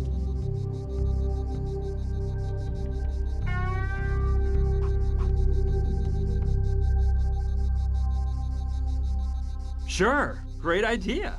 The stamp is pretty large and durable. I can use it with the bowl to create a makeshift mortar and pestle. There we go. I think it'll work. Yes, I think I can use the mortar I've improvised to mash the tobacco leaves in with the liniment. Then I'll have menthol chewing tobacco. Let's try it. Okay, I think that turned out pretty good. But there's no way I'm trying it.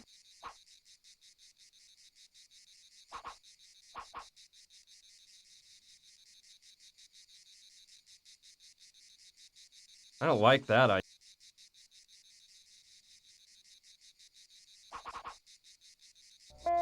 Oscar, brought you some of that chewing tobacco you love so much. Really? Of course, partner. Here you go. Thanks a lot, Brian. No sweat, man. That's what friends are for. And we are friends, aren't we? Of course we are. I needed that tobacco like a lost man needs water in the Mojave. 'Cause the last shipment Saturn brought me was running out. I owe you one. Now I've got him wrapped around my little finger. Friend. What's up, kid? I need your help. What can I do for you? Well, it's a huge rock I need moved. Well, of course. I love doing favors for my friends. Wonderful. Let's go. So this is the rock I gotta move, huh? Yeah, it must weigh a ton. You think you can push it out of the way so I can enter the mine? This little marble? Of course, partner. Piece of cake.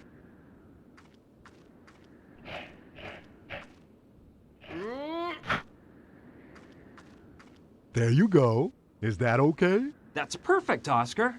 Thanks, pal. You're strong as an ox. No problem. I like doing favors for my buddies. I'm out of here. I gotta mosey back to Mama Dorita's in case she needs me. All right, guy. Thanks a lot and see you around. Happy trails. And be careful if you're planning on going down that old mine.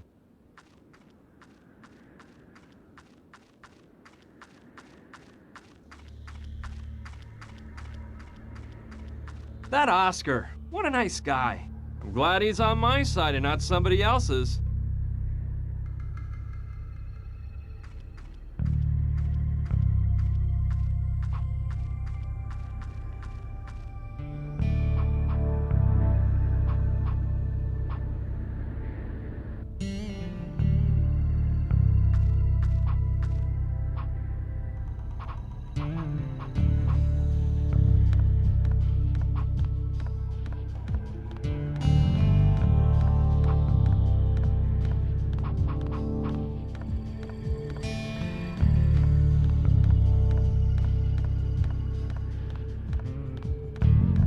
It's undoubtedly the bucket of paint I launched with the catapult.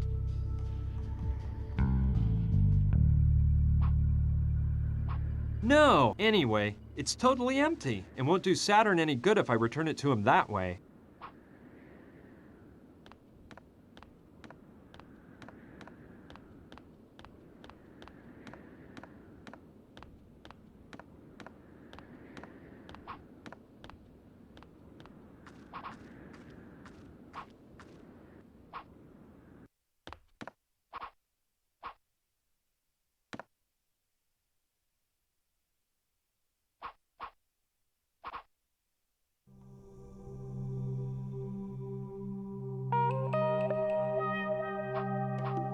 Okay, let's take advantage of the fact that Saturn's out. After all, what you don't see can't hurt you. Here's the deal. I'll move the statue onto the catapult.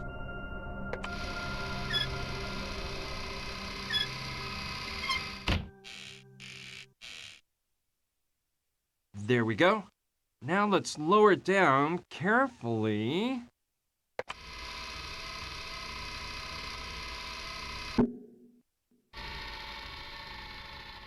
Perfect! Now it's placed right where I want it on the catapult.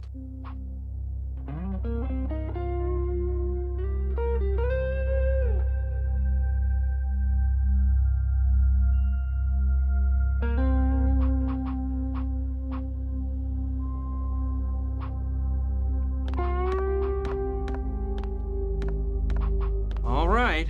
I hope the statue lands in the same spot as the paint bucket. Let it fly! There we go.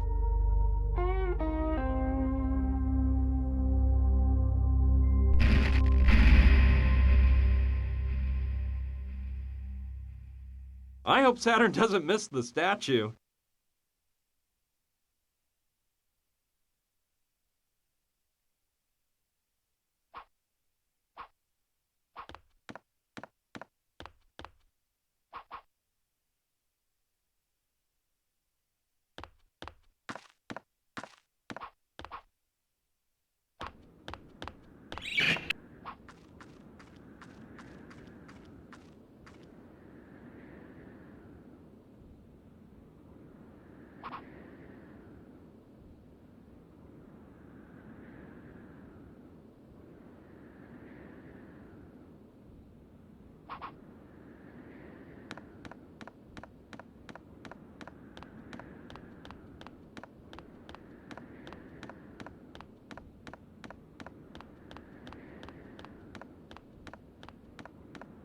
Great! Just what I was expecting!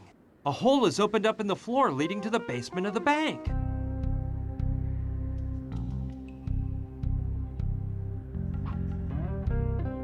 Here we go. I can use the statue as a ladder.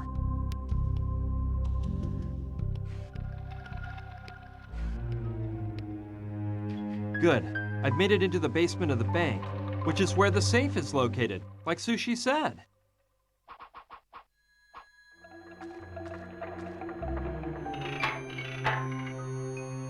It's locked. I'll have to use the right combination to open it.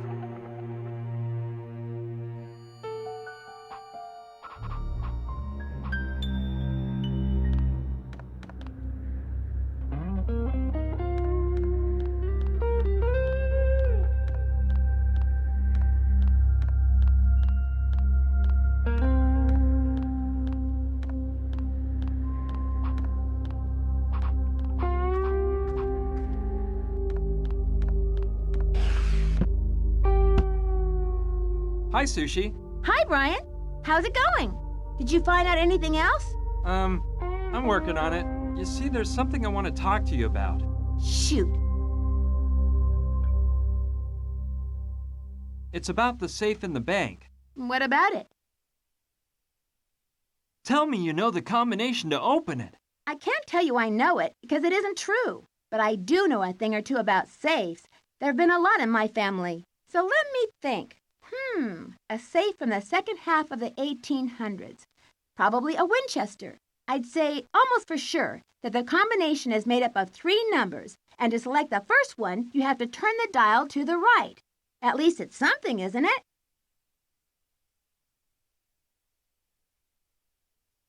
I'm going to continue on my search. Thanks for all your... See you later. See ya, and good luck.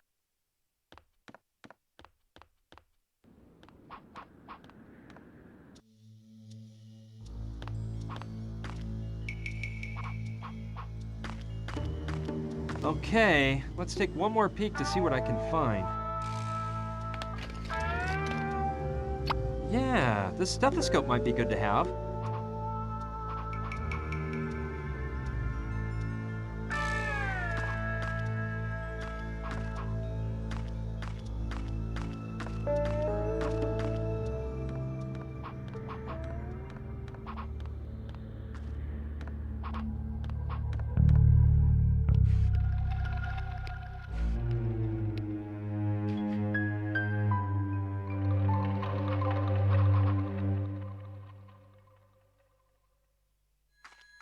Yeah, great idea. That always works in the movies. Here we go. Okay, I guess I'll turn the dial slowly, number by number, so I don't miss the right one. I need to pay close attention to the sounds I hear every time the dial moves.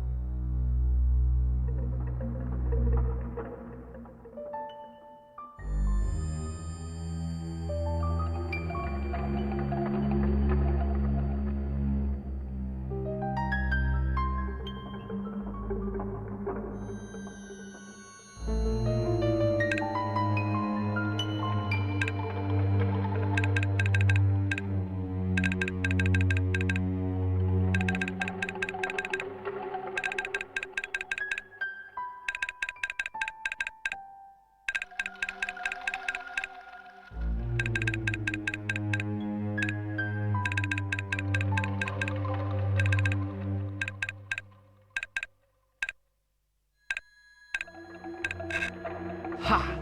That sound was obviously the mechanism falling into place. So the first number in the combination is 85 right. Now, I should turn the dial to the left to figure out the second number.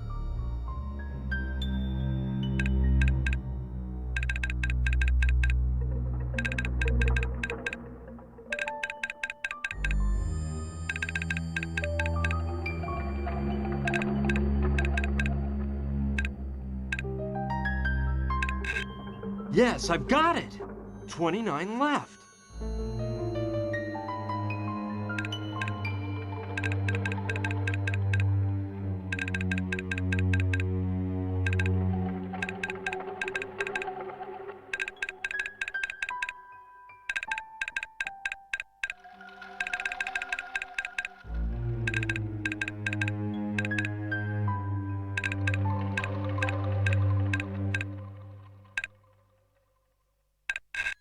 And the third number, 54 right. Cool. I think the door will open now.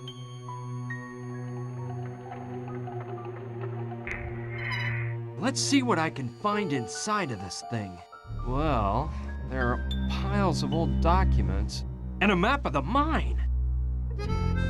Finally, I found it. Let me look it over. Excellent. The site of the Hopi village is marked. With this map, I'll be able to get through the mine shafts and find my way there.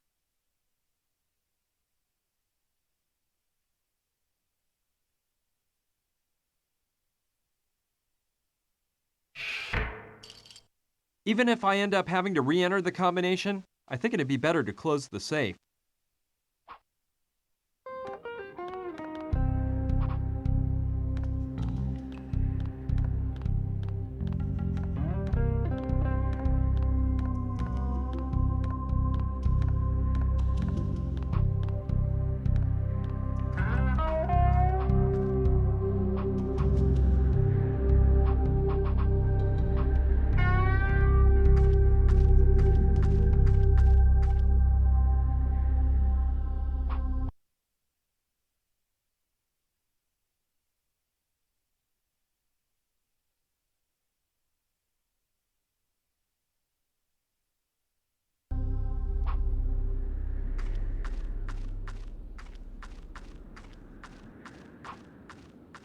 All right.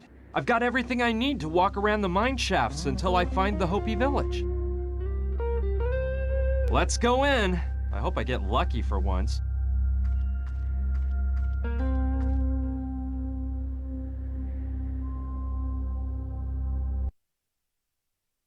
What can I tell you? Getting over the loss of Gina was really hard.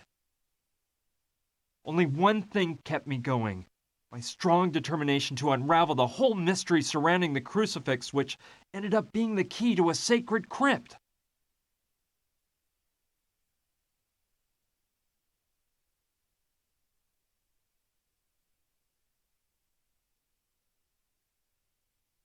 I wasn't too concerned about having to get through that old mine, since I've always loved spelunking, but I wasn't aware of the unpleasant surprise waiting for me in one of the chambers. Hey! I see some light over there. Although, according to the map, that's not the exit leading to the Hopi village. Well, I'll take a look anyway. Maybe I can get to the village somehow from outside of the mine. Plus, I'm tired of wearing this darn flashlight on my head. Man! Finally! I couldn't wait to take that off. Hey! What is this? Oh no! I can't stand those disgusting beasts! Ah! Bats! No! Help!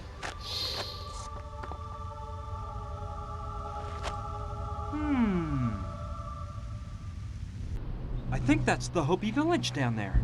Eureka! I finally found it! It's not gonna be easy to climb down there. The mountain is really steep.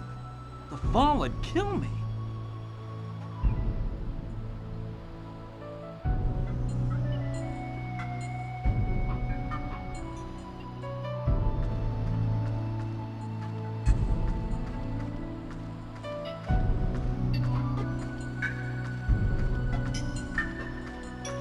Okay.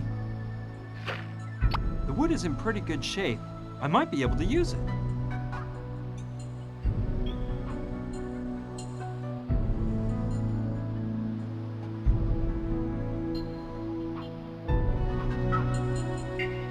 Look what was hidden under the wood. It must be some kind of mining tool, but the handle's missing. All right. It might be useful to me if I find a handle to put on it.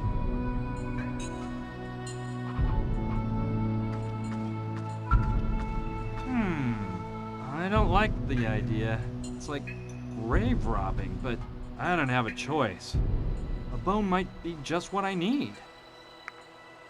This femur has a little part broken off. I think it's just what I'm looking for.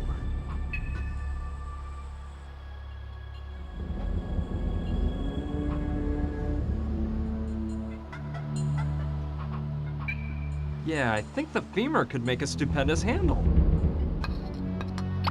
Cool. It stays on nice and tight.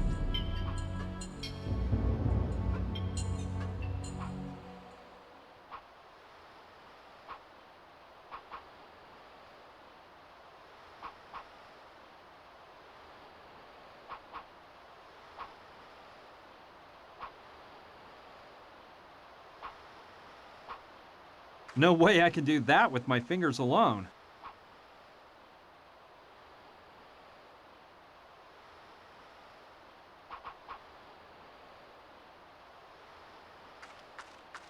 Okay, I'll take out the nail. It's pretty long, but it might come in handy.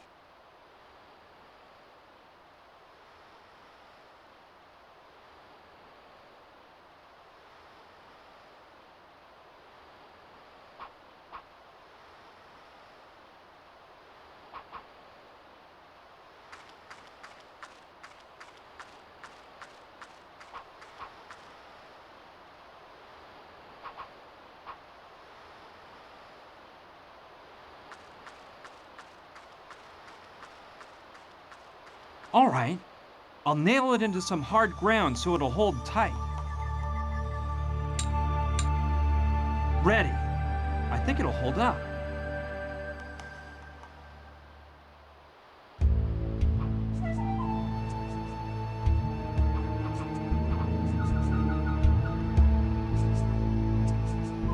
come on. The rope has to be well attached to the nail.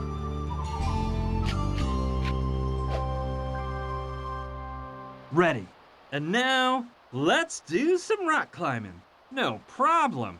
I was quite the climber at summer camp.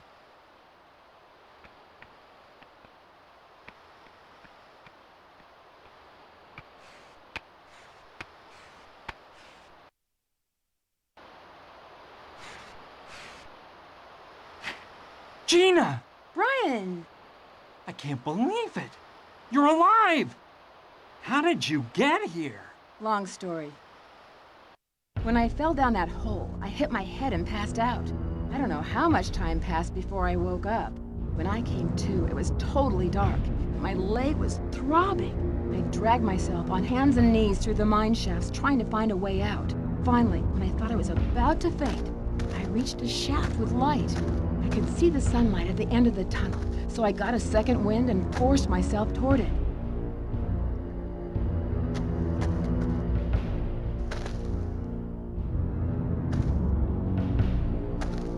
When I came out of the mine shaft, the first thing I found was that huge statue back there, and I was scared stiff. But I regained my composure and passed through all those weird ruins until coming here. I couldn't believe I was stuck in the middle of a rocky canyon with a broken leg. In all truth, I thought my life was over. And that's right where you showed up.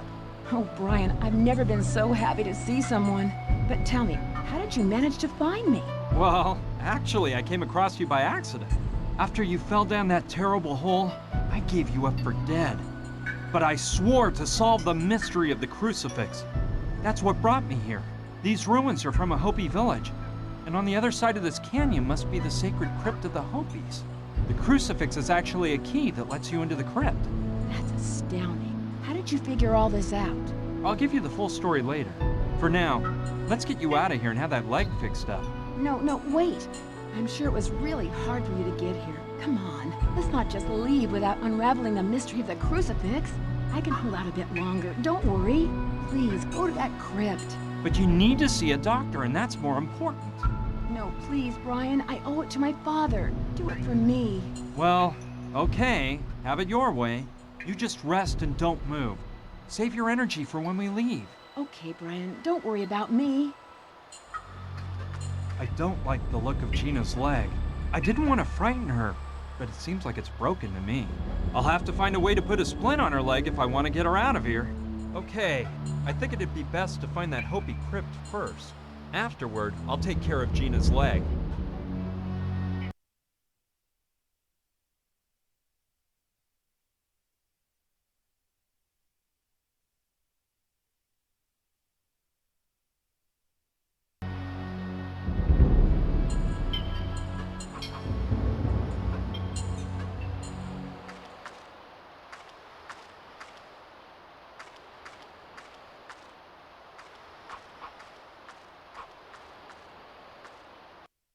Great.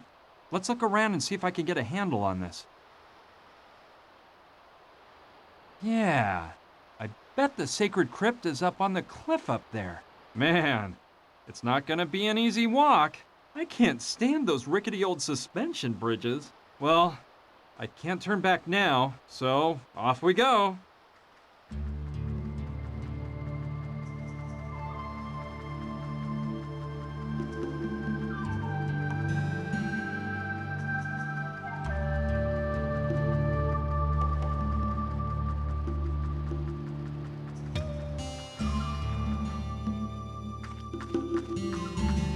Aha!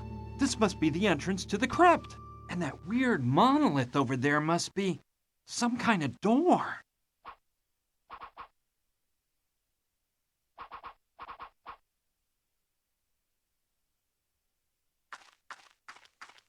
Yes, that must be the way to open the entrance to the sacred crypt. Bad news. The keyhole in the mouth of the monolith is jammed up with sand, and the key won't go in. Oh man, I thought this was all turning out too easy.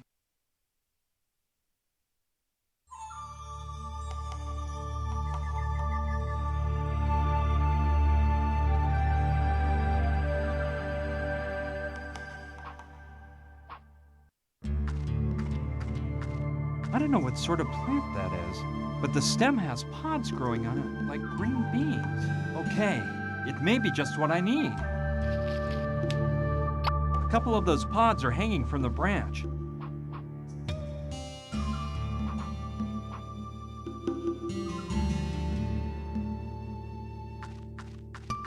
Yeah, I think it could be used to clean out that sand. Ready. Now I think I can insert the key.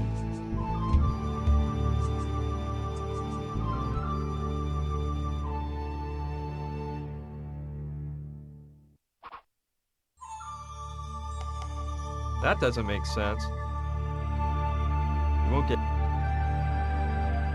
Well, I hope the key will go in now. Great! The monolith is moving! I did it! The time has come to uncover the hidden mystery behind all this.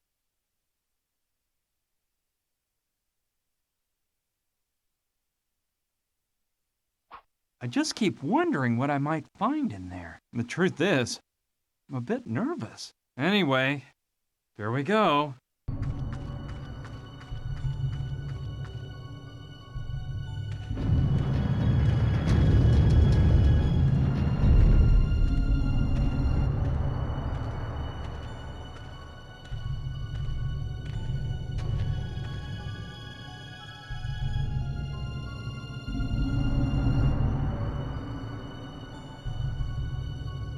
Hello, my young friend. I see that you have taken the wise path and managed to reach this place. Hey! I knew you would be able to. Wapuchin? Is that you? Yes, I am Wapuchum, the last of the Hopi chiefs. Do not fear. Come closer. But what are you doing here? I don't get it. There is nothing to get. Listen, you do not know it, but this is what you have come in search of. But that's... I know what it is. The man who put it here brought dishonor to his Hopi blood by hiding it in this sacred place. It is up to you to remove it and distance this rotten seed from our pure land. Who does it belong to? I am not the one to answer this question. You must ask the one who brought shame to his race by hiding it here. That person's dead. So? What do you mean, so? I can't ask a dead person. I assure you that you can. But how? You must find the path. I know that you will be able to. Now you must leave. But first, leave the sacred Hopi key here. This sacred place must never again be desecrated. Okay, I understand. Here you go. Thank you. Thank you, Chief Wapuchim. Will we ever meet again? Someday, my young friend. Goodbye, and may Okiwak's light shine on your path. Same to you, Wapuchim. Goodbye.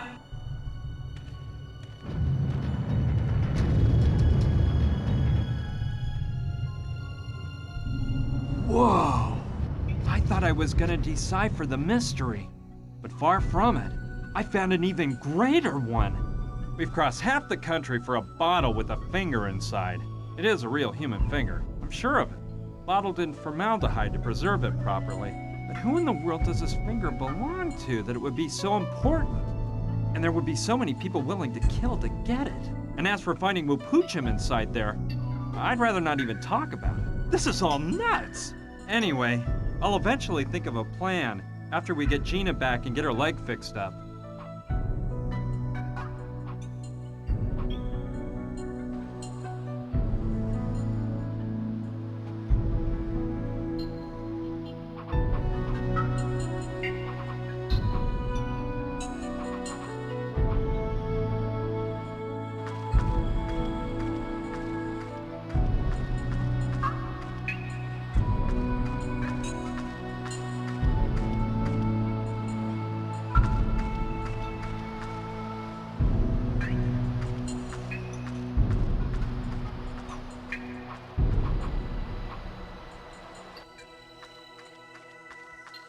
From up close, that statue looks even more amazing. That face is really intimidating. Now I know how the earliest miners of Douglasville must have felt when they saw this.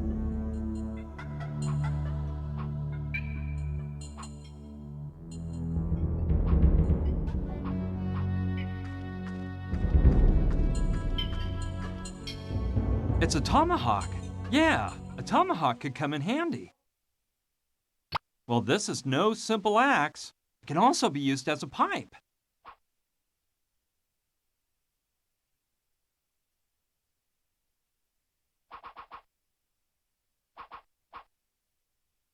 Yep, good idea. By dividing the wood into 2 pieces, I'll have 2 boards to use as a splint on Gina's leg. Ready. I think they're just the right size.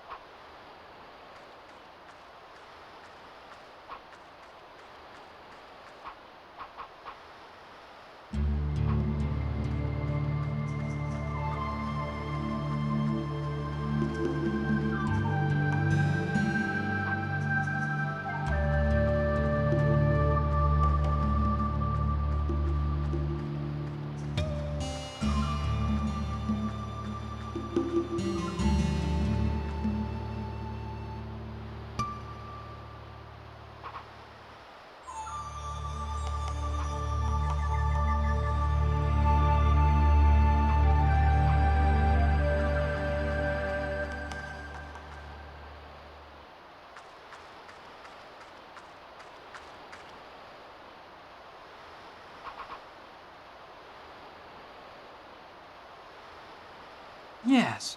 From here, I could cut the rope pretty far up and get a long enough piece to use as a splint for Gina's leg. Here we go. I'll cut up as high as possible.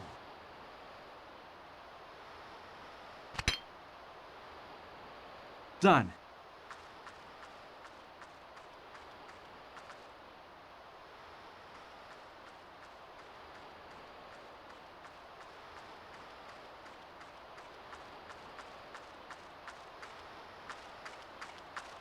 Let's grab the piece of rope I cut off. With this bit, I'll have enough to make a splint for Gina's leg.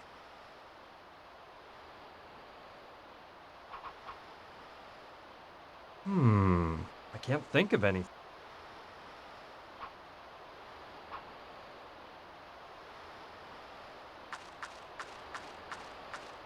Let me just use the rope to tie the pieces of wood on tight. That'll make a good splint. Let's see. Gina, try not to move. I'm gonna put a splint on your leg.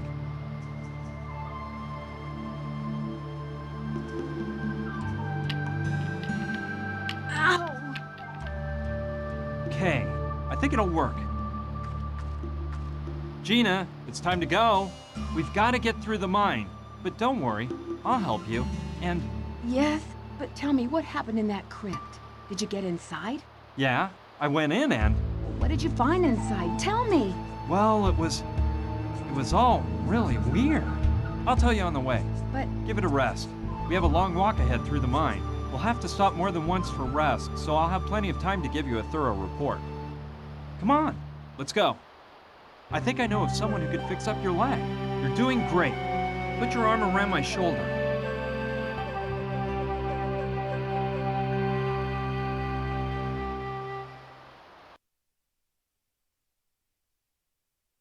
Oscar, my friend Gina has an injured leg. Mama Dorita can cure her, right? Of course. Come on, get in here. Would you believe? Gina was alive! I was flabbergasted to find her after thinking I'd lost her forever. As for the mystery we were trying to solve, we were almost worse off than in the beginning. All we had was a human finger in a bottle of formaldehyde, and that was an even greater mystery than the crucifix itself. Thank goodness I could count on Mama Dorita's help, which was more than just fixing up Gina's leg.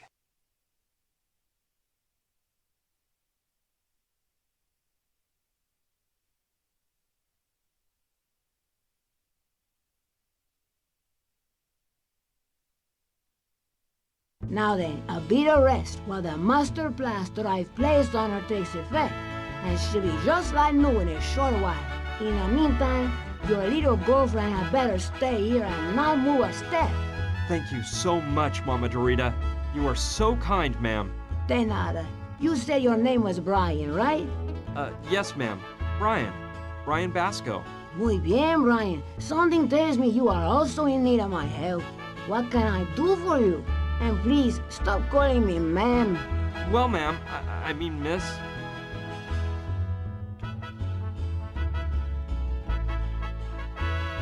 I need to speak with a dead person. Do you mean speak with the spirit of a dead person? Very well, I can help you with that. However, you must know that in addition to myself, I will need a medium while I perform the call to the other side. Furthermore, experience tells me that it is of the utmost importance for the success of the seance that the person with close emotional ties to the spirit remain present. To spice things up a bit, if you catch my drift, of course, you must keep in mind that you may wish to communicate with the unliving, but the unliving may not wish to communicate with you. As for the person with close emotional ties to the spirit, there's no problem. That person is Gina. Very well then, that problem is solved. All we have to take care of is the topic of the medium. Why do we need a medium? Look, spirits are intangible entities, and as such, they cannot produce any sounds whatsoever, unless they enter into the body of a living person and use it in order to speak. That is what mediums are for. They are referred to as horses in certain cultures. What about using Oscar as a medium? Impossible! Oscar is a marvelous person, but he is in no way prepared to act as a medium. Where can I find a medium around here? I used to work with a woman from Nacozari, a town south of the Mexican border. She was an excellent medium, but one day we experienced a bit of a rough seance, and she swore never to work as a medium again. Besides the woman from Nacozari, I don't know of anyone else around here. I think I could be a medium. You? I think not. Come closer and look into my eyes. No, you cannot. Your eyes reveal that you are unprepared to lower your level of consciousness enough to fall into a trance.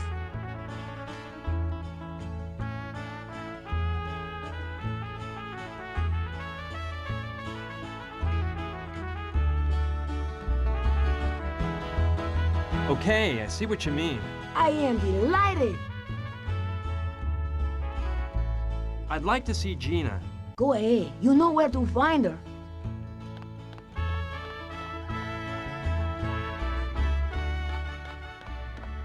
Gina!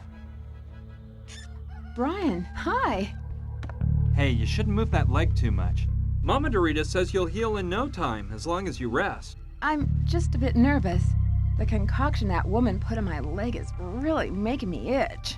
Plus, I can't stop thinking about what you told me inside the mine as we were coming here. Especially the part about the human finger in the bottle of formaldehyde. My God, Brian, what are we gonna do now? Well, I've been giving it some thought, and all I can think of is one thing. What do you propose? Look, I can't stop thinking about something that Indian chief told me. That Wapu something guy? Wupuchim, yeah. I asked him what that bottle with the finger meant, and he said that the man who took it there should answer that question. I told him that guy is dead. But Wapuchim said that wasn't necessarily an obstacle. You mean we should talk with... Yes, with your father. I know it'll be hard for you, but I don't see any other way out. I understand. Don't worry about it, but do you really think we can speak with a dead person? Just a few days ago, I would have answered you with a resounding no. But now, after all the things that have happened to me, and what I've seen since we met, I don't know. I think almost anything is possible. Besides, what harm can it do to try? I guess none. What have we got to lose? But how in the world will we do it? With the help of Mama Dorita. She's knowledgeable about these things. However, there's one thing that concerns me. Wapuchim said that the person who hid the bottle in the sacred crypt had Hopi blood, so it couldn't have been your father. Oh, yeah. No, of course not. It couldn't be him. Well, I suppose there are more people mixed up in this strange story. Yeah, I guess that's it. Anyway, your dad has to be able to explain everything. I'm sure he can. So, when should we do it? I have to get a medium for the seance. Okay. Well, keep me informed, please.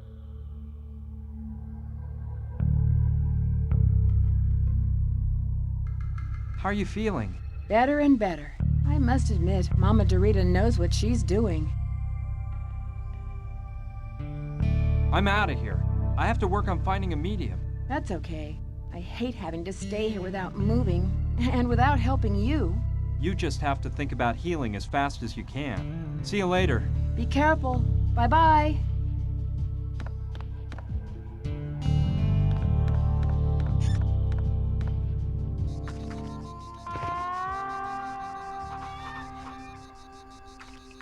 I'd better ask Oscar for permission first.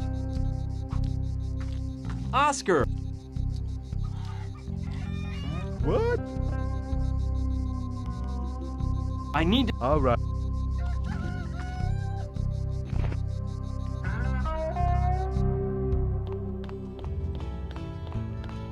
Hello, Mama Dorita?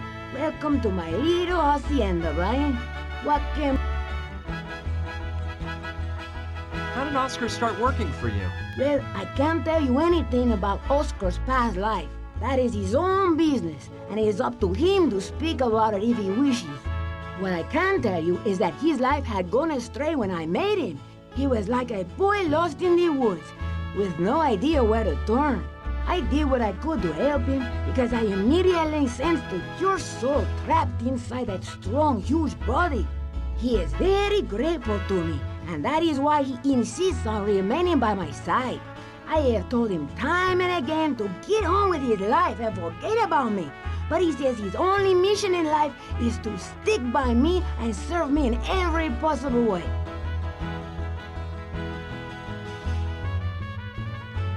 About the me... See. As for the person with close emotional... That person is Gina.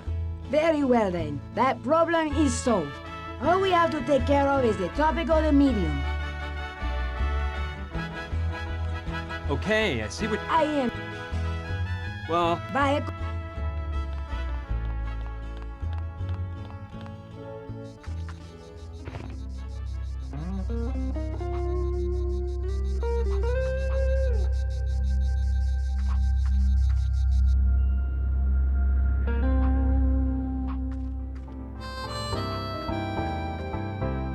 Brian, so you made it to the Hopi village, did you?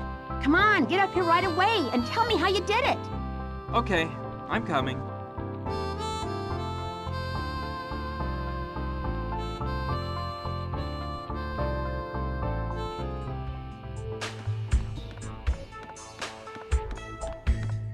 How did you find out? News gets around fast. And I also know you didn't come back from the Hopi village alone. You didn't tell me about the girl. You see, I thought she was dead, and I didn't feel like talking about it. Oh, I think there are lots of things you'd rather not talk to me about. Don't you think it's time you told me the truth about how you got here? Well, all right, but I'm warning you, it's a crazy story. Oh, don't worry. All the better. Here goes. A few days ago, Gina is at Mama Dorita's house letting her leg heal, while I try to figure out the meaning of a bottle of formaldehyde with the human finger floating inside. That's all. You didn't believe a word I said, did you? No, you're wrong. I know when someone lies to me, and you weren't lying. Plus, Brian, I kind of like you. You can count on me to give you a hand with whatever you need. That's great, Sushi. Thanks.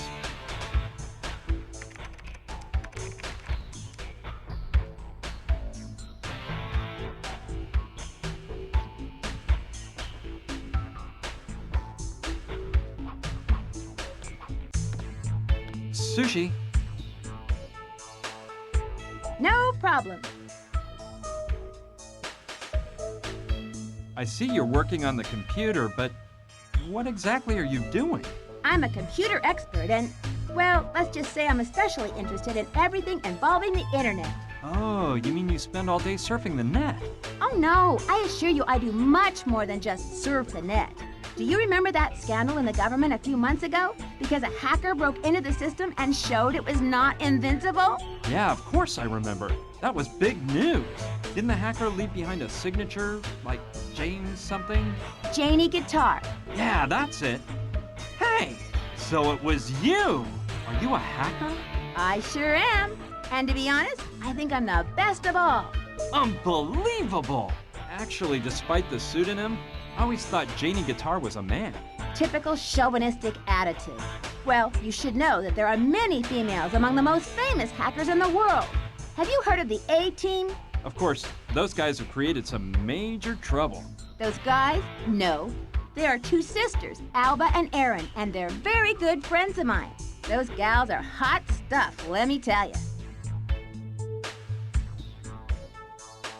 You think I should have gone to Berkeley instead of getting mixed up in this? The question is that what you think? I don't think so. You know you couldn't leave this half solved. If you had, you would have spent the rest of your life wondering what would have happened if you'd stuck to it. Anyway, Sushi, we'll talk later. All right, see you later.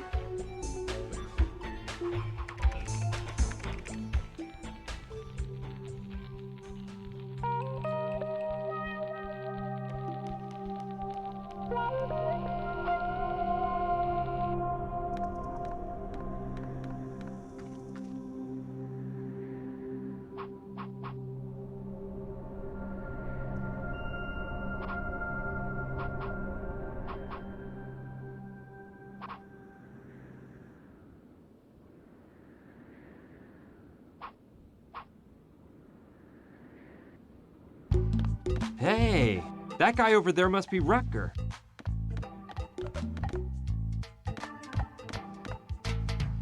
Hello, Rutger, right? Yeah. And you're Brian, I bet. Saturn's told me about you. By the way, that helmet you gave me is way cool. You wouldn't happen to have another one for me, would ya? No, sorry. I only had that one. Well, if you ever come across another one, keep Mr. Rutger in mind. Sure thing. Awesome, man.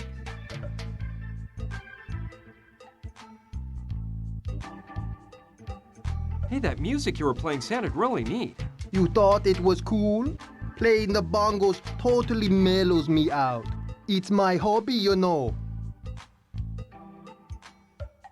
The greenhouse you've set up here is really something. Thanks, man. Plants are my life. That is the truth.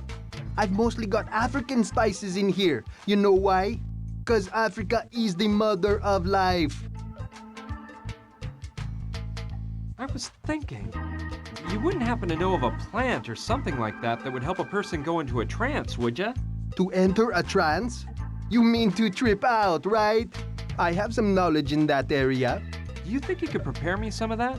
I could, but look, I don't know if you're aware of how things work around here. Oh yeah, I should give you something in exchange. That's it, right? You got it. And what might that something be? I don't know. I don't really need anything. Something I might like, you know. Could you tell me exactly what the Rastafarian beliefs consists of? No.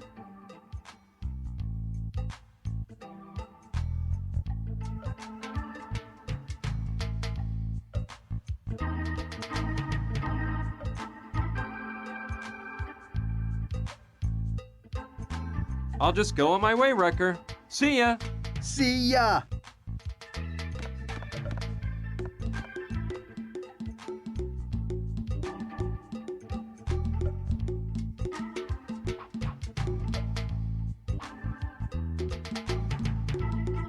Yeah, I think that might be the thing to do. Hey, Rucker. Hey, what's up? I believe I have something you might be interested in. Let me see, man. Ah, yes. It's a fine Hopi axe pipe. Very nice, man. I'm glad you like it. Do we have a deal then? The pipe, in exchange for preparing what we talked about. Oh, yes. It's a deal.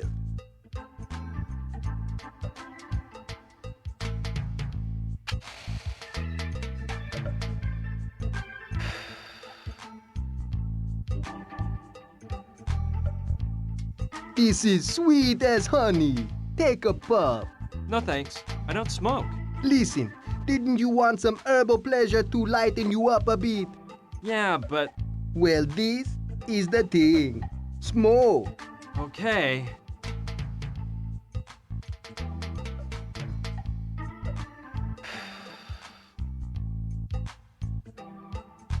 I'm not used to this, so one drag will do.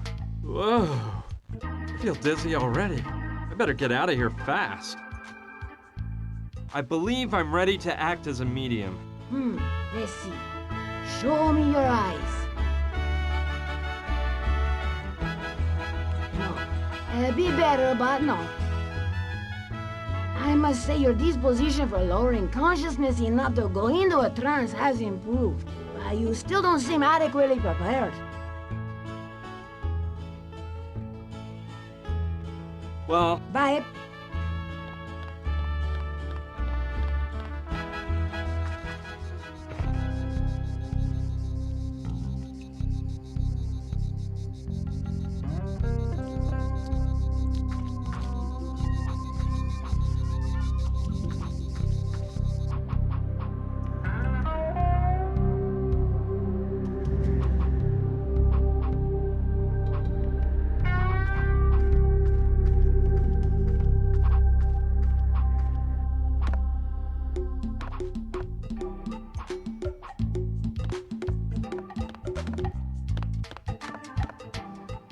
Hey, Rucker.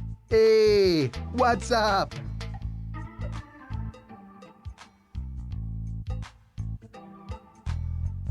That stuff you put in the pipe didn't work. I need something a bit stronger. More powerful, huh? I think I know what you need.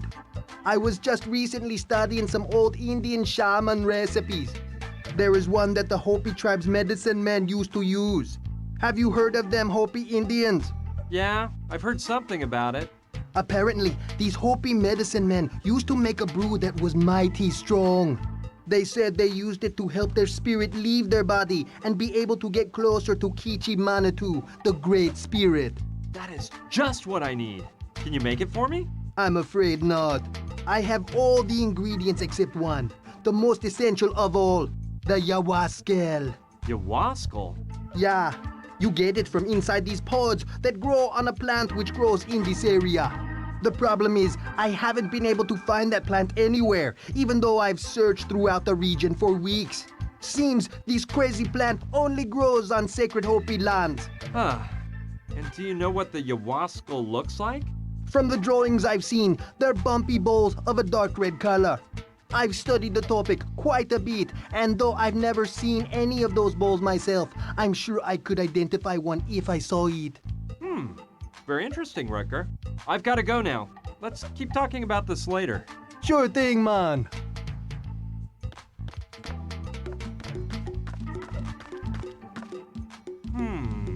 I still have the branch I tore off the outside of the sacred crypt.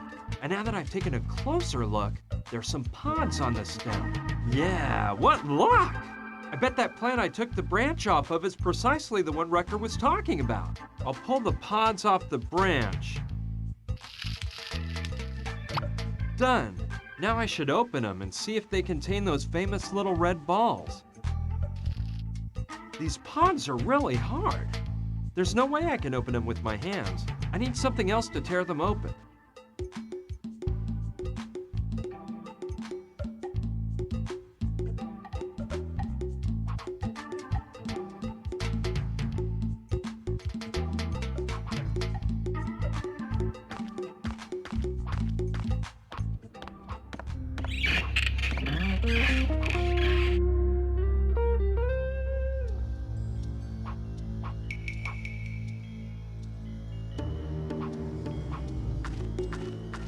Okay, let's take one more peek to see what I can find. This scalpel may be just what I was looking for.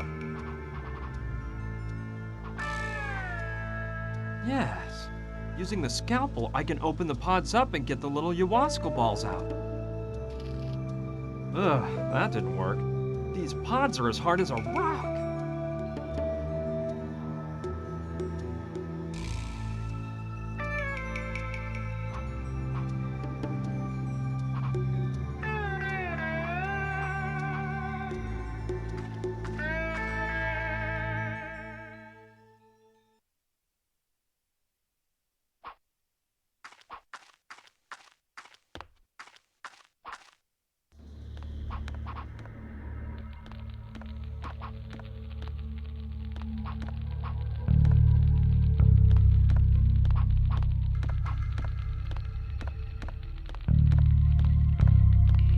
Yeah, I may use it. It's been covered with ash and soot by the fire, but it's not in bad shape.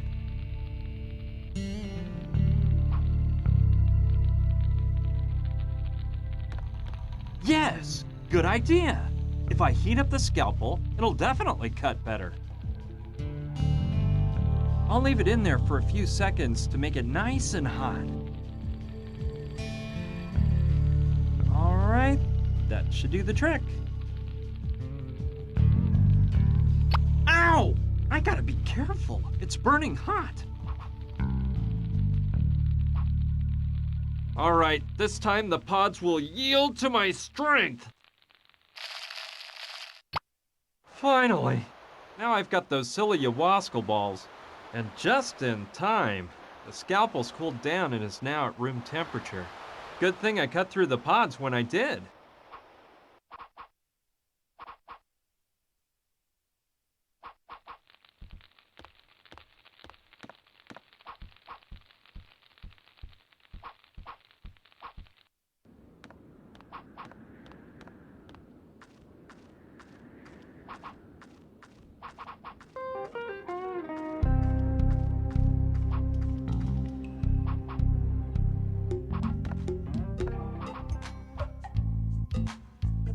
Whoa, Rucker's gonna flip when he sees this.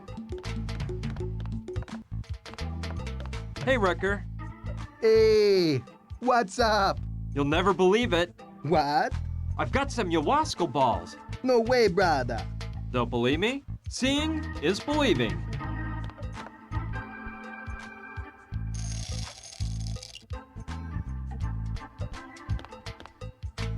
Man, you're right. It's prime ayahuasca. Told you so. Can you make that Hopi brew you told me about now? Of course. I'll get right to it. Perfect. I'll let you work then. Well, a long time seems to have gone by. I think that Rucker must have that brew ready. Rucker! Yeah, I'm over here, man.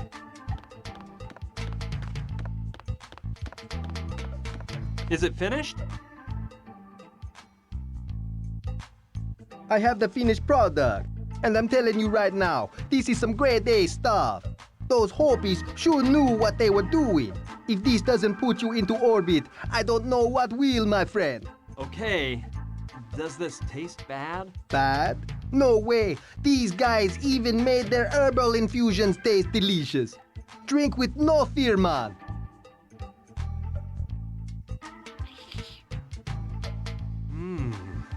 Yeah, I can feel it already. It's as if I were levitating. I'm leaving before the effects get any stronger. Okay, sir, but I'm drinking the leftovers. Now I know I'm prepared enough to become a medium. You don't give up, do you? Very well. Let me look into your eyes. You win, Brian. I think you will be able. Your eyes have revealed this. Good. Your mind is ready. Now we must prepare your soul. Prepare my soul? It is indispensable in case something goes wrong. What do you mean by that? I didn't think this was dangerous. And it is not, provided the medium is truly prepared. Believe me, preparing your soul properly will keep you from fear. Okay already. Fine. What do I have to do? Kneel before the altar. Here? Yes, on your knees. Repeat after me. Okay. San Luciano, I pray that you care for my soul while it is absent from my body.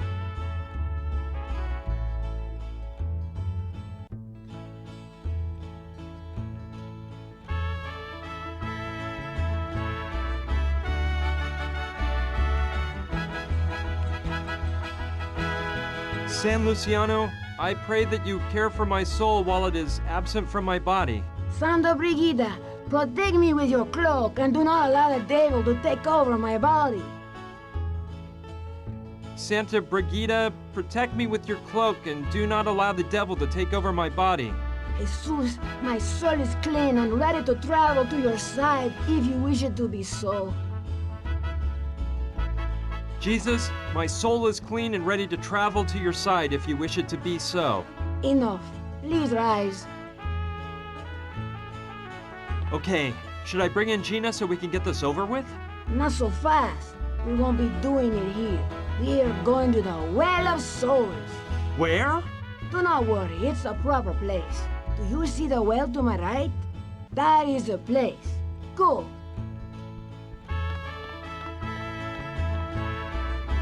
Do we really have to go in there? Yes, we do. Think no longer and go in. Vámonos! You will see a seat inside of a pentagram. Sit in it and prepare your mind. Oscar will help Gina and me down. All right, whatever you say.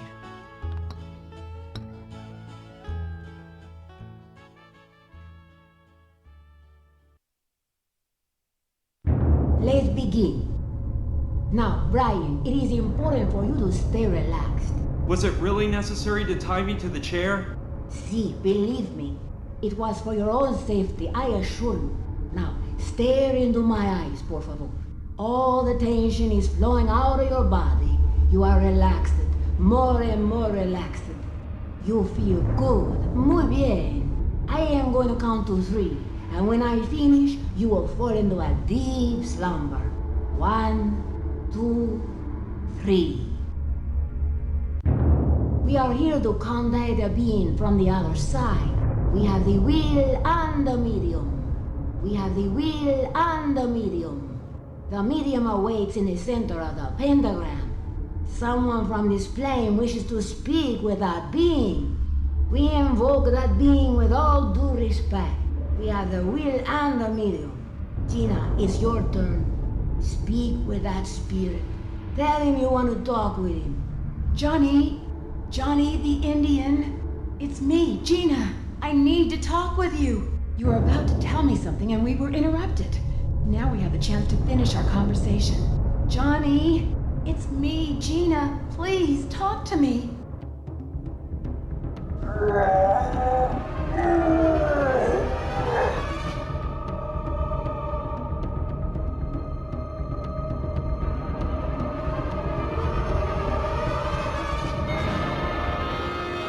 Johnny, is that you?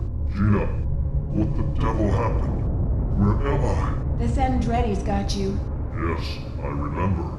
We were talking at the Pink Iguana when those thugs showed up. But I don't remember anything more. Where have I been? It's dark here, and I'm freezing. Johnny, look, you're locked up. The Sandretti's locked you into the basement under the storeroom in the Pink Iguana. Damn them. Gina, you've got to help me. Get me out of here, and I'll take you with me. We'll be rich, kiddo, and we'll live like kings. So, it's true? You kept the money from the truck heist? Of course I did. I pulled one over on those bastards. I'll share the cash with you, baby. Just get me out of here fast. Now's not a good time. There's guards all over the place. I'll come get you out later. But tell me, where did you hide the money? The Sandrettis haven't been able to find a clue. Of course they haven't found it. Do you think I'm an idiot? Those evildoers will never find the money. You are so sly, Johnny. Where's it hidden? Yeah, kiddo. Too smart to trust you, too. I'm not telling you one more word. Get me out of here, and I'll give you your piece of the pie. Okay, all right. I'll come back in a while and help you escape. I'll be waiting. Make it quick. Johnny? Johnny? He has departed. And I must say I don't like what I saw one bit. Gina, you have toyed with a spirit, and that can be very dangerous. I hope you don't regret it later on. But let us set that topic aside. Brian is exhausted and needs to rest. Oscar, untie Brian and take him to my room. Lay him on the bed and let him sleep as long as he needs.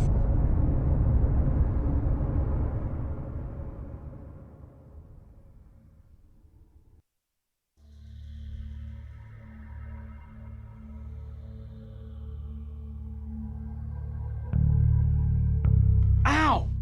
Gina! Oscar put you in bed. You've been asleep for nearly 24 hours. The effort of being a medium left you exhausted. Do you remember anything that happened in the Well of Souls? Enough! Everything seemed like a dream. It was like I was floating above your heads, but I perfectly remembered that you didn't invoke your father. No, it was Johnny. Johnny the Indian. That's it. Well, don't you think you owe me an explanation? Yes, I guess so. Well, here goes. Remember everything I told you about my father's death in the hospital? Yeah, of course I remember. Well, it wasn't exactly true. You mean your father didn't? No, he's perfectly fine. And he doesn't work for the government, like I said. He breeds sheep in Marion Bridge, Utah. So, you invented all of that? Not exactly. Let me explain. I really did work at the Pink Iguana, but I wasn't really a singer. I performed in another type of show. That night, when my act was over, I talked to Johnny the Indian, a pretty shady fellow who'd just gotten out on parole. Johnny had had a few too many. He told me he was going to start a new life and that I should go with him. He showed me the crucifix he wore around his neck the whole 4 years he spent in prison and said it was the key that would open the door to that new life. He was drunk, and I didn't take him very seriously. I thought the guy was embracing Christianity or something like that. And then the Sandretti brothers showed up. Johnny asked me to keep the crucifix for him and to disappear before they saw me. Everything I told you about my father's death in the storeroom of the Pink Iguana was true, but it wasn't my father they killed. It was Johnny. They interrogated him and beat him to a pulp. I'd heard of the Sandretti brothers and how dangerous they are, but that night, I saw it with my own eyes. When I saw them kill Johnny, I couldn't help but scream, so they found me out and I ran as fast as I could down the alley.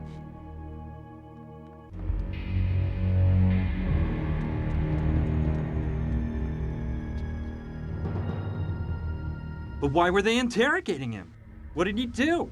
Well, Johnny had just spent 4 years in the slammer for holding up a truck. The whole heist was set up by the Sandrettis. Johnny was part of the group that did the job. In the beginning, the theft was a success, a fast robbery with no deaths or injuries. The money was supposed to be handed over to the Sandrettis in a garage a few hours later, but someone set a trap. The garage was full of cops, and the thieves were arrested.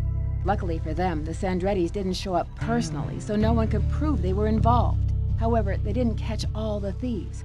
For some reason, Johnny managed to get away, and they didn't find him till 2 days later near the Mexican border. More importantly, the money from the robbery never appeared. What do you mean? It wasn't in the garage, and Johnny didn't have it when they arrested him. He swore he escaped from the garage without taking a cent. Despite all their investigations, the police never found the cash. From what I heard the night they killed Johnny, the Sandrettis suspected he'd kept the money and that he was the one who informed the cops and set up the raid on the garage. They thought he'd hidden the dough somewhere during the 2 days he was hiding out and that he had let himself get caught so the Sandrettis wouldn't suspect anything. You think someone with that much money would allow himself to be caught knowing he'd be put away for years? Yeah, if he didn't have any other choice. He knew that if he ran off with the money, the Sandrettis would find out and hunt him down long before the police did. He must have thought 20 million bucks were well worth 4 years in prison. 20 million? 20 million! No doubt Johnny thought that by the time he was released, the Sandrettis would have forgotten the whole story and that he could enjoy a great retirement. But things didn't work out that way. The Sandrettis don't forget 20 million bucks just because, and they were looking for him the day he got out of jail. So, when the Sandrettis interrogated him, did they get the truth out of him? No, that animal Gustav killed him too fast, and Johnny never acknowledged having kept the money. So we don't know if Johnny really even had it. Oh, yes, we do. He told me so through your mouth during the seance. The bad thing is, I couldn't get him to tell me where he hid the money.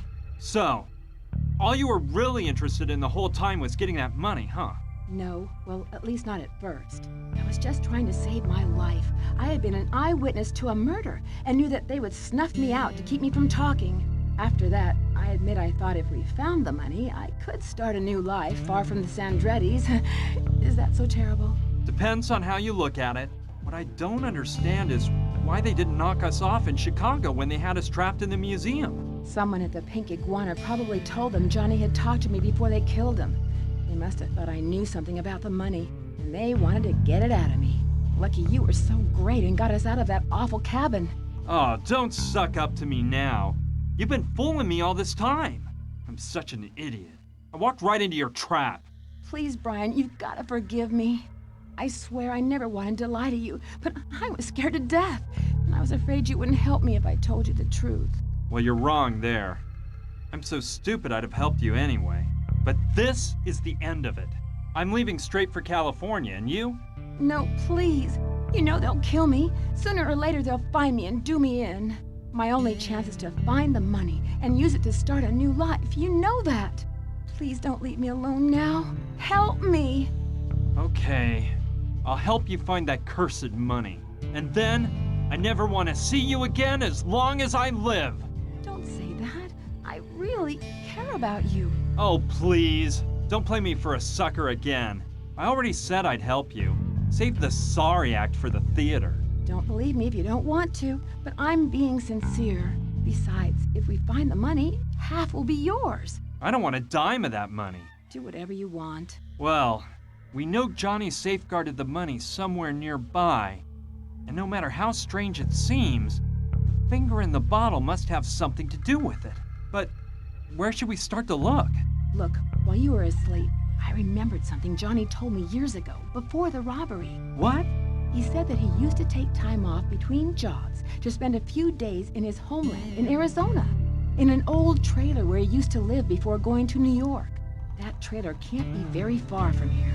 And if we find it, maybe there'll be some clues about the money inside. Yeah, that sounds like a good idea. Well, I'll start with that and try to find that trailer. I'm going with you. My leg is much better. No way. You haven't recovered yet, and I don't want to have to carry you. Are you gonna be mad at me for the rest of your life? No, because I plan on removing you from it soon. Fine, just go alone if my company annoys you. I'm leaving, but don't worry. I'll be back. Goodbye.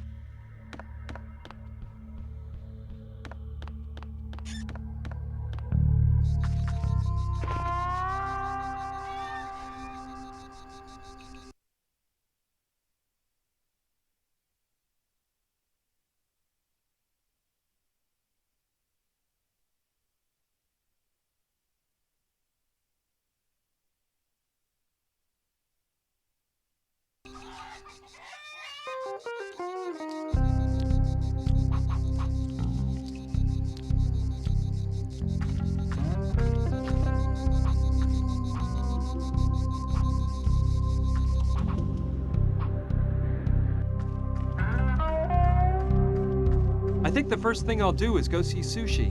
I've got to speak with someone I can trust about all of this.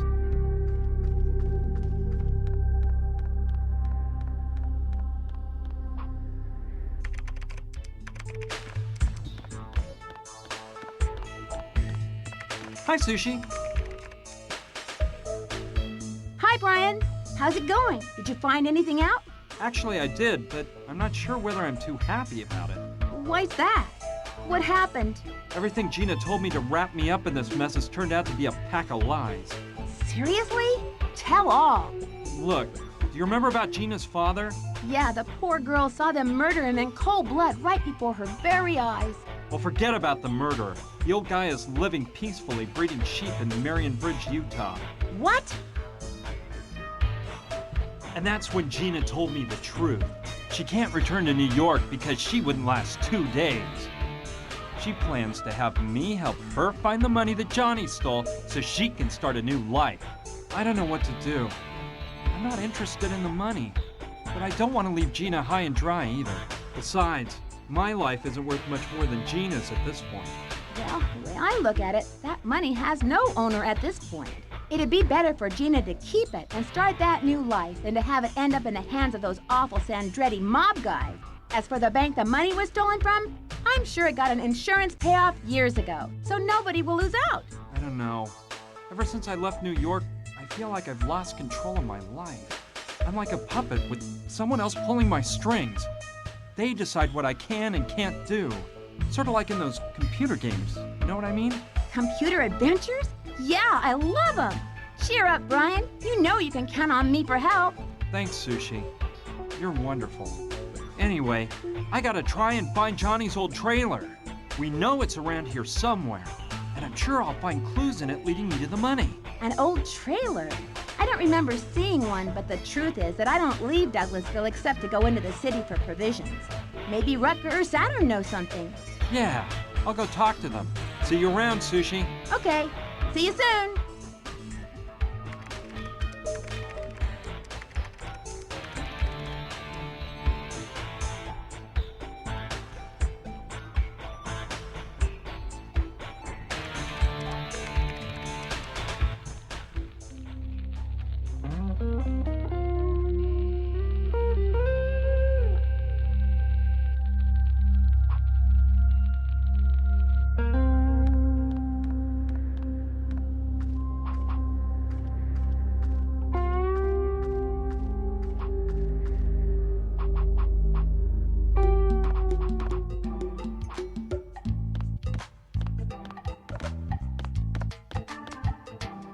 Hey, Rutger. Hey, how was that yummy cocktail I made for you?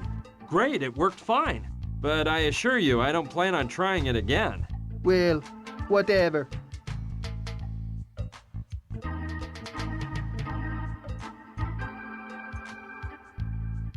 Hey, do you remember seeing a trailer around somewhere during your plant gathering expeditions?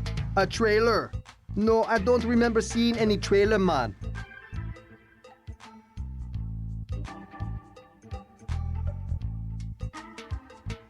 I'll just go on my way, Rutger. See ya! See ya!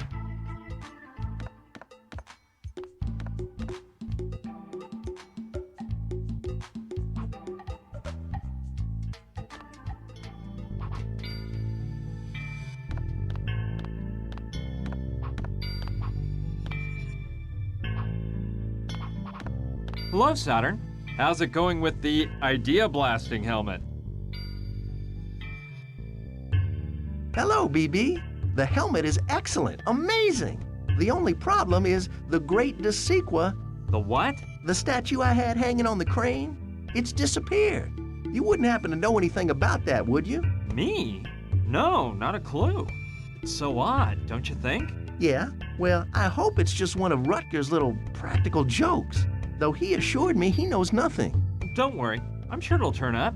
I hope so.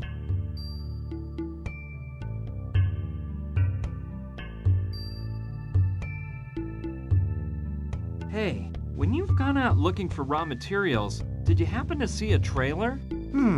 I think I recall seeing an old trailer one time. Yes, but it didn't seem like anyone lived in it.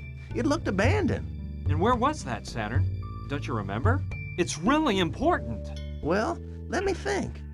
That must have been 7 or 8 months ago. And at that time, I was involved in a project for which I needed a large quantity of clay. So I was in search of argillaceous zones. By the way, have I mentioned a simply amazing work? The construction of an exact replica of the city of Florence in the second half of the 14th century.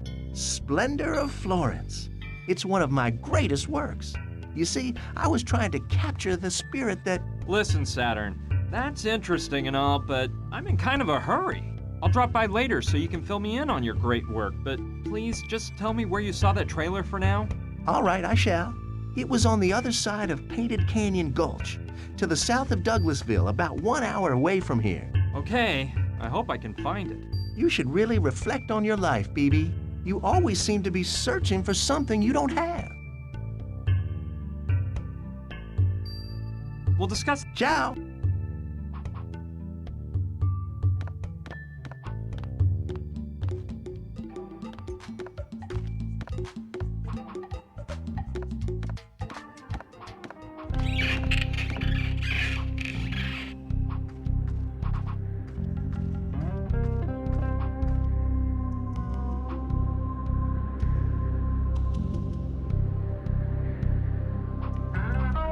Okay, let's see if I'm able to find that trailer.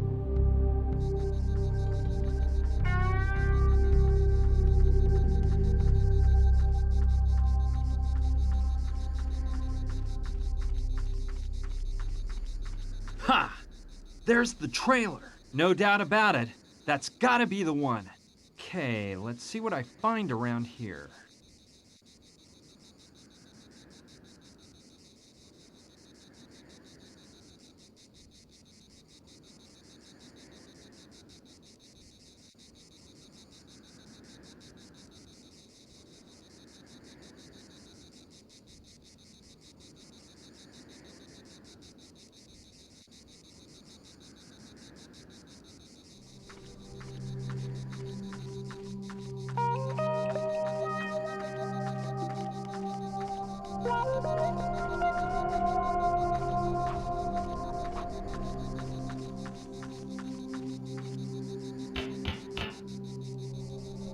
Impossible. It's locked up tight.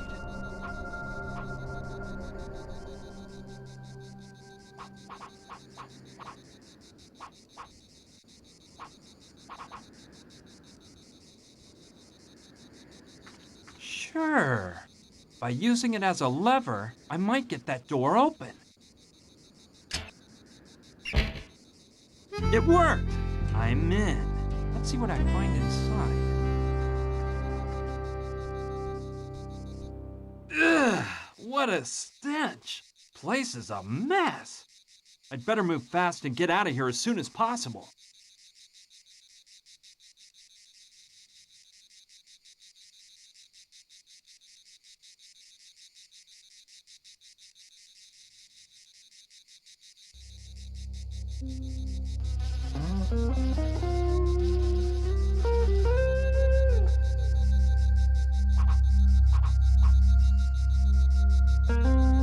It's as big of a mess as the rest of this disgust.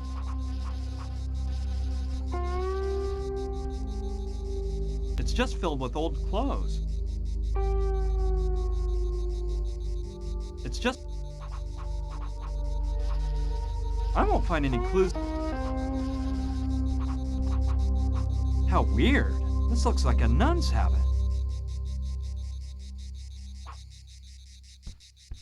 No. Why would I want to take that? Plus, I'm very respectful about that sort of thing.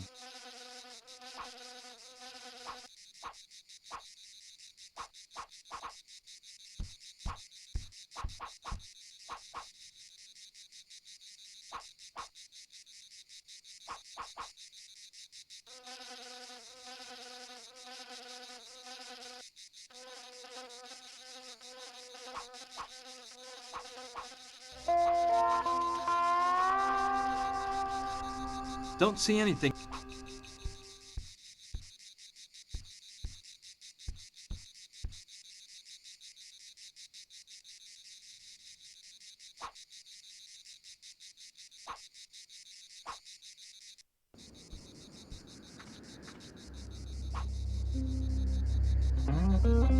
What? It's full of papers. Okay, I'll just rummage through these papers. This looks interesting. It's an advertisement for a bank. That may be where the money is.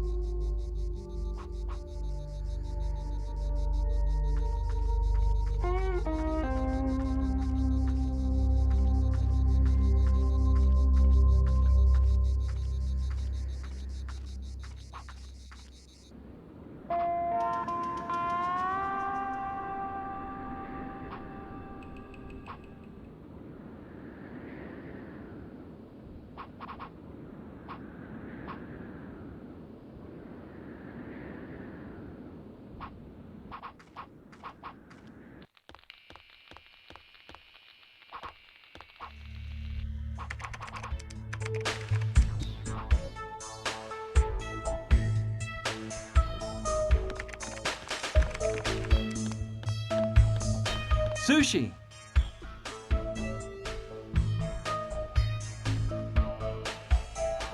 Hey, Brian, anything newsy? I found Johnny's trailer. How cool! And did you find any clues leading to the money? Yeah, I found a brochure for a maximum security bank in the trailer. I'd appreciate it a lot if you could investigate it on the internet and find out about the bank. Sure, that's a cinch. I'm gonna finish a little job I'm wrapped up in, and then I'll get right to it. Leave the brochure on the desk, please. Okay, thanks, Sushi. No problem. I'll report back later.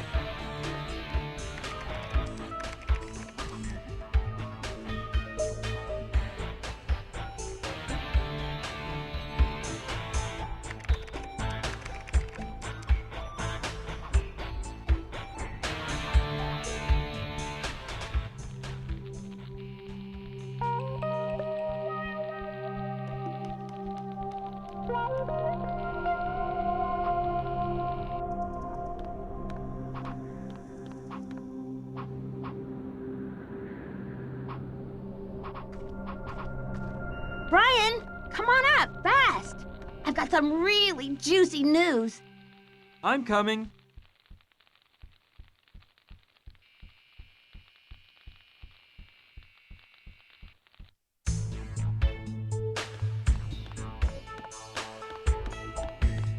So, what did you find out? First of all, I investigated what type of bank the brochure you found is for. It's not any conventional bank. The customers rent safety deposit boxes to keep their stuff in. Money, jewelry, antiques, whatever. They don't have to give any explanation at all of what's deposited inside. And I assure you, the place is a veritable fortress. I need not say that there has never been a robbery or even an attempted robbery. Then, do you think Johnny put the money there? Well, it's a possibility. This type of bank charges its customers a fortune, and in turn they pay astronomical taxes to the government in exchange for certain immunity. I mean, the police have no access to lists of customers or the items on deposit. That undoubtedly makes it a pretty safe place to stash money. Using my amazing skills, I broke into the bank's database, but I didn't see the name Johnny anywhere on the list of customers. That doesn't surprise me. If Johnny wanted to hide the money there, I'm sure he was more concerned about throwing the Sandrettis off than the police. But what really gave me a big clue was the security system used at the Mojave Bank. When customers rent a safety deposit box, they receive no key or magnetic card whatsoever. Nothing. What they do is perform a fingerprint analysis. And when customers want to access the box, they just place their index finger on a scanner for the computer to identify their fingerprint. And then they're let in. Do you catch my drift? Yeah, you're thinking of the bottle of formaldehyde I found in the sacred crypt. There you go. Then I researched the police databases, and I entered Johnny's full name, John Tawangyama. I verified that he showed up dead in a New York alley 2 days ago. I kept following the lead of his last name, which obviously isn't very common, and I found an interesting bit of info. 4 years back, a woman's corpse floated up in the Green Gila River. When they checked her identity, she turned out to be Sister Juana Buenadicha of the Santa Clara Mission in California. She'd been strangled and thrown into the river. A nun? No way! How was she connected to all this? Juana Buenadicha is the name she took when she entered the order. That woman was an Indian, though, and her real name was Mary Tawangyama. Was she related to Johnny? It was his twin sister. Guess what was missing from the body when they found it? I bet it was her right index finger. Bingo! And whose name do you think the safety deposit box at the Mojave Bank was rented to for 10 years? Sister Juana Benedicha? Exactly. It all fits together now. Johnny made his sister rent the safety deposit box at the Mojave Bank and put all the money there. I don't think he planned on killing her in the beginning, but by the end, he was afraid she would betray him while he was in prison. That scoundrel preferred not to risk it, so he strangled his own sister, cut her finger off, and tossed the body into the river. I guess he thought it wouldn't be hard to disguise himself as a nun and use his sister's finger to take out the money when the time came. Hiding the finger in the sacred Hopi crypt seems a bit unlikely, but I think he was running out of time by then, and he needed a safe place to keep the finger for all of the years he was going to be locked up in jail. He knew about the crypt, and it seemed like a good solution. I suppose that what he never counted on was that the Sandrettis would get suspicious and go after him the minute he was released from prison. Good work, Sushi. I'm amazed. Thanks. Well, I don't think there's anything to stop you from taking the money using the plan Johnny already cooked up.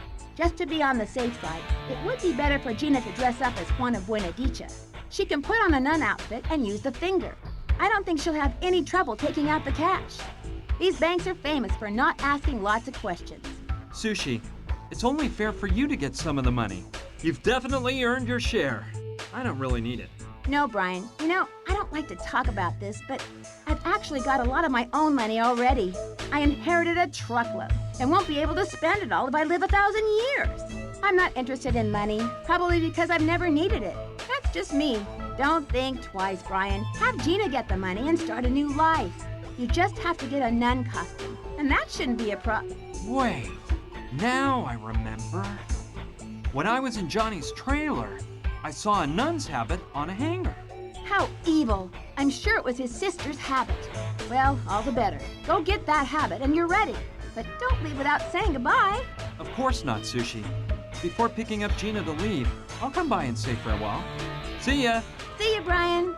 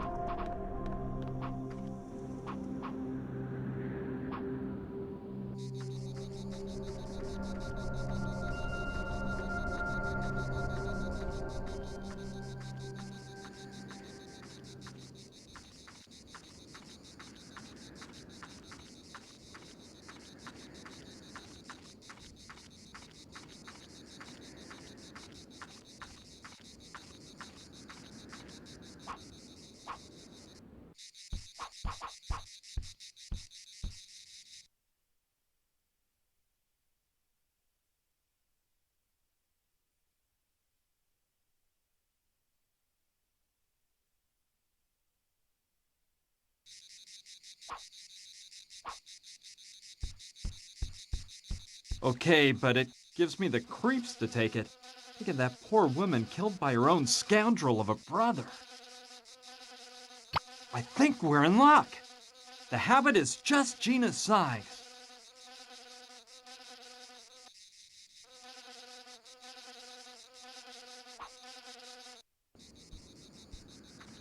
Okay, all set. Now for the money.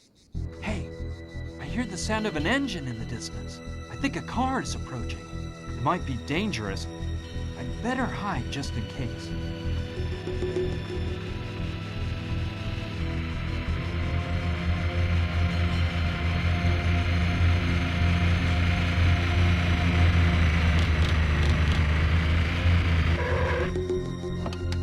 No, not now! Those dumb goons, Gustav and Fyodor, they found us! Here's the trailer, just like Bob said. Yeah, but I don't think Johnny the Indian was dumb enough to hide the cash here. I don't either, but we better check. Did you see that? Fresh footprints by the door. Do you think they belong to that idiot at that bimbo? They only belong to one person, and by the size of them, they must be his. Something tells me they're close by. They probably split up to try and find where Johnny stashed the dough. I bet they'll come back here, either together or alone. What if they have the money? Nah, I don't think so. Plus, finding them in this area won't be that easy. This is a huge desert. Let's do a full search of this trailer and wait for a while to see if they show up. What if they don't? Then we'll go out and look for them. And mark my words, we'll find them, whatever it takes. And when we do, they'll wish they'd never been born. Come on.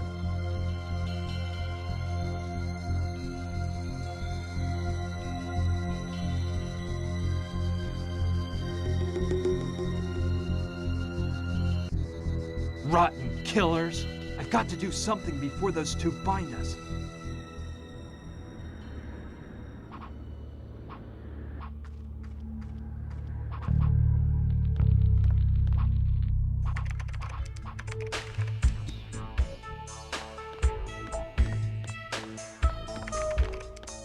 Hello, Sushi. Hi, Brian. Do you have the nun's habit yet? I have it, but now we've got new problems. Right when I was leaving the trailer, Gustav and Fyodor showed up. They're the Sandretti's henchmen. They almost saw me. Wow. So they're hot on your trail then? No, I'm afraid not. I guess they knew about Johnny's trailer and must have imagined that we would be looking for it too. From what I could hear them say, they plan on waiting in the trailer to see if we show up. Well, that gives you some time to escape. You've got the habit. Now go get the money and drive away fast. I don't know. Now I realize that Gina and I will never be safe. No matter where we go, they'll end up finding us. Yeah, I hate to say it, but I think you're right. So, what can you guys do? I don't know yet.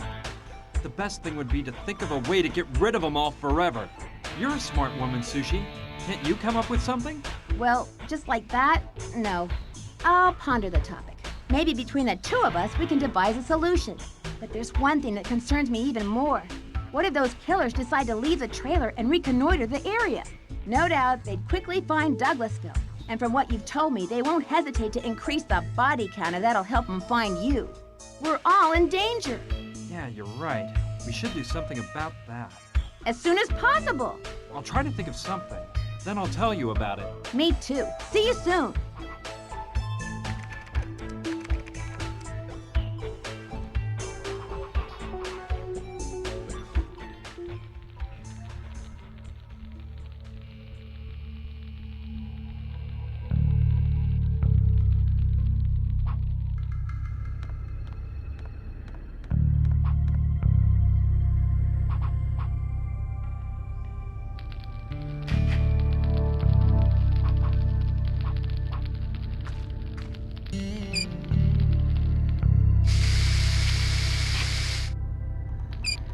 Yes, a burst of steam blasted out.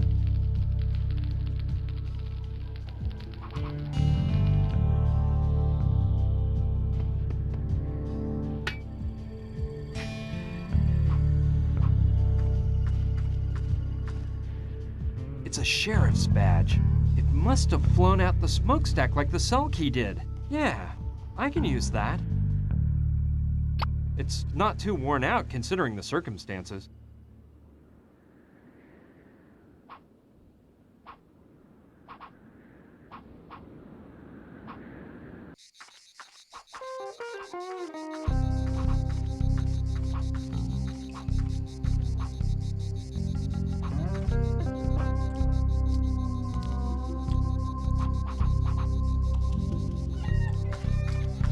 Oscar?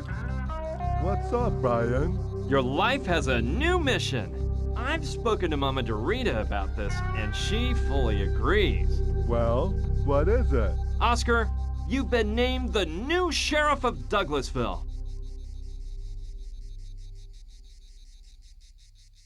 Wow. Please raise your right hand so I can swear you in. Repeat after me. I promise to defend, with my life if necessary, the laws set down in the Constitution of this nation. I promise to defend, with my wife if necessary, the laws down in that Constitution of this here nation. And I swear I will do everything necessary to ensure that these laws are not violated and to pursue anyone who might attempt to break them. And I swear I'll do things necessary to ensure them laws aren't violated and to pursue anyone who might attempt to break them. Perfect. Oscar, I hereby officially name you Sheriff of Douglasville. Dandy. Sheriff Oscar, your first mission has already come in. Listen, you've got to go to... Hey, what about my weapon? What? My sheriff's weapon. What kind of law enforcement official can I be without a weapon? Yeah, you're right. Of course, your sheriff's weapon. Sorry, I forgot to bring that. I'll go get it. You wait here and I'll be back faster than you can say sheriff. Yes, I know the rifle Sushi shot me with when I got to Douglasville has to be around here somewhere. I know she won't mind if I take it. Now this is looking better. So you were saying? What is my first mission as sheriff? Look, about 3 miles south of Douglasville, there's a couple of guys creating a ruckus and frightening the locals. You've got to stop them and lock them up in the Douglasville jail. But watch your step, partner. These guys are armed and dangerous. Don't you worry, friend. In the penitentiary, they used to call me Terminator. I'm going after them. Good luck. I'm sure you can do the job, Sheriff. Okay, the best thing to do would be to head for Douglasville and wait there until Oscar's completed his mission. From this window, I'll be able to see Oscar when he arrives. Here comes Gustav and Theodore's car. And Oscar is driving, so I guess everything went okay. Yes, he's pulling them out of the car, and he's tied them up hand and foot. What a tough dude! He's grabbed each of them by one arm and is dragging him into the jail. Whoa, he's so buff. I've got to tell Sushi.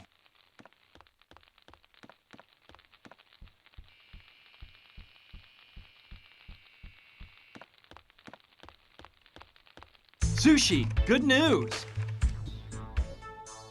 Really? What is it? Those cursed assassins are now locked away in the town jail. But how did you manage that? It was Oscar. I made him the town sheriff and gave him his first mission, to capture those two killers. No way. You're unbelievable, Brian. That big guy Oscar is unbelievable. By the way, I gave him your rifle so he could carry out his mission. You don't mind, do you? No, that's okay. Plus, I won't be needing it anymore. Law and order have been brought back to town. But seriously, this is all good, but it doesn't solve the real problem. Besides, we're not exactly the murdering types. And even if we were, all we'd achieve by eliminating Gustav and Fyodor is for the Sandrettis to send more killers after us. Yep, you're right. We've got to think of something to free us of the Sandrettis for good. You said it. You know what? I think I'll go and congratulate Oscar and get the pleasure of seeing those two thugs behind bars. Are you coming? No, not right now. You go, and I'll keep thinking of a plan. All right, see you soon. See you soon.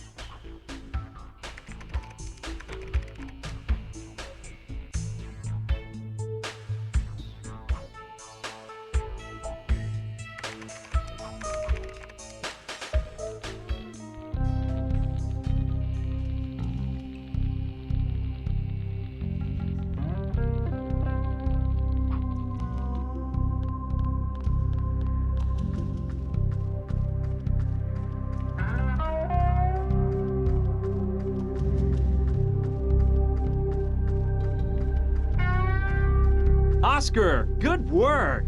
You managed to catch those two bad guys. Thanks, but I was just doing my job. Those two bandits thought they could beat me with a little gun and some knives. Yeah, they were really fooling themselves. You locked them up in the cell, right? Yeah, the things they were carrying are in a jail bag on the desk in the office. Perfect, Oscar. You're a real professional. Just doing my work. By the way, Brian, from now on, would you mind calling me Sheriff? Of course not. It would be a pleasure, Sheriff.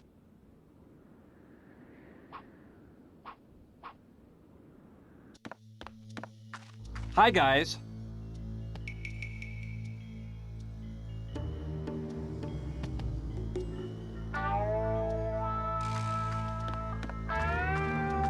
You're the moron behind all this? Not as much of a moron as you, it seems. This time you've met your match, one would say.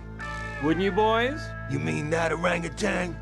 He caught us off guard. He didn't look dangerous with that silly face. I'd watch my mouth if I were you. If Oscar hears you, I accept no responsibility for his actions. You're some smart-aleck kid, but you're out of your league. Stop playing funny, boy. You're a dead man. Yeah, deader than that corpse there behind you. I don't think you should be threatening anyone at this point. You should be begging! And speaking of that guy back there, take a good look, because that's how you guys are gonna end up. What a waste of time talking to two killers. Keep your nose in your own business. We should have finished you off like we did with your little friend at Examining the stuff those two guys were carrying around may give us some ideas. The canvas is pretty worn out, but I don't think it'll tear.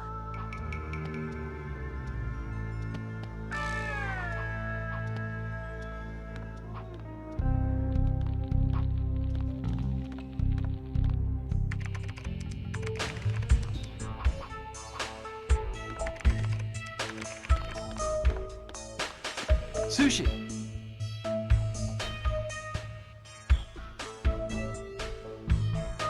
Yes, Brian. I brought you everything Gustav and Fyodor had on him. Maybe you can use it to investigate on the internet or something like that.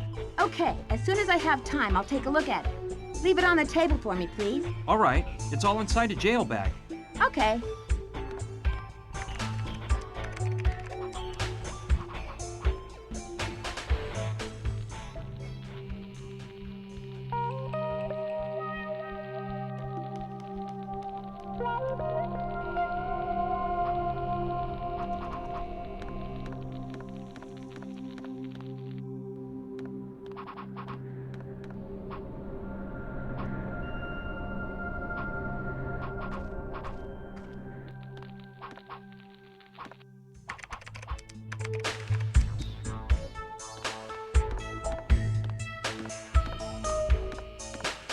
Sushi, I'm sorry for disturbing you. No problem. Have you taken a look at Gustav and Fyodor's things? Yeah, but I bet all their papers are fake. I haven't found any information on their past on the internet. Although, well, there is one thing I discovered. Gustav is a total movie fan. Movies? How do you know? While looking through his wallet, I found a season ticket to the Film Archives of New York. Can you believe it?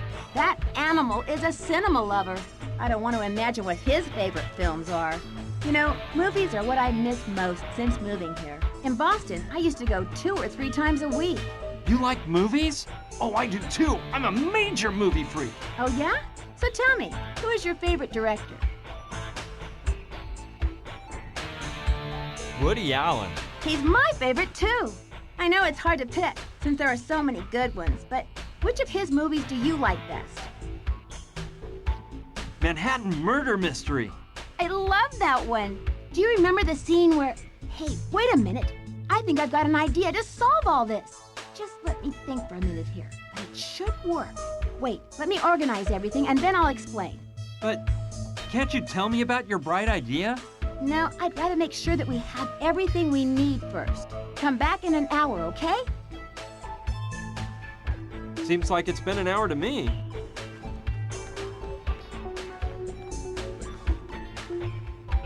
Well? Let me explain. Remember how in Manhattan Murder Mystery they record the husband's voice in order to pretend that he makes a phone call later on? Yeah, sure I remember. My idea is to do something similar. We'll call the Sandrettis pretending to be one of the thugs. There's a cellular phone in Gustav and Theodore's thing. I've looked through it, and there's a number memorized as bosses, which is undoubtedly the number they call to report to the Sandrettis, who use a more sophisticated system than in a movie. A voice emulation program I downloaded once from a website called The Way Secret and Fully Invincible. What would we achieve by calling the Sandrettis and pretending to be the thugs? We'll make them suspect that Gustav and Theodore are intending to keep the cash for themselves. Yeah, that sounds like a good plan.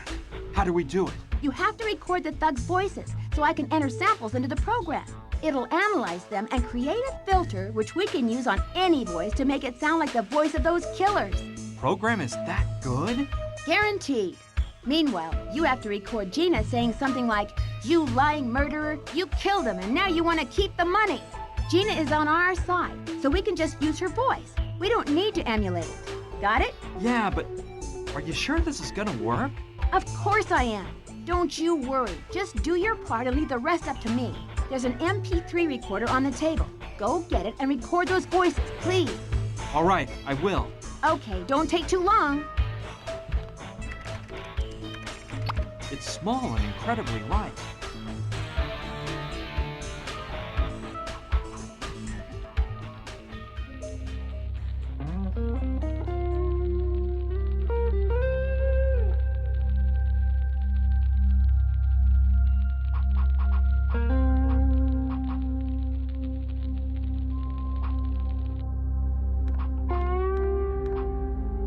Give it a rest. There's still some old wanted signs up.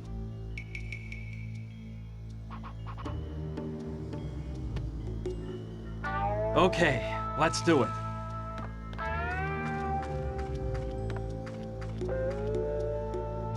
Hi guys, how's it going? What kind of game do you think you're playing, kid?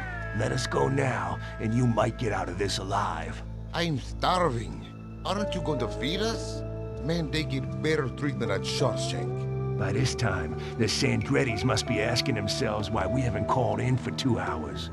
It won't take them long to send someone out looking for us. Get ready, you worm! Hey, I think I'm ready to re-enter society. Why don't you let me out so I can integrate and start a new life? The first thing I plan to do is go massacre your whole family.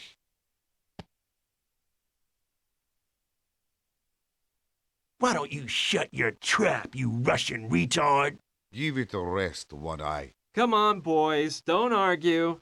Cellmates are supposed to get along. Done. Now I have the voices of those two recorded.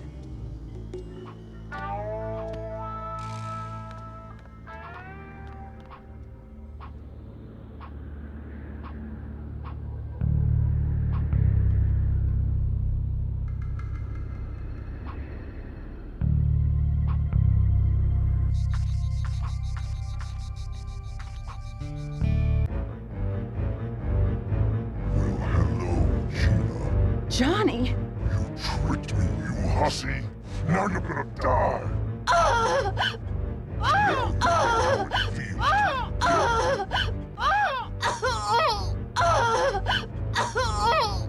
Calm down. You were asleep. You must have been having a nightmare. Yeah, it was horrible. Johnny was rising from his grave to kill me. There.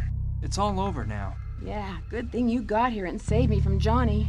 You don't look so angry with me anymore. Well, let's drop that. Listen, come up with a plan for us to keep the money and get rid of the Sandrettis forever. I need to record you saying, "You awful killer! You killed him and now you want to keep the money for yourselves!" But what for? Explain it to me. There's no time, Gina. Just trust me. Come on, let's rehearse once before recording. Let me remind you of the sentence. "You awful killer! You killed him and now you want to keep the money for yourselves!" You awful lying killer. You killed him and now you want to keep the money for yourselves. That was pretty bad, Gina. When you lied to me, you did a much better job. Come on, try again. You lying killer. You killed him and now you want to keep the money for yourselves. Better, but it still doesn't sound real. Try it once more. You lying killer. You killed him and now you want to keep the money for yourselves. Well, it's no Oscar performance, but it'll do. Wait for me to start recording and say it again. You lying killer.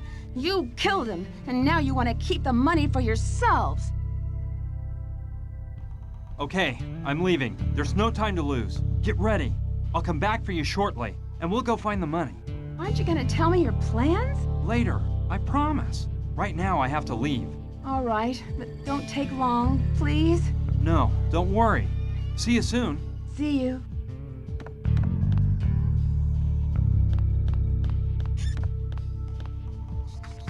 Now it's all recorded.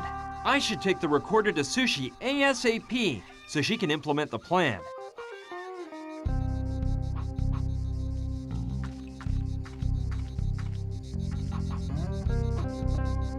No, I don't, and I wouldn't even.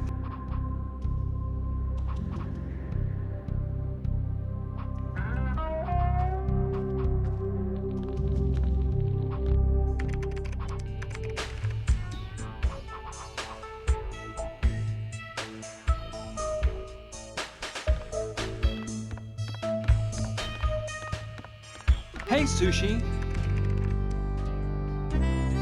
Hi. Did you get the recordings? Yes, I have it all. Excellent. Leave the recorder on the desk and give me an hour to organize everything. Whatever you say. See you in an hour. Bye.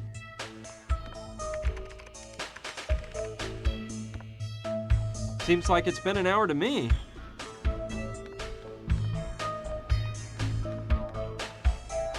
All set? All set. Look at this. Brian, you're a bag of pond scum. How does it sound? Wonderful, Sushi. And you said I was unbelievable. You're the amazing one. Well, it's no big deal.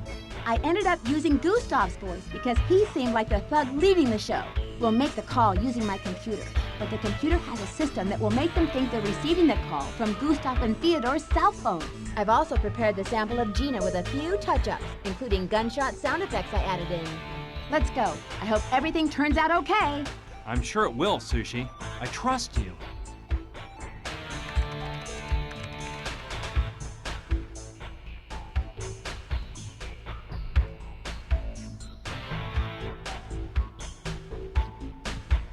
It's about time.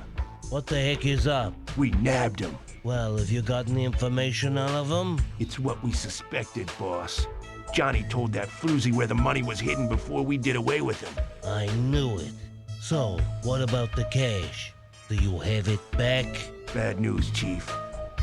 The money's history. What? What do you mean it's history? Let me explain, boss. When we got here and found that bimbo and her little friend, we decided to follow them without them seeing us.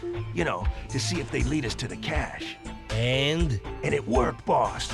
We followed them to an old abandoned mine. And apparently that's where Johnny hid the booty after the heist. We caught him by surprise exiting the mine with 2 huge trunks. But this stupid mule Theodore jumped the gun, as usual, and shot too soon. You useless, incompetent donkeys! Theodore missed and they ran back into the mine. We chased after him and trapped him at the end of the mine shaft full of boxes. Boxes of dynamite, that is. I screamed at Theodore, "Don't shoot!" But that dimwit of a Russian had already fired a gunload of bullets. The whole place turned into an inferno in 1 second. We ran out and escaped from the mine by an inch. Stupid morons. The whole mine blew to bits with the floozy and that idiot inside. And the money, unfortunately. I'm sorry, boss. The way we left that place, there was no way to get the money out, and... You lying killer. You killed him, and now you want to keep the money for yourself. What was that? Gustav, you filthy rat! That was the girl who was screaming! Gustav! Gustav! You won't steal a cent from me! Perfect! The seed has been sown. Cool. Oh, and thanks for calling me an idiot. I'm sorry, but it has to be credible. It doesn't matter. This came off great. It sure did. Excuse my lack of modesty, but I did a wonderful job here. And you don't even know about the icing on the cake yet. What icing? Listen, and try not to fall to the floor and kiss my feet. I hacked into a Swiss bank and created an account under Gustav and Theodore's names with a balance of $20 million. I printed up a receipt from the account and stuck it into Gustav's wallet. It's hidden well enough that he won't find it before the right time. Tomorrow, I'll instruct Oscar to take the killers out of the jail, blindfold them, and take them far away from here. I'll tell him to abandon them on some remote highway, but to make sure he gives them their stuff back first. Either I'm way off here, or the Sandrettis will soon find them. I wouldn't want to be in their skin when the Sandrettis find the receipt from the Swiss bank. Simply brilliant, Sushi. You never cease to amaze me. The only thing is, I'll have to lend Oscar the thug's car. I thought I'd use it myself to pick up Gina and go straight to the Mojave Bank before having a panic attack, but... Oh, take it. It doesn't matter. Oscar can just take one of my Hummers tomorrow. One of your Hummers? Yeah, I have 3 in the barn, so that's all worked out. Anyway, let me tell you something. I hate goodbyes. I always end up in tears. So I'd rather just stay here by my computer instead of watching you leave, okay? Thanks for everything, Sushi. I'll never forget you. Goodbye, Brian. Please come back someday.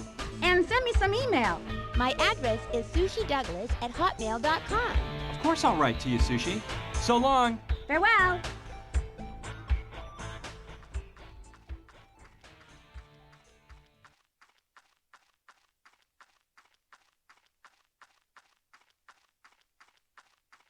Sheriff, I've got a mosey. I've got an urgent mission elsewhere. I'm taking the prisoner's car, all right? Sure. The keys are in the ignition. About those 2 guys in there, just follow Sushi Douglas's orders. She's the mayor of Douglasville. I'll do that. See you soon, Oscar. Adios, amigo.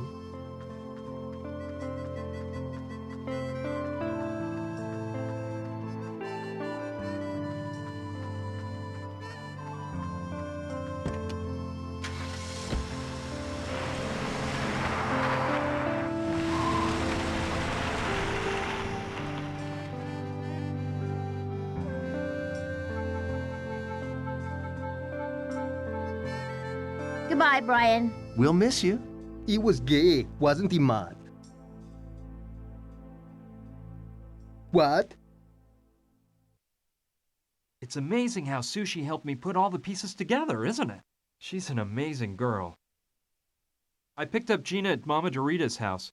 Her leg had almost totally healed, so we headed for the Mojave Bank. We got there at dusk. That wouldn't be a problem. Sushi made sure it was the kind of bank where customers can do transactions at any time of day. We were pretty scared, but it turned out getting the money was simpler than we expected.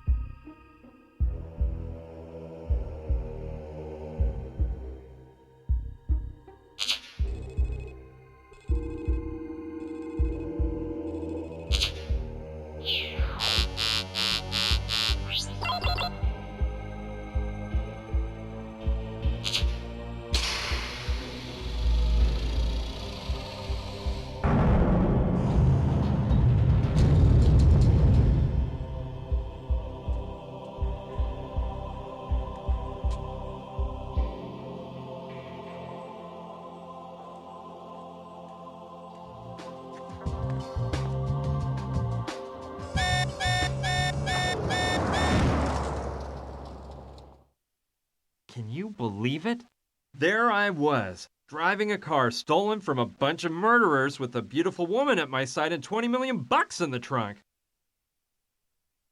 Las Vegas was close by, so we headed that way. We ditched the car and checked into a luxury hotel. Throwing caution to the wind, Gina insisted we get the best room in the hotel. The honeymoon suite, obviously for newlyweds. So, we signed in under bogus names, pretending we just got hitched. Let me tell you guys, that sure made up for the bad days I've had. Gina and I, well, let's just say we had time to get more up close and personal. One morning when we went down to breakfast, we read in the newspaper that 2 guys' bodies had shown up riddled with bullets in a New York alley. Their description left no room for doubt. It was definitely Gustav and Fyodor. They didn't give any further information in the paper, but I can imagine what went down. Stop lying, you leeches. Where's the money? I swear we don't have it, Don Roberto. That tramp's little friend is smarter than we thought. He framed us. So what about that telephone call? I never made that call, Don Roberto. You filthy mutt. Do you think I can't recognize your scratchy, betraying voice, you cellar rat? We aren't lying, Don Carlo. We would never betray you guys. Roberto, perhaps they aren't deceiving us. Gustav and Fyodor are our best men, and they've always been loyal. I know, Carlo. I know. But unfortunately, loyalty comes at a hefty premium these days. And I guess losing it for $20 million isn't a bad deal. So let's see if your faithful boys have an explanation for this. It was tucked away very nicely in Gustav's wallet.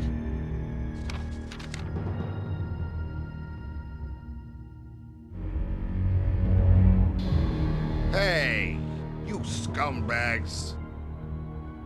Hey, nobody laughs at Carlos Andretti to his face. No, Don Carlo, don't do it. Hey!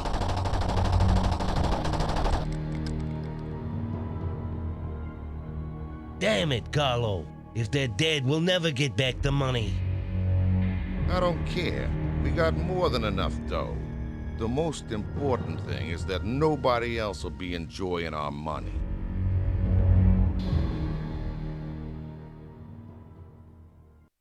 Everything turned out all right after all.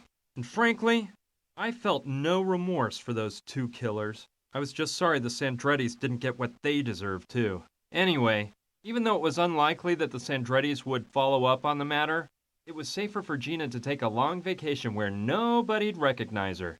The Cayman Islands seemed like the perfect place. Gina insisted I go with her, but well, look, I just couldn't. I'd worked so hard to earn my chance to study at Berkeley. I couldn't just throw it all away.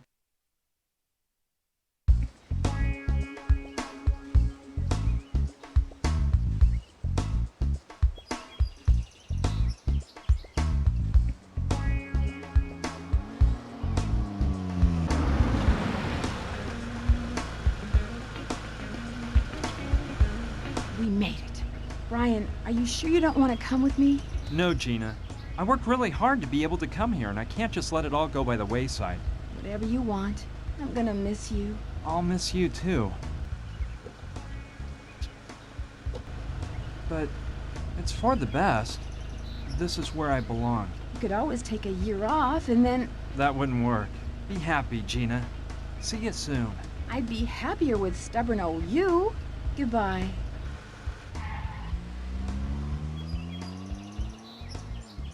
Why do I feel like a total idiot?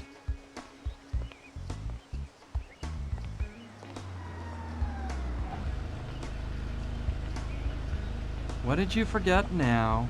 Well, something tells me you're dying to come with me. Am I right? Maybe, but what about you? What about me? Are you dying for me to go with you? Of course. You know that's silly. Well, now that I think about it, Berkeley's been here for over 100 years, so I guess it can wait 1 year more.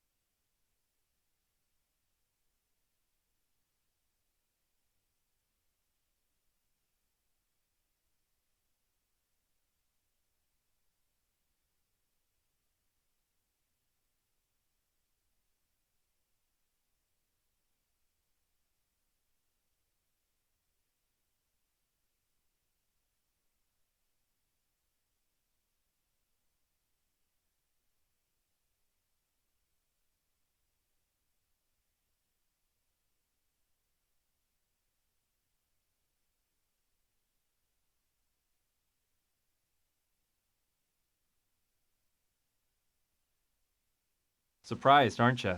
Yeah, I know what you're thinking. Ryan's the kind of geek who'd rather be studying at Berkeley than to party with a hot girl. Well, I admit I almost did. But at the last minute, I heard a little voice say something I heard in a movie a long time ago. In the film, the main character reaches the conclusion that there are times in life when you have to know when to say,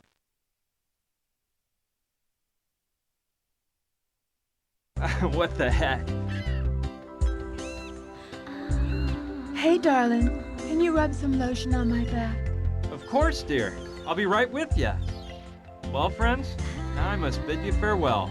As you can see, duty calls. I hope I haven't bored you too much with this little adventure story. So, I'll be seeing you real soon, okay? Brian, are you coming? Yep. So, like I said, friend, see you soon.